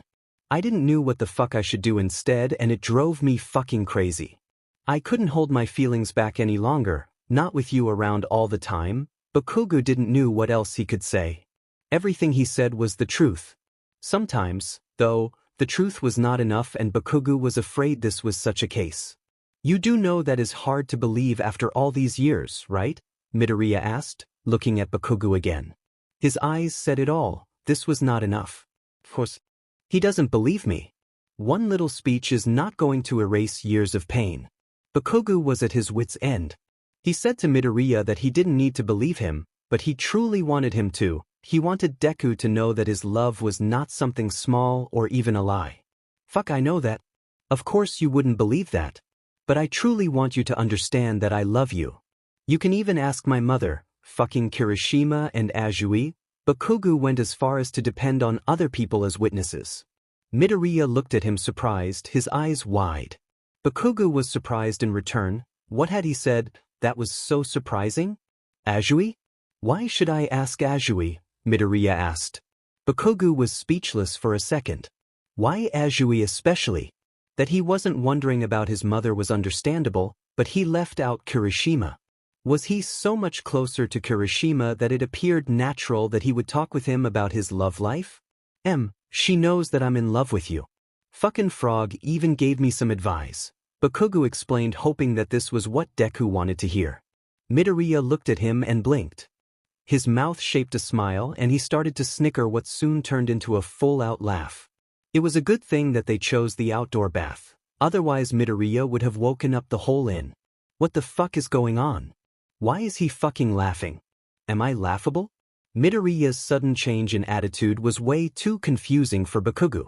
Just seconds ago he was angry with Bakugou, or at least seriously discussing the matter at hand, and now he was laughing so hard he got tears in his eyes. Bakugou didn't know what to say, or if he even should say something. After all, he didn't even know why Midoriya was laughing. Therefore Bakugou just stared at the laughing mess next to himself. Nothing really had changed, and Bakugou's confession, his explanation of his past and his nervousness still hang in the air, but Midoriya was just laughing. It took a while, but it seemed he was able to come down again, and he caught his breath. He wiped a tear from his eyes and let out one last big breath before having found his rhythm again. I see, so you are truly in love with me? He asked after his laughing escapade ended. Bakugou wasn't able to make hand and foot of all of this. First he accused him, then he doubted him, then he laughed, and now he is asking again and talked like he understood everything. Well, Bakugou was truly confused, but he had no other choice but to simply answer. Yes, it's true, and I will do anything for you to believe me, he said, still beet red from embarrassment, confusion and panic. Then I hope you don't mind this, Midoriya said and smiled. He turned his body in Bakugou's direction until their knees touched under the water. Bakugou looked down into the water where he felt the touch, but his attention was brought back up again immediately when he felt Midoriya's hands on his cheeks. The moment he looked up, he saw Midoriya's eyes directly in front of him, and then felt his lips being touched. For a moment Bakugou didn't know what exactly just happened, but then noticed that Midoriya was kissing him.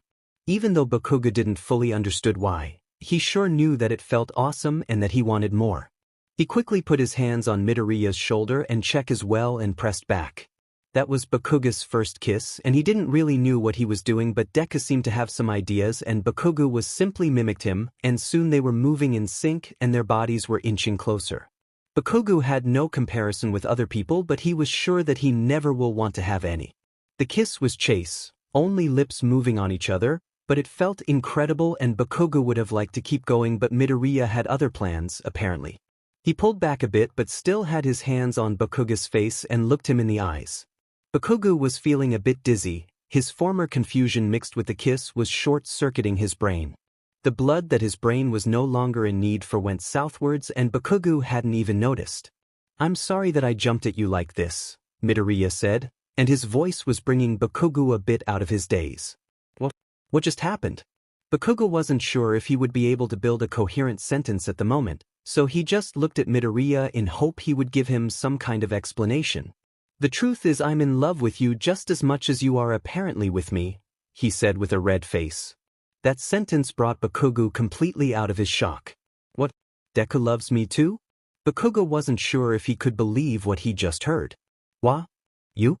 How? Was all he managed to say. Despite his deepest wish that Midoriya would return his feelings, it was hard to believe, hearing it like that. After all, wasn't he talking about all the years of pain Bakugou was responsible for? I love you for quite some time as well. Back then I admired you, you were strong, clever and had a strong will. That admiration turned into something bigger, and at some point I recognized it as love, but then you started to ignore and bully me and I couldn't do anything. But despite everything you did to me, you were still strong, clever and had a strong will, and I could never stop loving you.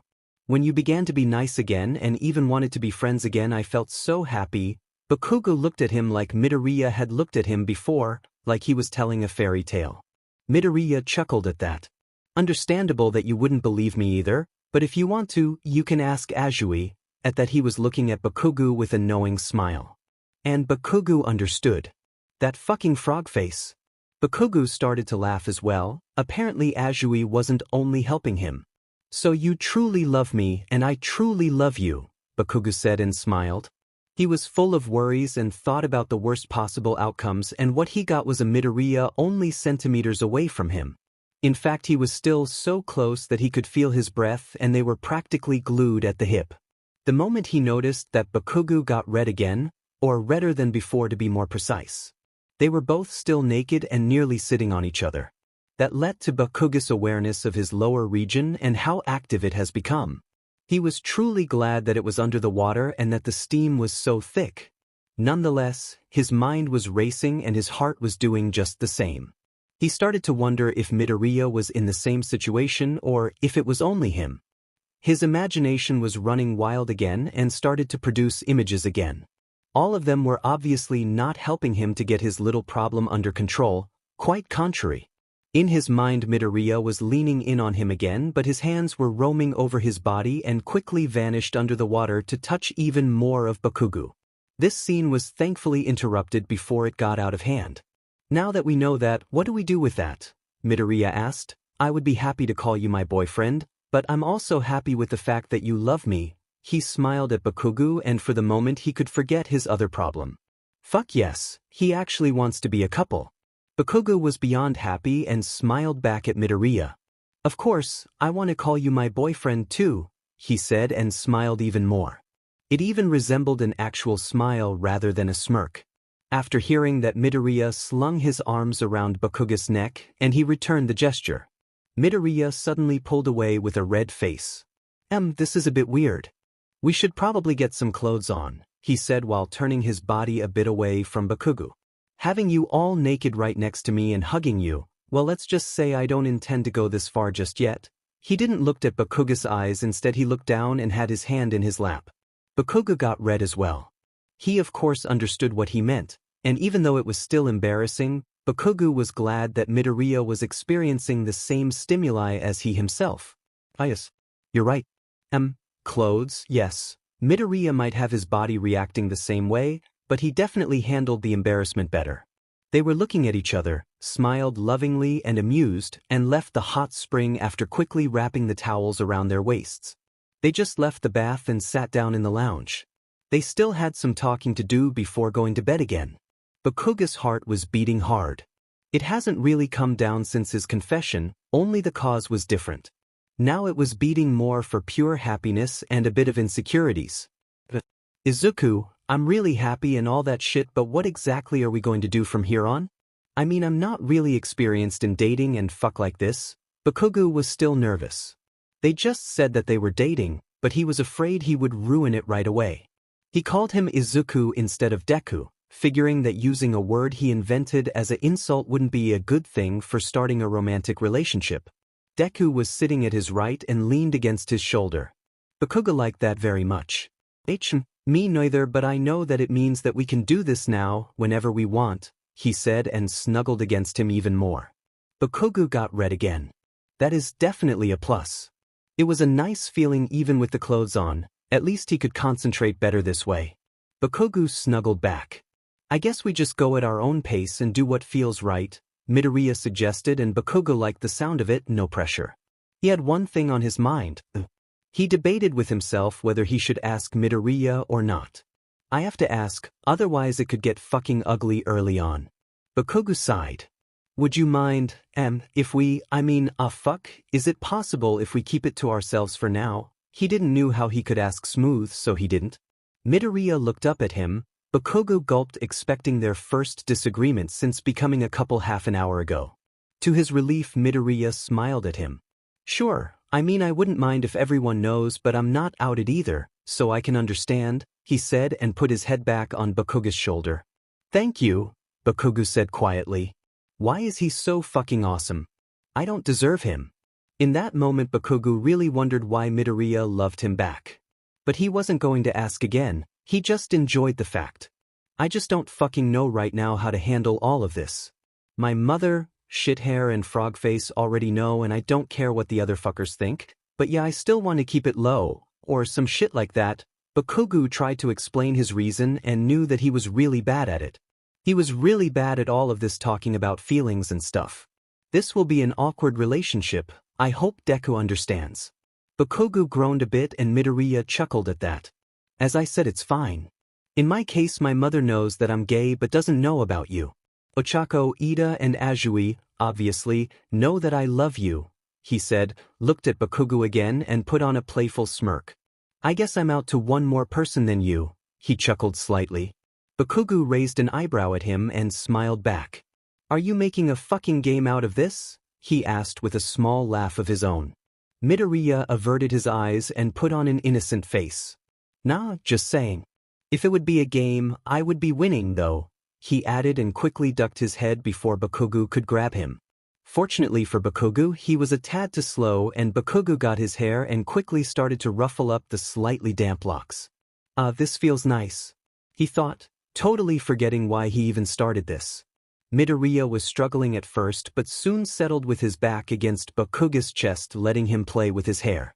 If that was how a relationship was like, then Bakugou sure as hell liked it a lot. Simply being able to touch Midoriya this much without any worries was pure bliss. He thought about all the times he was close to Midoriya and didn't know how to react, and now he was sitting with Midoriya leaning against him, and Bakugou playing with his hair. He could smell Midoriya fresh out of the bath and other images popped up again. His face was getting red again and his heart accelerated. With Midoriya leaning against him like this, he was sure he would feel the beating against his back soon enough. Now that he had confessed and they were officially in a relationship, Bakugou thought he would be able to get over this. But apparently he wasn't able to handle Midoriya without embarrassment just yet. As nice as this is, I think we should get to bed. The others will wake us up early enough tomorrow. If Midoriya had noticed Bakugou's beating heart, he couldn't tell. Anyway, it was a good distraction. Yes. Afraid to say more in case he would talk nonsense while he was in his dazed state. The two of them got to their room and opened it up silently. Ida and Todoroki were still sleeping soundly and Bakugou and Midoriya went to their own futons. Would you mind a good night kiss? Midoriya asked quietly before getting under his sheets. Bakugou got red all over again. How the fuck can he be so casual about this? Not that Bakugou minded this side of Midoriya, quite contrary, but he was nearly dying of embarrassment when they so much as touch a bit more intimately. Not at all, he managed to answer, hoping he sounded convincing and not like the bundle of nerves he was at the moment. Midoriya smiled and got closer to him. Bakugou followed suit. Midoriya was the one to initiate the contact again, laying one hand on Bakugou's cheek and pressing lips against lips. The kiss was shorter and involved less movement than the one in the bath, but there was just as much love in it. Bakugou wouldn't mind going to bed like this every night. They both smiled at each other before laying down in their respective futons. By the way, I don't mind you calling me Deku. I'm used to it and the meaning has changed, but you calling me by name sounded nice too. Thank you. And Midoriya made a short pause and smiled at Bakugou. I love you, Kaken. Bakugou could only hope he would find some sleep with his rapidly beating heart. I love you, Deku, he said with a smile, saying the year-long nickname with a completely different meaning than ever before. It had changed from an insult, over a habit, to the name of the person he loved. With that thought he was able to fall asleep with a calm mind. The next day he was woken up by Kirishima and Kaminari stomping into his room and yelling something sounding incoherent to Bakugou's still sleepy ears. His mind slowly woke up and Bakugou looked to the space next to his. Midoriya's futon was already put away again. Thinking about Midoriya let him think about the night before and his blood found his way back onto his face. I confessed, he accepted, and we kissed. It sounded surreal, but Bakugou knew that it happened. When he looked around he spotted Midoriya, who was helping Todoroki putting away his futon. When their eyes met, Midoriya smiled and Bakugou could see slight blush on his face as well. Fuck yes, it really happened. Bakugou was overjoyed but tried not to show it too much on the outside. He was the one who had asked to keep it between the two of them, after all. While he was packing away his own futon, Bakugou was thinking about how to go on. He would just behave like before, and when he was alone with Midoriya they could cuddle and maybe kiss again. He really needed to get his face under control. Just thinking about it colored his face again. "Oh, are you all right?" Kirishima suddenly asked from the side, looking into Bakugou's red face. "Or were you thinking about Midoriya, how he was sleeping only centimeters away from you?" he asked more quietly with a dumb smirk on his face.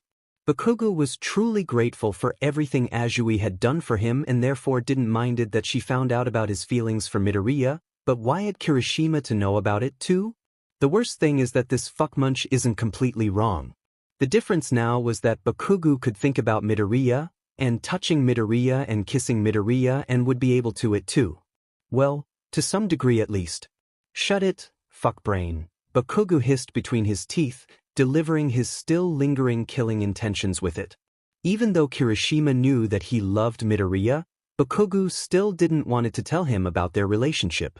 Simply as a precaution to prevent Kirishima from blabbering out too much. The whole group met at the dining hall for breakfast and Bakugou sat next to Midoriya. Just because he didn't want the others to know about them, didn't mean they had to stay away from each other.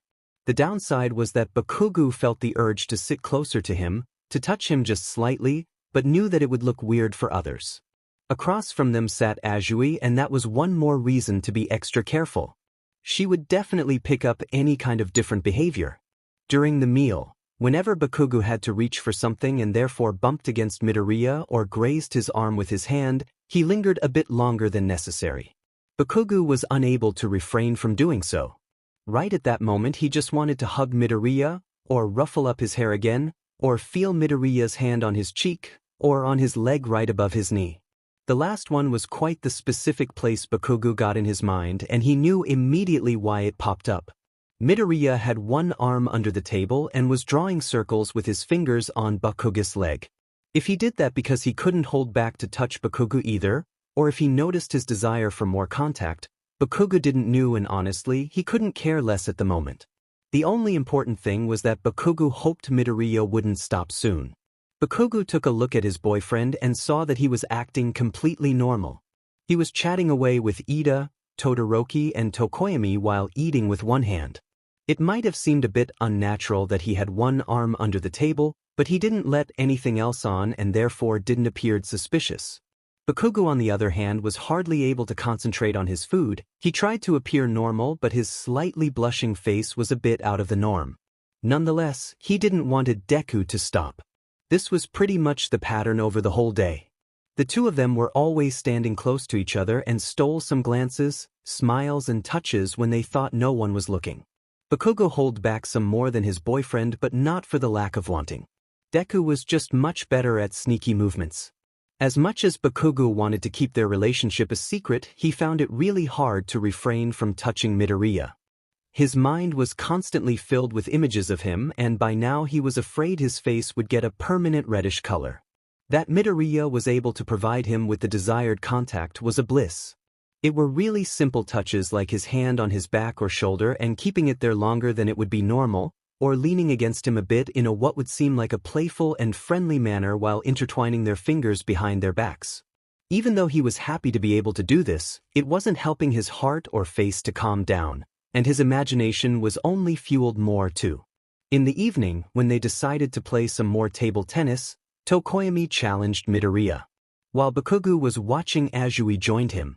"I want to ask you something, but it would probably be better to talk somewhere else," she stated plainly without taking her eyes from the match between Midoriya and Tokoyami. Bakugou on the other hand looked at her, pointlessly trying to figure out what she was thinking. "Sure," he simply answered, not even trying any longer to be able to understand Azui. The two of them left the room with Bakugou looking back at Midoriya once more, who gave him a quick smile before quickly reacting to the ball again.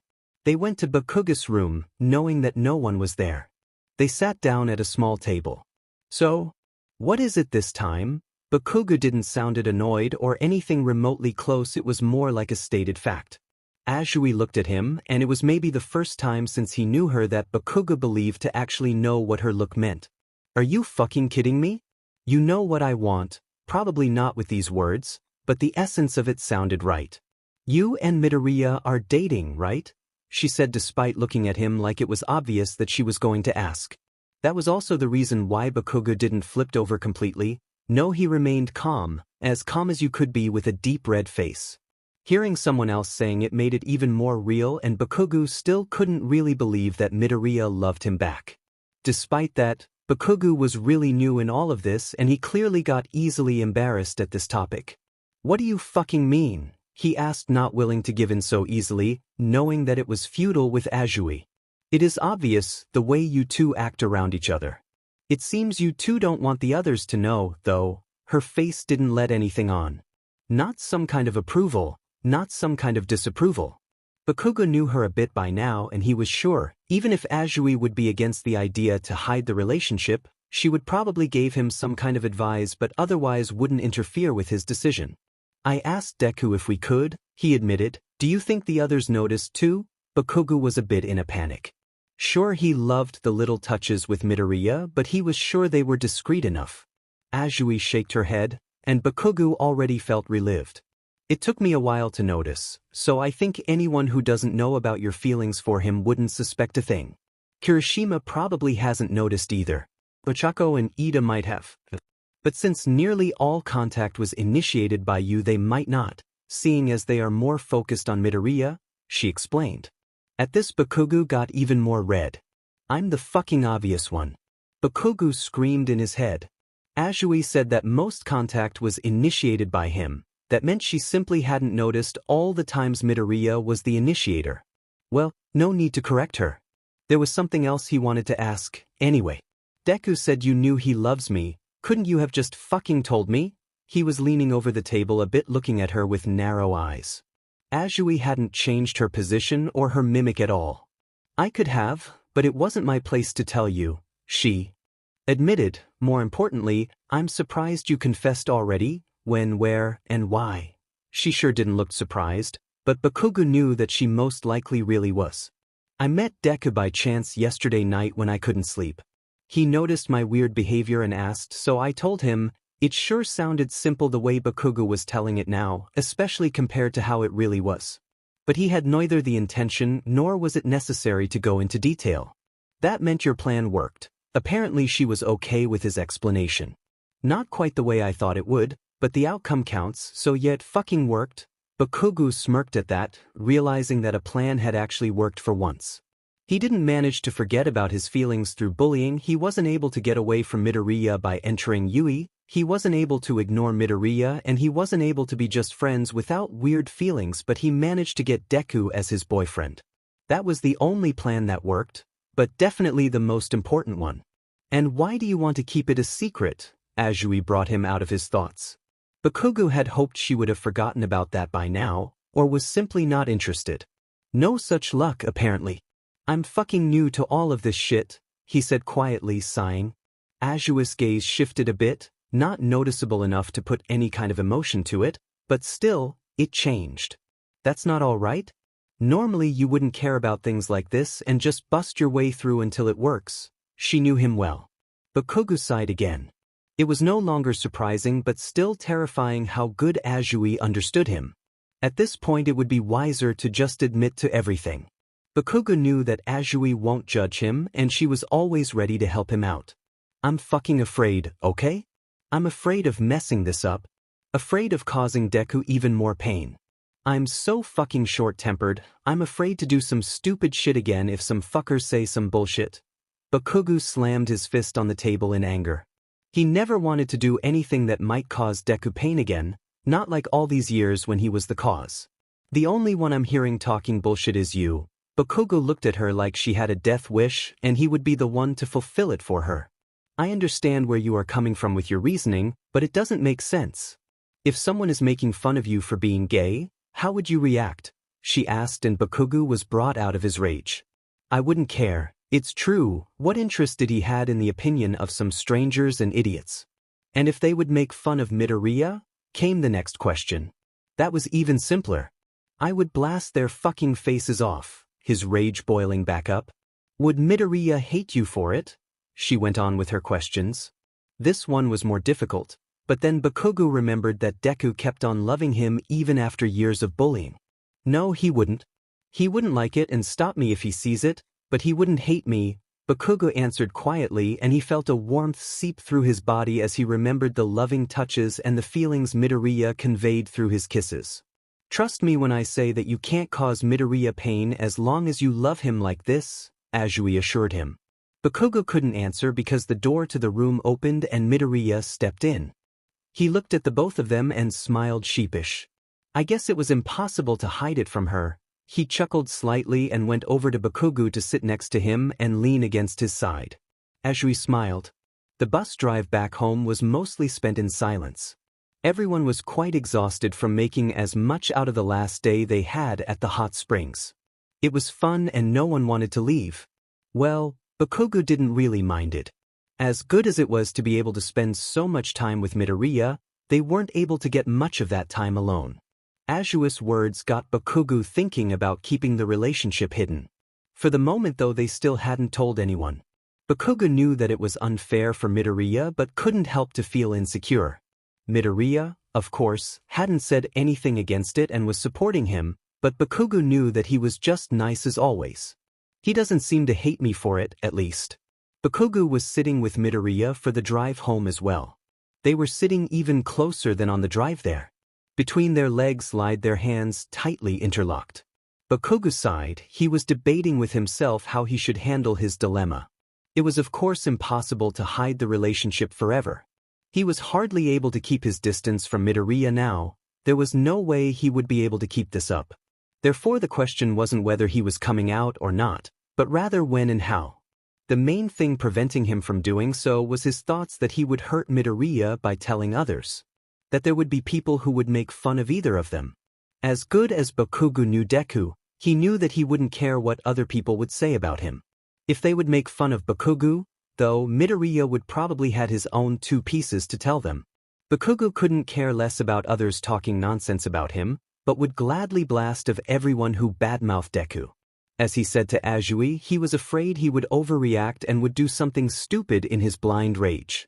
Sure, Azui told him that Midoriya wouldn't mind and Bakugou thought so, too, but he was still unsure, not knowing what he was capable of himself. Something on your mind?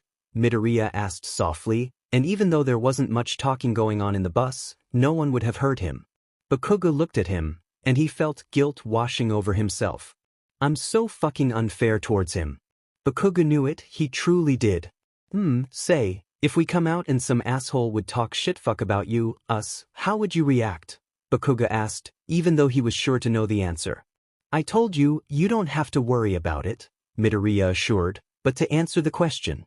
In general, I wouldn't care. I wouldn't like it if someone would say something demeaning about you, though, he answered, confirming Bakugou's assumption. You know there are important persons in my life. My mother, my friends and of course you, Midoriya went on and looked Bakugou deep in the eyes with a serious expression. I don't want to lose either of them. Luckily for me exactly these people already know about my sexuality. He smiled at Bakugou with a gentle warmth, showing how important these people were for Midoriya.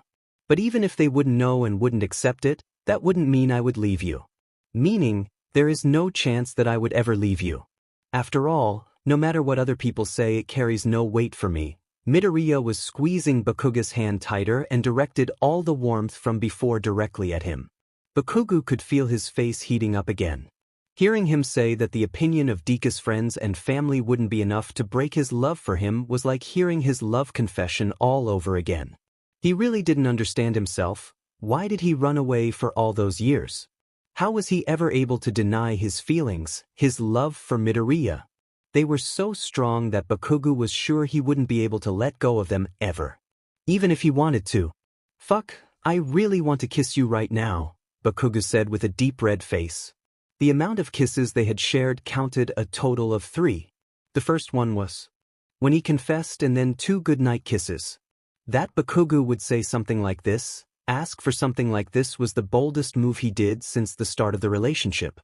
His heart might burst through his ribs and his bloodstream might not be able to function properly ever again, but he felt like he needed to say it. Midoriya was smiling at him and made a quick look around the bus. The others were either sleeping, talking among themselves, or simply not paying attention to anyone. He turned back to Bakugou.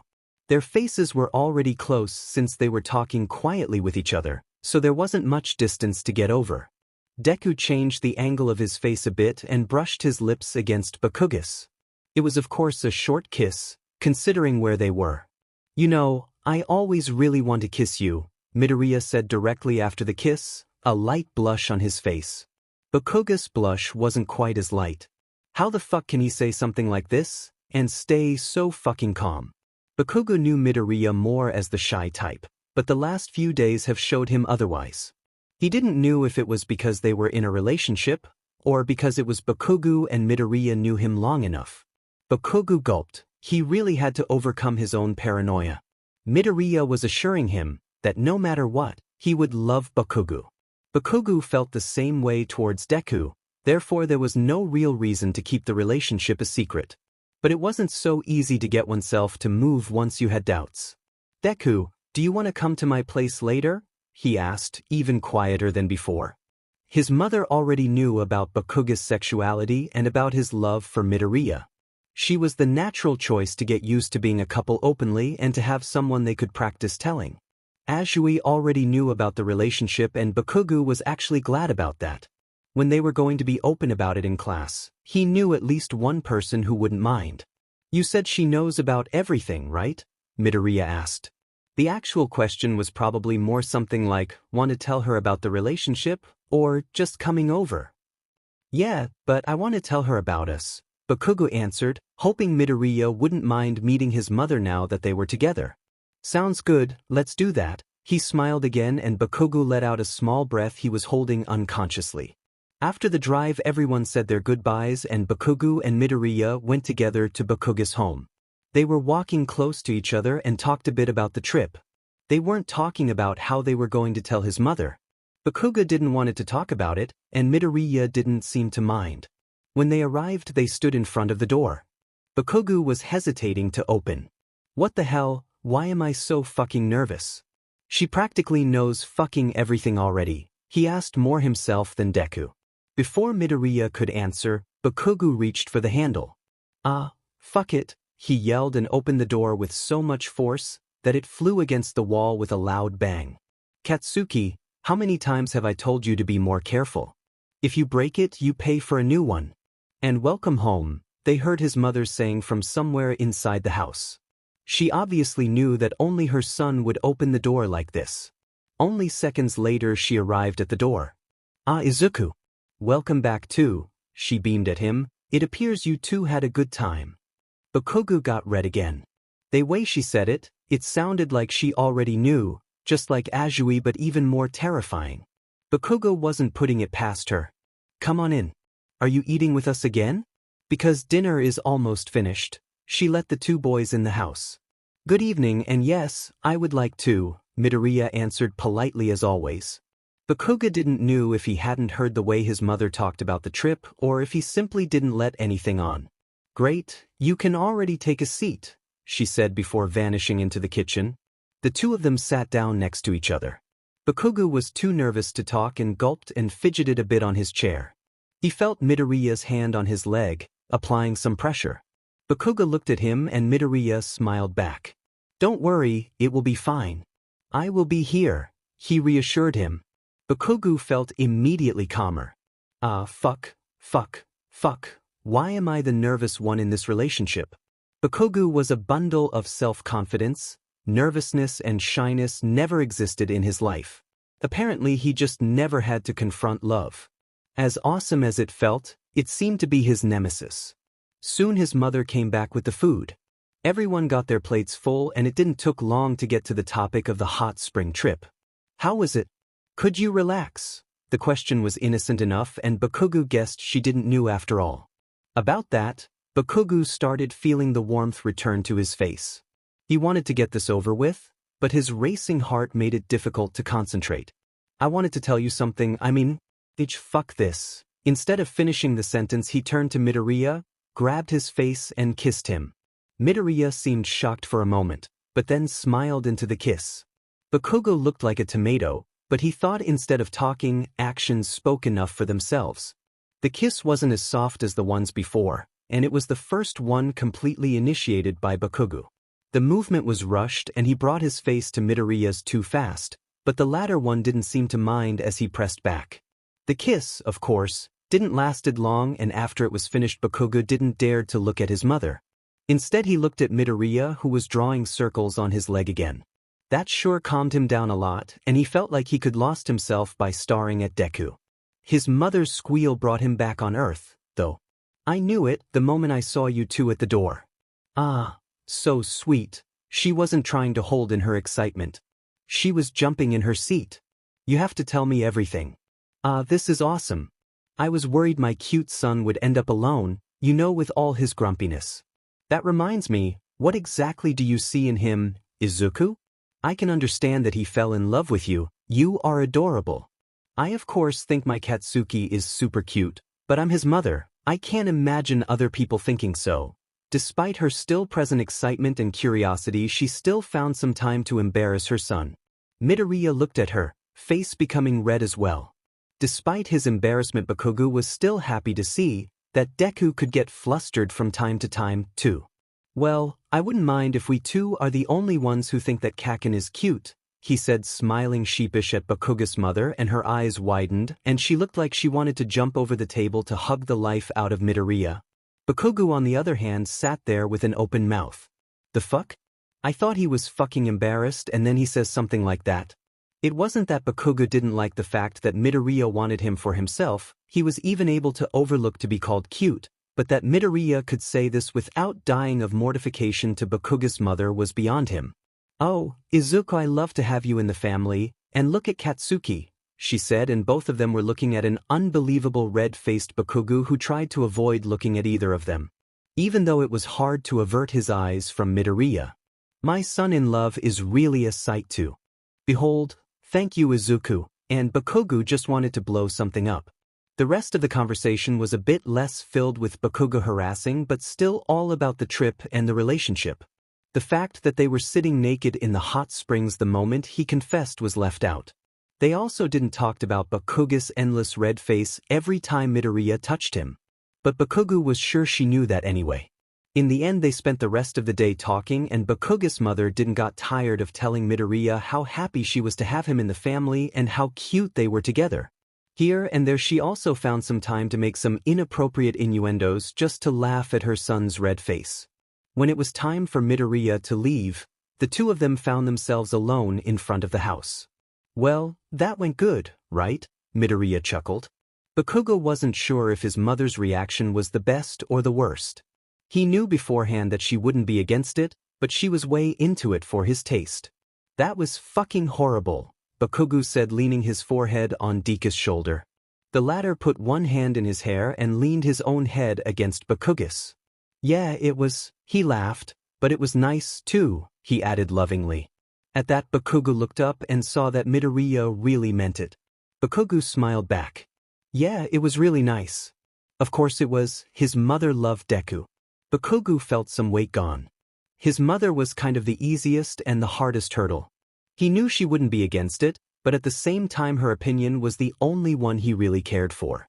Not that it would have changed anything about his love for Deku, but it was heartwarming and a big relief to get such a positive response from the one person he wanted it from. Deku, I don't mind not hiding it anymore. Bakugou looked at him, smiling softly. Midoriya's eyes widened shortly before he smiled just as softly. No complaints from me, he said, put his arms around Bakugou's shoulders and leaned in for a kiss. Bakugou met him half the way. Just like every other kiss, this one was sweet and filled with love. Bakugou was long since addicted. When they parted they leaned with their foreheads against each other. I will wait here for you tomorrow, Bakugou said, and Midoriya nodded. Unwillingly they let go of each other and Bakugou looked after him as he left. That was so sweet, how I would like to be young again, Bakugou heard his mother say. She leaned against the door frame with a smirk on her face. Shut it, Bakugou said and stomped past her with a red face. The next day Bakugou waited for Midoriya, and when he arrived they didn't hesitate to greet with a kiss. They smiled at each other and went hand in hand to school. On the way Bakugou could feel that a slight blush was on his face, but by now he knew that this was inevitable. Actually, he was glad that it was only a slight blush. They talked about nothing in particular, as if walking around hand in hand was the most normal thing for the both of them. As much as Bakugou would have liked to think that, he couldn't refrain from watching how passers-by reacted to them. There were some glances here and there and some whispered words, but if they were truly about them or not, Bakugou couldn't tell. Bakugou didn't really care, but he was still glad there were no direct comments about them. When they reached school, though, the glances got a bit more obvious and there was no question whether the whispers were truly about them or not. Still no one said anything at them directly. It was probably just that the school was full with people at the same age as them, so they were naturally more interested. Bakugou and Midoriya went on to their classroom, never breaking the hand contact, ignoring the stares and the whispers. Bakugou felt good like this. He had Midoriya at his side and everything around him didn't matter. Even though he knew that their classmates wouldn't be just whispering. When they opened the door, everyone was already there. Well, this way they would get over it in one go. At first no one noticed and just registered that they had arrived. Ah, Bakugou Gudem, Kirishima started and saw the interlocked hands. Oh, does this mean what I think it does? He asked with wide eyes. Bakugou really couldn't handle him, so he just clicked with his tongue. Oh my god, congratulations, he yelled and got everyone's attention. Congratulations for what? Ida asked, and the others seemed they wanted to know too. Before either Bakugou or Midoriya could say anything, Kirishima answered for them. Well, we got our first official couple in our class. With a weird proudness in his voice, he showed at them with his arms as if he was presenting a rare animal in a circus. Bakugou looked annoyed, but his face got colored again. Midoriya smiled sheepish. Is that true, Midoriya? Ida asked calmly, before anyone could say anything. Yeah, Deku answered without hesitation, and Bakugou felt him squeezing his hand stronger. Bakugou loved this. He loved being able to stand with Midoriya like this. He loved being able to hold his hand. He loved to being able to say he loves him. After Midoriya's confirmation, the whole class started with their questions and congratulations. The only ones who weren't standing around them were Azui and Mineta. Azui because she already knew, obviously. Mineta was probably not so happy for the two of them like the rest of the class was, but Bakugou couldn't care less. He squeezed Midoriya's hand and the two of them looked at each other smiling. Alone with their gaze they conveyed all the feelings, the joy, the attraction, the love they felt for each other. The class was saying something about them, but Bakugou wasn't listening, and he was sure Midoriya wasn't either. At that moment they only saw each other, and Bakugou would happily live like this forever. Midoriya was the person he felt in love with when he hardly understood what love was. Midoriya was the person he bullied over years because he couldn't accept that love. Midoriya was the person he went crazy over after he was longer able to deny his love. Midoriya was the person who was looking at him right now and the person who loved him back. I love you, Deku. I love you, Kaken.